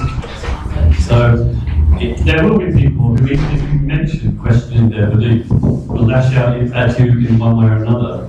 And if you think you're at risk, then don't talk about it. You know, your safety is more important than helping someone with their beliefs. But there will be people that you know who do think about things and would be rational enough to entertain the discussion. So try and pick your interlocutors wisely. Okay, another question. Yes, good evening all. I'm Uja Joseph. My question is this, or it's a bit psychological. How can you explain prophecy? As in, prophecy coming from men of God, so to say, and some of them do come true. But I've been able to see some, like, I've gotten explanation for demonic possession, being hysteria, and other things, delusion, but I'm here to get a real explanation for prophecy. I don't know if you can. So, I think you almost answered your own question. You said some of them do come true. If people are really speaking to God and they're making prophecies, they should all come true. Maybe I can just add to that. My own observation about prophecy is prophecy tends to be quite generalized. When you have a general statement, something will come true. I can make a prophecy, in fact, at the end of this year, I can make lots of prophecies that there will be earthquake in South America. There will be scientific breakthroughs next year. There will be scientific breakthrough. There will be a bomb in Israel. There will be a bomb in Israel. You know, so I can make a lot of prophecies, right? Because they're generalized, the high probability of them happening, the probability of them happening is very, very high. So when they do happen, you would think that somebody has made a prophecy. But what you did was just a general statement. They call them Barnum statements sometimes. You just make vague statements, you know, that can fit into, you know, but when you, there are ways to study trends. You know, you can actually tend to predict some stuff. Barnum, T.P. Barnum, that's it. I'm Juwon. Actually, this question has actually, you know, on my studying for quite some while now. I actually want to ask you, what's your view on when you talk about metaphysics? Because people they talk about fear, the religious belief based on fear. That's what I think. And people like, there's this, don't you know things are happening out there? Don't you know you could go mad, you could do this or you could do that? And they attach madness even to spirituality and all that. And by the time you look at all this nonsense, to me it's nonsense, sweet nonsense. You know, you find out that someone is actually crying a calabash to the end of the streets and thinking something is actually affecting something somewhere, So I'm like, and I asked someone, like, to me, I asked a friend, I was like, what's your view about that? And you believe in, you noticed, don't you know something like that? Something out there is scarce, or there's some unforeseen forces out there. Because for me, like frequency and all that, you can't see it, but you know it exists and all. It's evident to some extent. I'm like of the view that where do metaphysics fall? As well, metaphysical activities and all that, where do we place them to validate them of our existing view and being, although it has nothing to do with, you know, being a humanist. So I'm like asking, does anyone have any view to eliminate that? Yes. Please. I don't know. Please, I want to speak. I will start with I just wanted to opportunity and answer. In the subject matter of philosophy regarding the subject, the academic philosophy, we have metaphysics, we have epistemology. Metaphysics, according to the academic definition, has to do with the aspect of philosophy that deals with ultimate reality. I don't know what is ultimate reality. There is only one thing called reality, and it's actually not something that deals with something that is current. They're always talking about something, all these old people in the past talking about abstract. What is the issues of is it plurality and one, all those kind of stuffs like that, which of course I don't know. Okay, then you have epistemology, you have anthropology, which is ethics and aesthetic, which has to do with the study of beauty. Then we have logic. Now, I don't know if you've ever heard the quote by Stephen Hawking that says philosophy is dead. Has anybody? Yes, philosophy is dead. This is what he meant by that statement. Philosophy is the infantile stage that man can use in trying to understand things. You understand what is sleep? You see Plato try to use some dead words, trying to describe sleep, trying to define ethics, what is good, what makes something moral, and so on and so forth. And there is no such thing as an ultimate reality. Reality is reality, and it takes science to answer it. We don't longer use philosophy to answer things. For example, now,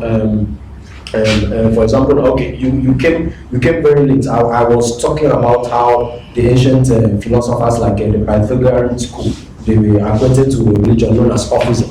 They believe in the transmigration of the soul, metempsychosis, and they had some certain kind of belief. Do not eat white cow. Do not. Were you around? We were not around. Okay, and so on and so forth. They held so many fantastic beliefs. So, somebody like Plato has had his own fair share of absurdities, but due to some respect to some of their memory, they don't like to quote some of those things. Like, I think, was it Aristotle or Plato that said that children born during winter, they are not always intelligent, and some kind of funny stuff like that. So metaphysics is not something that is real. It's not something that is obtainable. If it is real, please just show it to us. We are always available to all this. They talk about things like demonology and so on. Please bring it for us. We would like to see us invoke some kind of entities and question them. It will be very lovely to do that. But you see that they use very vague words, very abstract terms. You need to be, what's that word they use? What's that word? An initiate. All those to attend to all those shady things. What's your metaphysics if you are not seeing it into practice? This is something that this is a simple projection. If you are talking about an ultimate reality, this is an ultimate reality that is bringing out a projection. Thank you very much. Then as for you were talking about children that have some certain kind of imagination, right? And without religion. You see, naturally, when you see a child, you are seeing the raw state of the human mind prior to indoctrination. Whatever we have come to learn and we get through socialization, which is indoctrination. So when you see a child is like, let's say, a raw philosopher that is coming to life newly. So his imagination is very wide. He or she has no boundary, and you see the child reflect. Well, actually, you see adults believe what children actually believe in a different way. Like somebody saying that he drove from Ore, Abibili to Lagos without fuel. That is childishness. So now you see a child sit down and say,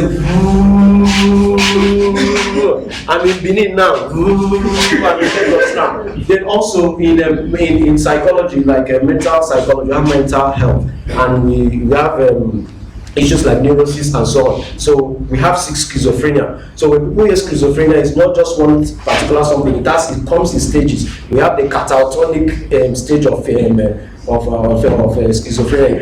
It is characterized by it's either erratic movement or no movement at all. You see someone that they can stand like this, no movement, like as the case of Plato. Those of them were around the early times. And you see, Socrates, I was telling you that he stood for over 24 hours staring at the sky. That is, by that time people will say, oh, he's a metaphysician, he's going somewhere. That is catatonic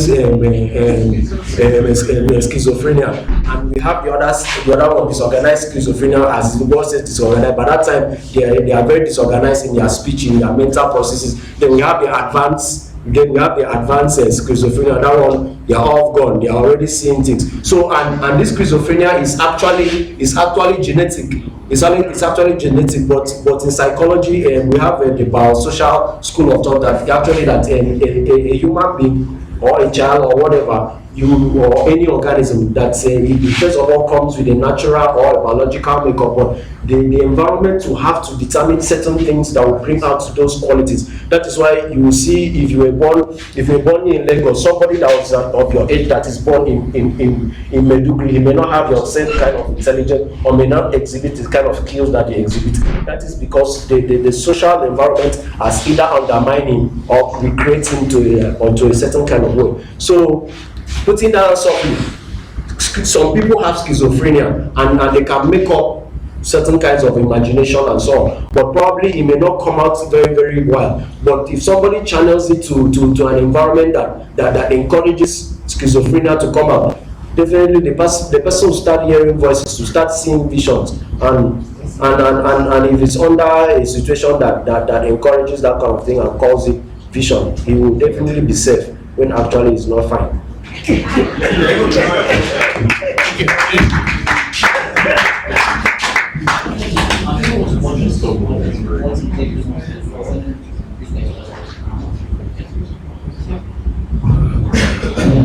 My name is very long. To answer your first question, there was a scientist that did an experiment on rats. Now those rats, they were adult rats. Maybe they put something like a cheese, right? Then they put this kind of like rock music, that played rock music, and the music is very, very loud, banging their eardrums. Very, very loud. So as they're approaching the cheese, you understand? And maybe like it's eating their eardrums, they're running away, they're running away, they're running away. Now, most of these rats are females. They gave birth. Now, what happened was that, what they did was that those babies that they gave birth to, they told them to move, they made them to move towards the cheese. And there was no rock music playing. And they were kind of like, they were scared. Like what the woman was saying is that you can inherit stupidity.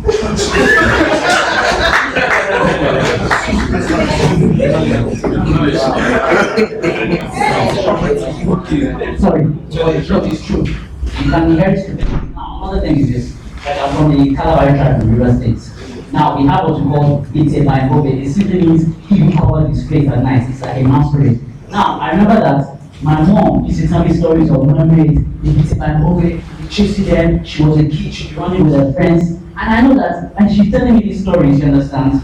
Yes, and I had those kind of fears, you understand? And all cultures had all these kind of fears. I'm passing all these with their celebrities to their kids. So forgive my language.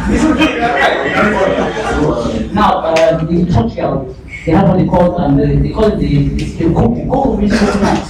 Now they say that there's a guy that has a coconut in his head. That guy with the coconut head is going around, and if you are not teacher of the coconut head guy, is going to stab you.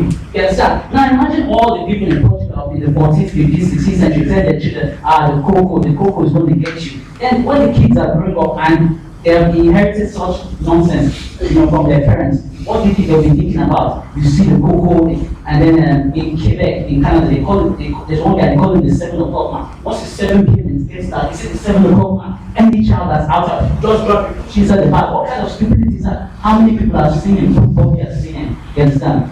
Now, sorry, you were saying something about prophecy, right? Have you read that Nostradamus book? Centuries. If you read that book, all you're going to be seeing is like, oh, and the colonel, you see something like the colonel. No days, you say the colonel dies, will die by the river. Eventually, when they got Gaddafi, they killed him and 3 kilometers away from the river. It's just interpolation, and nobody goes, oh, this prophecy is supposed to be, you understand, talking about this guy. They'll say that, oh, that the king took his wife and he killed her. They do not wait for one king to kill his wife, and they say, oh my God, the prophet is come true. It's just making mouse with tomato.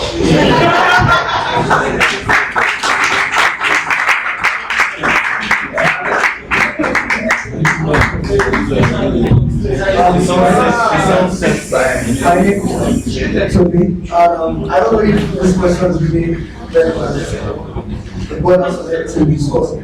My question pertains to magic.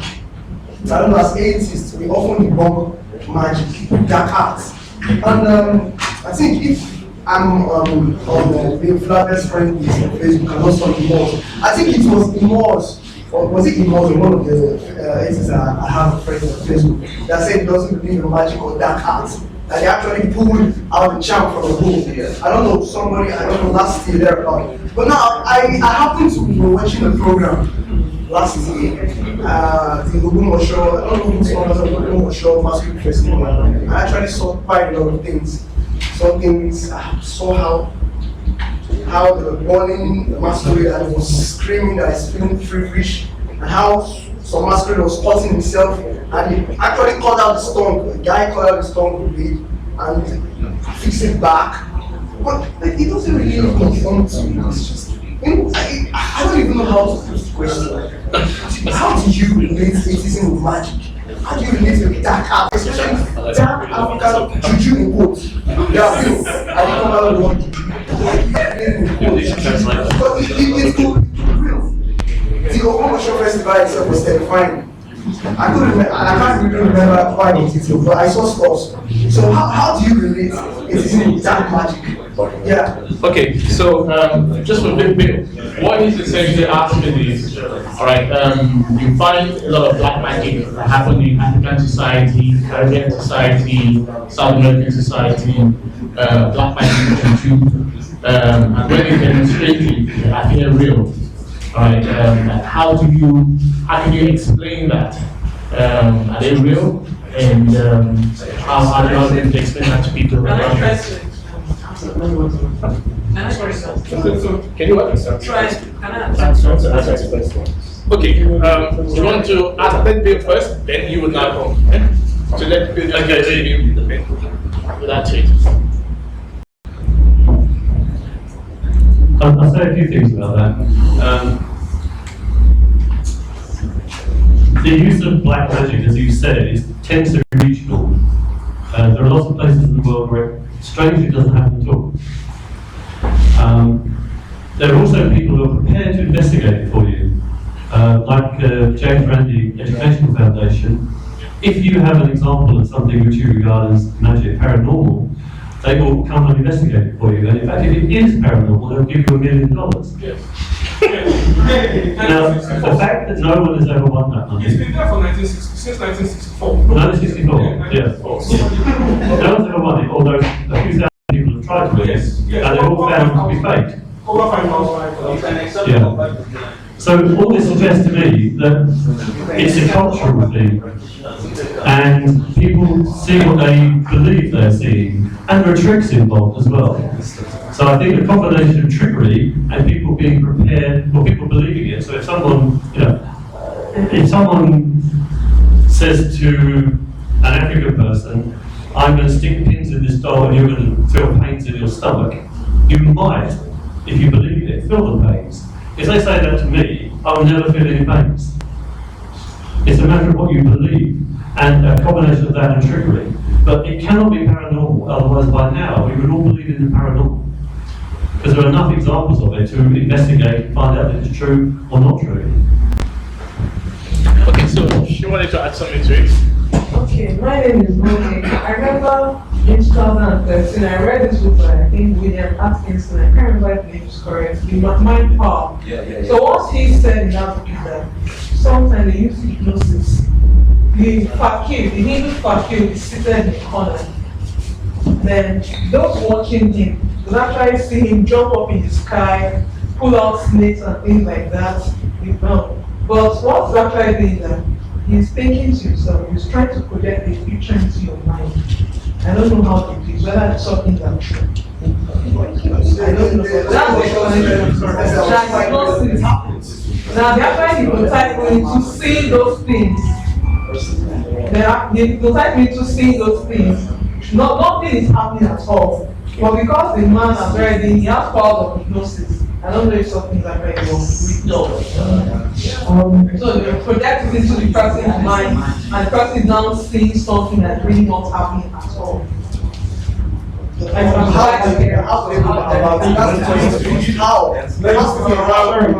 a quick one. I'm really happy that this topic came up because honestly, it's a very important one for us Africans. there's a lot of magic to do in codes inside of our culture, our daily lives. And the question, whenever this comes up, maybe with my friends and all of that, I always ask them, why is it that Ayeta does not work for higher caliber weapons? And why? If someone has a really big shotgun, that these people who say that they have magic to deflect bullets, they will say that it doesn't work for that one. And the funny thing was that I went for a festival last year, that must have been around this time last year, around November last year. And I was able to reliably, you know these guys, the Shango guys who worship Shango, I was able to actually speak with some of them. I bought them local gin, the very calm local gin. We sat down for 3 hours, and one of them pulled up his shirt. You won't imagine, they had chainmail. Yes. Okay. They had metal sewn into the fabric of what they were wearing. When you look at it from outside, it looks like this shirt I'm wearing, but actually metal has been sewn into it inside. So when you take a plain gun, which is less than what a 22mm can deliver, you punch it at them, shoot it, they don't do like this, it falls off and you're thinking, wow, magic. But actually, they're wearing chainmail. So all these things, all the time, every time, 100%, it is always true, no matter what you think you're seeing. Yeah, 100%. Yes. Any other questions? It's not a question. Sorry, it's not a question. Well, like, concerning what you said about hypnosis, if you go to Iceland, you understand, you see some construction companies, they want to construct a road somewhere. You now see them, they'll say something like, wow, the elves are living there. Yes, Iceland, they'll say the elves are living inside there. So you maybe need a special permit, or they'll not say that, you cannot destroy the elves' home. They'll watch Lord of the Rings now. Those guys are long years now, and they don't, these people now, these bow and arrows. So they'll not say that the elves live here. So they'll tell you that, like how they do in Nigeria, they'll say the tree, because it's coming out of the tree. So they'll now curve, they'll have to change divert the road. Now, it's just that, like, you know, as David Moore said, you understand, I was not intelligently designed, so I forget so many things. I have the things written at home. There's a particular mushroom, it's a hallucination mushroom. 95% of all the subjects that took that mushroom, when they asked them, what did you see? They all said that they were seeing elves. They may say, oh, I saw a pink elephant, I saw Batman, I saw Superman, but 95% of them said that they saw elves. So, as she was saying, hypnosis, you understand, you can take something and it will make at least 95% of us see elves and Legolas shooting his arrows. That doesn't mean that Legolas is true. You understand? It was invented by Tolkien and they used it to write books and make money. Simple and straightforward. Let me just add to what you just said. Let me add to what you just said. Concerning the mushrooms that he's talking about, there is in psychology something we call psychoactive substances. Yeah. They are actually those kind of drugs when you take it, they cross the blood-brain barrier. Normally, if you take any food or so, it just goes back to the blood. This stuff they cross the blood-brain barrier and they begin to influence certain parts of the brain responsible for certain things. Like the mushroom is talking about is called magic mushroom. It's a class of drug called LSD. It's a contraband. It's very bad all over the world. But sometimes the psychologists or psychiatrists use it in studying schizophrenic patients because it is the same symptom that is found in schizophrenic patients and it's always controlled. So if they want to study schizophrenia, because once somebody is administered this LSD under certain conditions, these drugs, I've forgotten what they call them. Hypnotic. Yeah, yes, they call it hypnotic drugs. LSD is an example. That's magic mushroom. We have the morning glory seed. There's a particular tree they call morning glory. If you ever see this, is in Africa. Maybe if you go to the village, if you take the seed, you start seeing things, you start writing things. You don't know that existed. There's a man that is called remind me, he's a British man, he was popularly known as an atheist, a mystic. that said that he is the Antichrist or something. Yes, Aleister Crowley. Yes, he took that magic mushroom and he started saying that he is Satan, all those kind of stuff. They even recommended it that somebody should take it, but it has been confirmed that it's a very dangerous psychoactive substance. If you take it, you may never come back to reality. Okay, I'm sorry. Okay, but if I may ask, how can the student of a farmer taking such kind of drugs influence the thinking pattern of the audience? The audience, or because if I understand what Mr. was trying to, the point he was trying to make is that a person can take psychotic agents and then make his audiences to see or perceive something that's not there. How possible? It's very possible. If I were to walk on you people here, for example, if you walk into, let's say, a native shrine now, all I need to do is to put that let's say magic mushroom or those things and burn it like incense. Once you start sniffing it, it has crossed your brain barrier. Whatever I want you to see, you are definitely going to see it. It is very possible to administer it. It's very influential. Even at most of these like concerts, what they do is that they administer it via the smoke machines. Yes. Maybe they are using the smoke machines for the concert. But you guys are smoking all sorts of things, not streamline. They don't show magic on real life. That one is trick, so that one is stage one. When they always call people to come and show juju life, it's always not working. I'm telling you, they bring anybody that has juju, if they bring him then under our control, but you end up committing murder. That is why somebody has refused to win the $1 million. They're asking us to come and prove the supernatural. 40 years. Okay, any other questions? We're coming to the end of this session. Yes, me again. A comment and question actually. The first comment is the reference you made to debunking why gay marriage whether we should be for or against it. Coincidentally, I wrote my master's thesis on the decriminalization of same-sex acts. Unfortunately, Nigerians don't even know that same-sex acts are already criminalized. So the marriage is even a foregone conclusion. However, I try to make my external examiners understand that using religious premises to enact law is wrong. You cannot use the law you cannot base your legal decisions on your religious convictions. It really doesn't make any sense, and it's partly unfair. Now, my question is about street epistemology. I really want to know where, as atheists, we're going with this thing. Because I completely agree with Mr. Relations in his criticism of Christianity and Islam in their evangelism. They always want to stuff the religions down the throats. The Hindus don't do that. Religions and Christians don't do that. They do now. They do it. Yes, I've met them several times in Marina. They do it. I stand to be corrected. I really hope we don't become like that and we start forcing atheism down people's throats. I don't know whether that's a question or it's just a comment.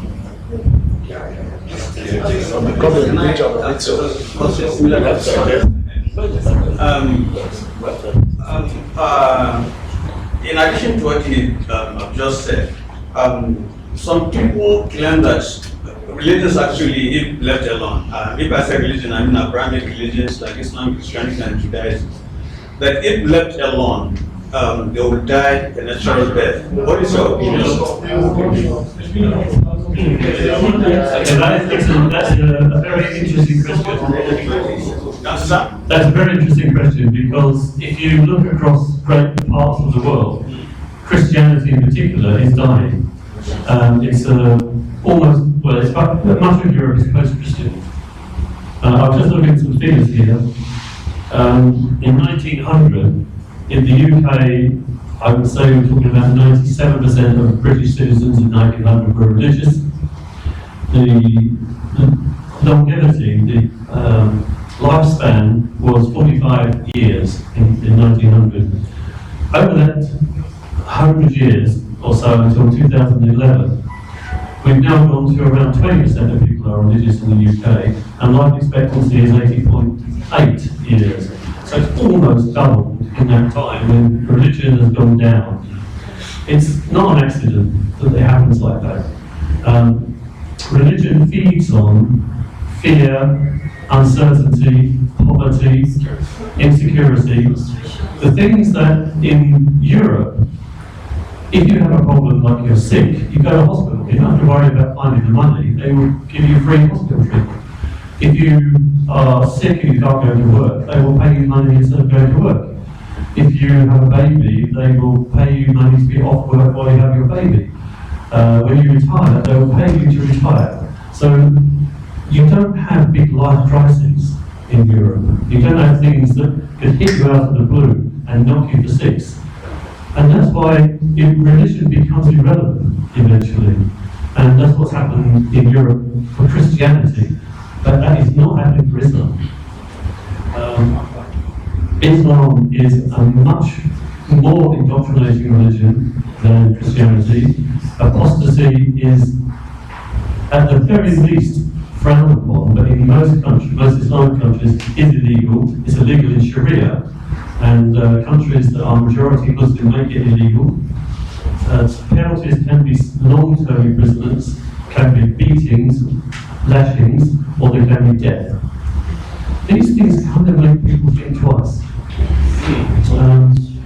One piece of information that's interesting, and I hope it's true, it's at the moment anecdotal, is that the fastest growing atheist population in the world is in Saudi Arabia. I hope it's true, but as people become less insecure about the world, they have less need for religion. So in that sense, yes, religion will die. But look what's happening around the world at the moment. Religion is killing us. Religious people are killing each other, and they're killing us. In Paris, all across the world, we're having people being killed. I don't think atheists really can sit back and just say, well, we won't bother to tell anybody that we're atheists and that being religious is nonsensical and it's irrational and it's killing us. I think it's time we stood up and said, actually, we have a sensible point of view. We can build a healthier society, and if you look at those atheist societies, they're healthier on measure after measure after measure. I don't think we should sit back, and we're not forcing, street epistemology is not forcing anything down anybody's throat. It is just asking people, please, sit and think. Just sit and think about why you believe what you believe. That's all. You never tell them your opinion is street epistemology. That is not forcing your opinion down anyone's throat. Just to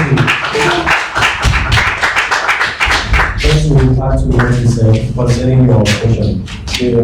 Before you came, I just shared something about the theories of society. And one of them was the conflict model that was propounded by Karl Marx, saying that in every society there's always a clash of conflicts between groups due to the fact that there's always an uneven share of power, opinion. Everybody wants to express their opinion, that their ideas should be everybody's ideas. And we went ahead to say that the ruling idea is always the idea of the ruling class. And you see, some of us here, we are not happy, we don't like the ideas of the ruling class. That's why we are contending with it. So the fact is if anybody is not satisfied with the idea, which is the ruling idea now, it is very natural we are going to contest it. It is because the idea is infringing on us. It is totally detrimental against our sustainability, against our humanity. That is why we are responding to it. It is just a natural stimulus. It is group psychology. It is what normal people do. So it is in our interest to survive. It is in our interest to speak against it. You saying that speaking against it is going to make it grow. It is because it is what it is now, because people were silent about it. Silence breeds the spreading of superstitions. Thank you very much. Okay. I think it's time to round up now. Almost approaching 7. We'd like to thank everybody for taking time off your Sunday to attend this event. And also would like to say a big thank you to Imo David and also Bill Flavell for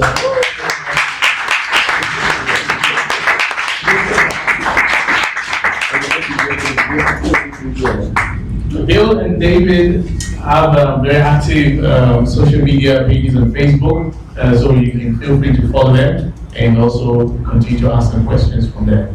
Thank you so much. Have a great evening.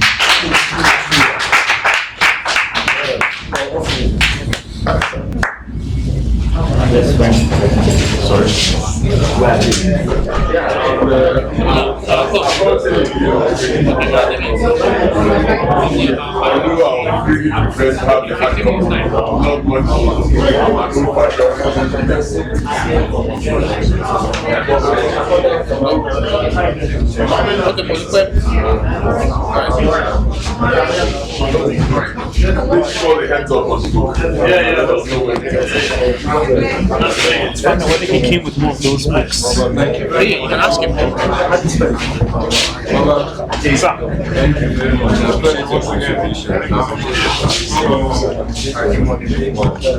Masters, which one did you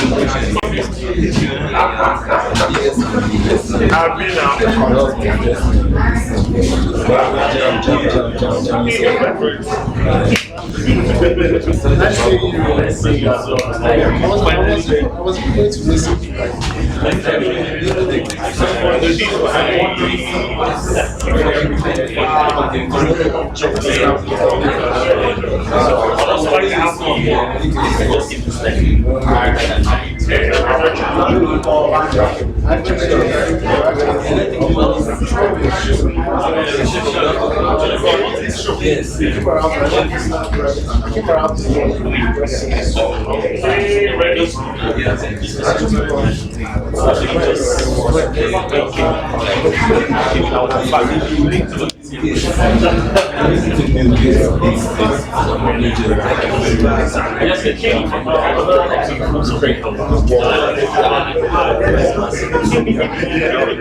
how's it going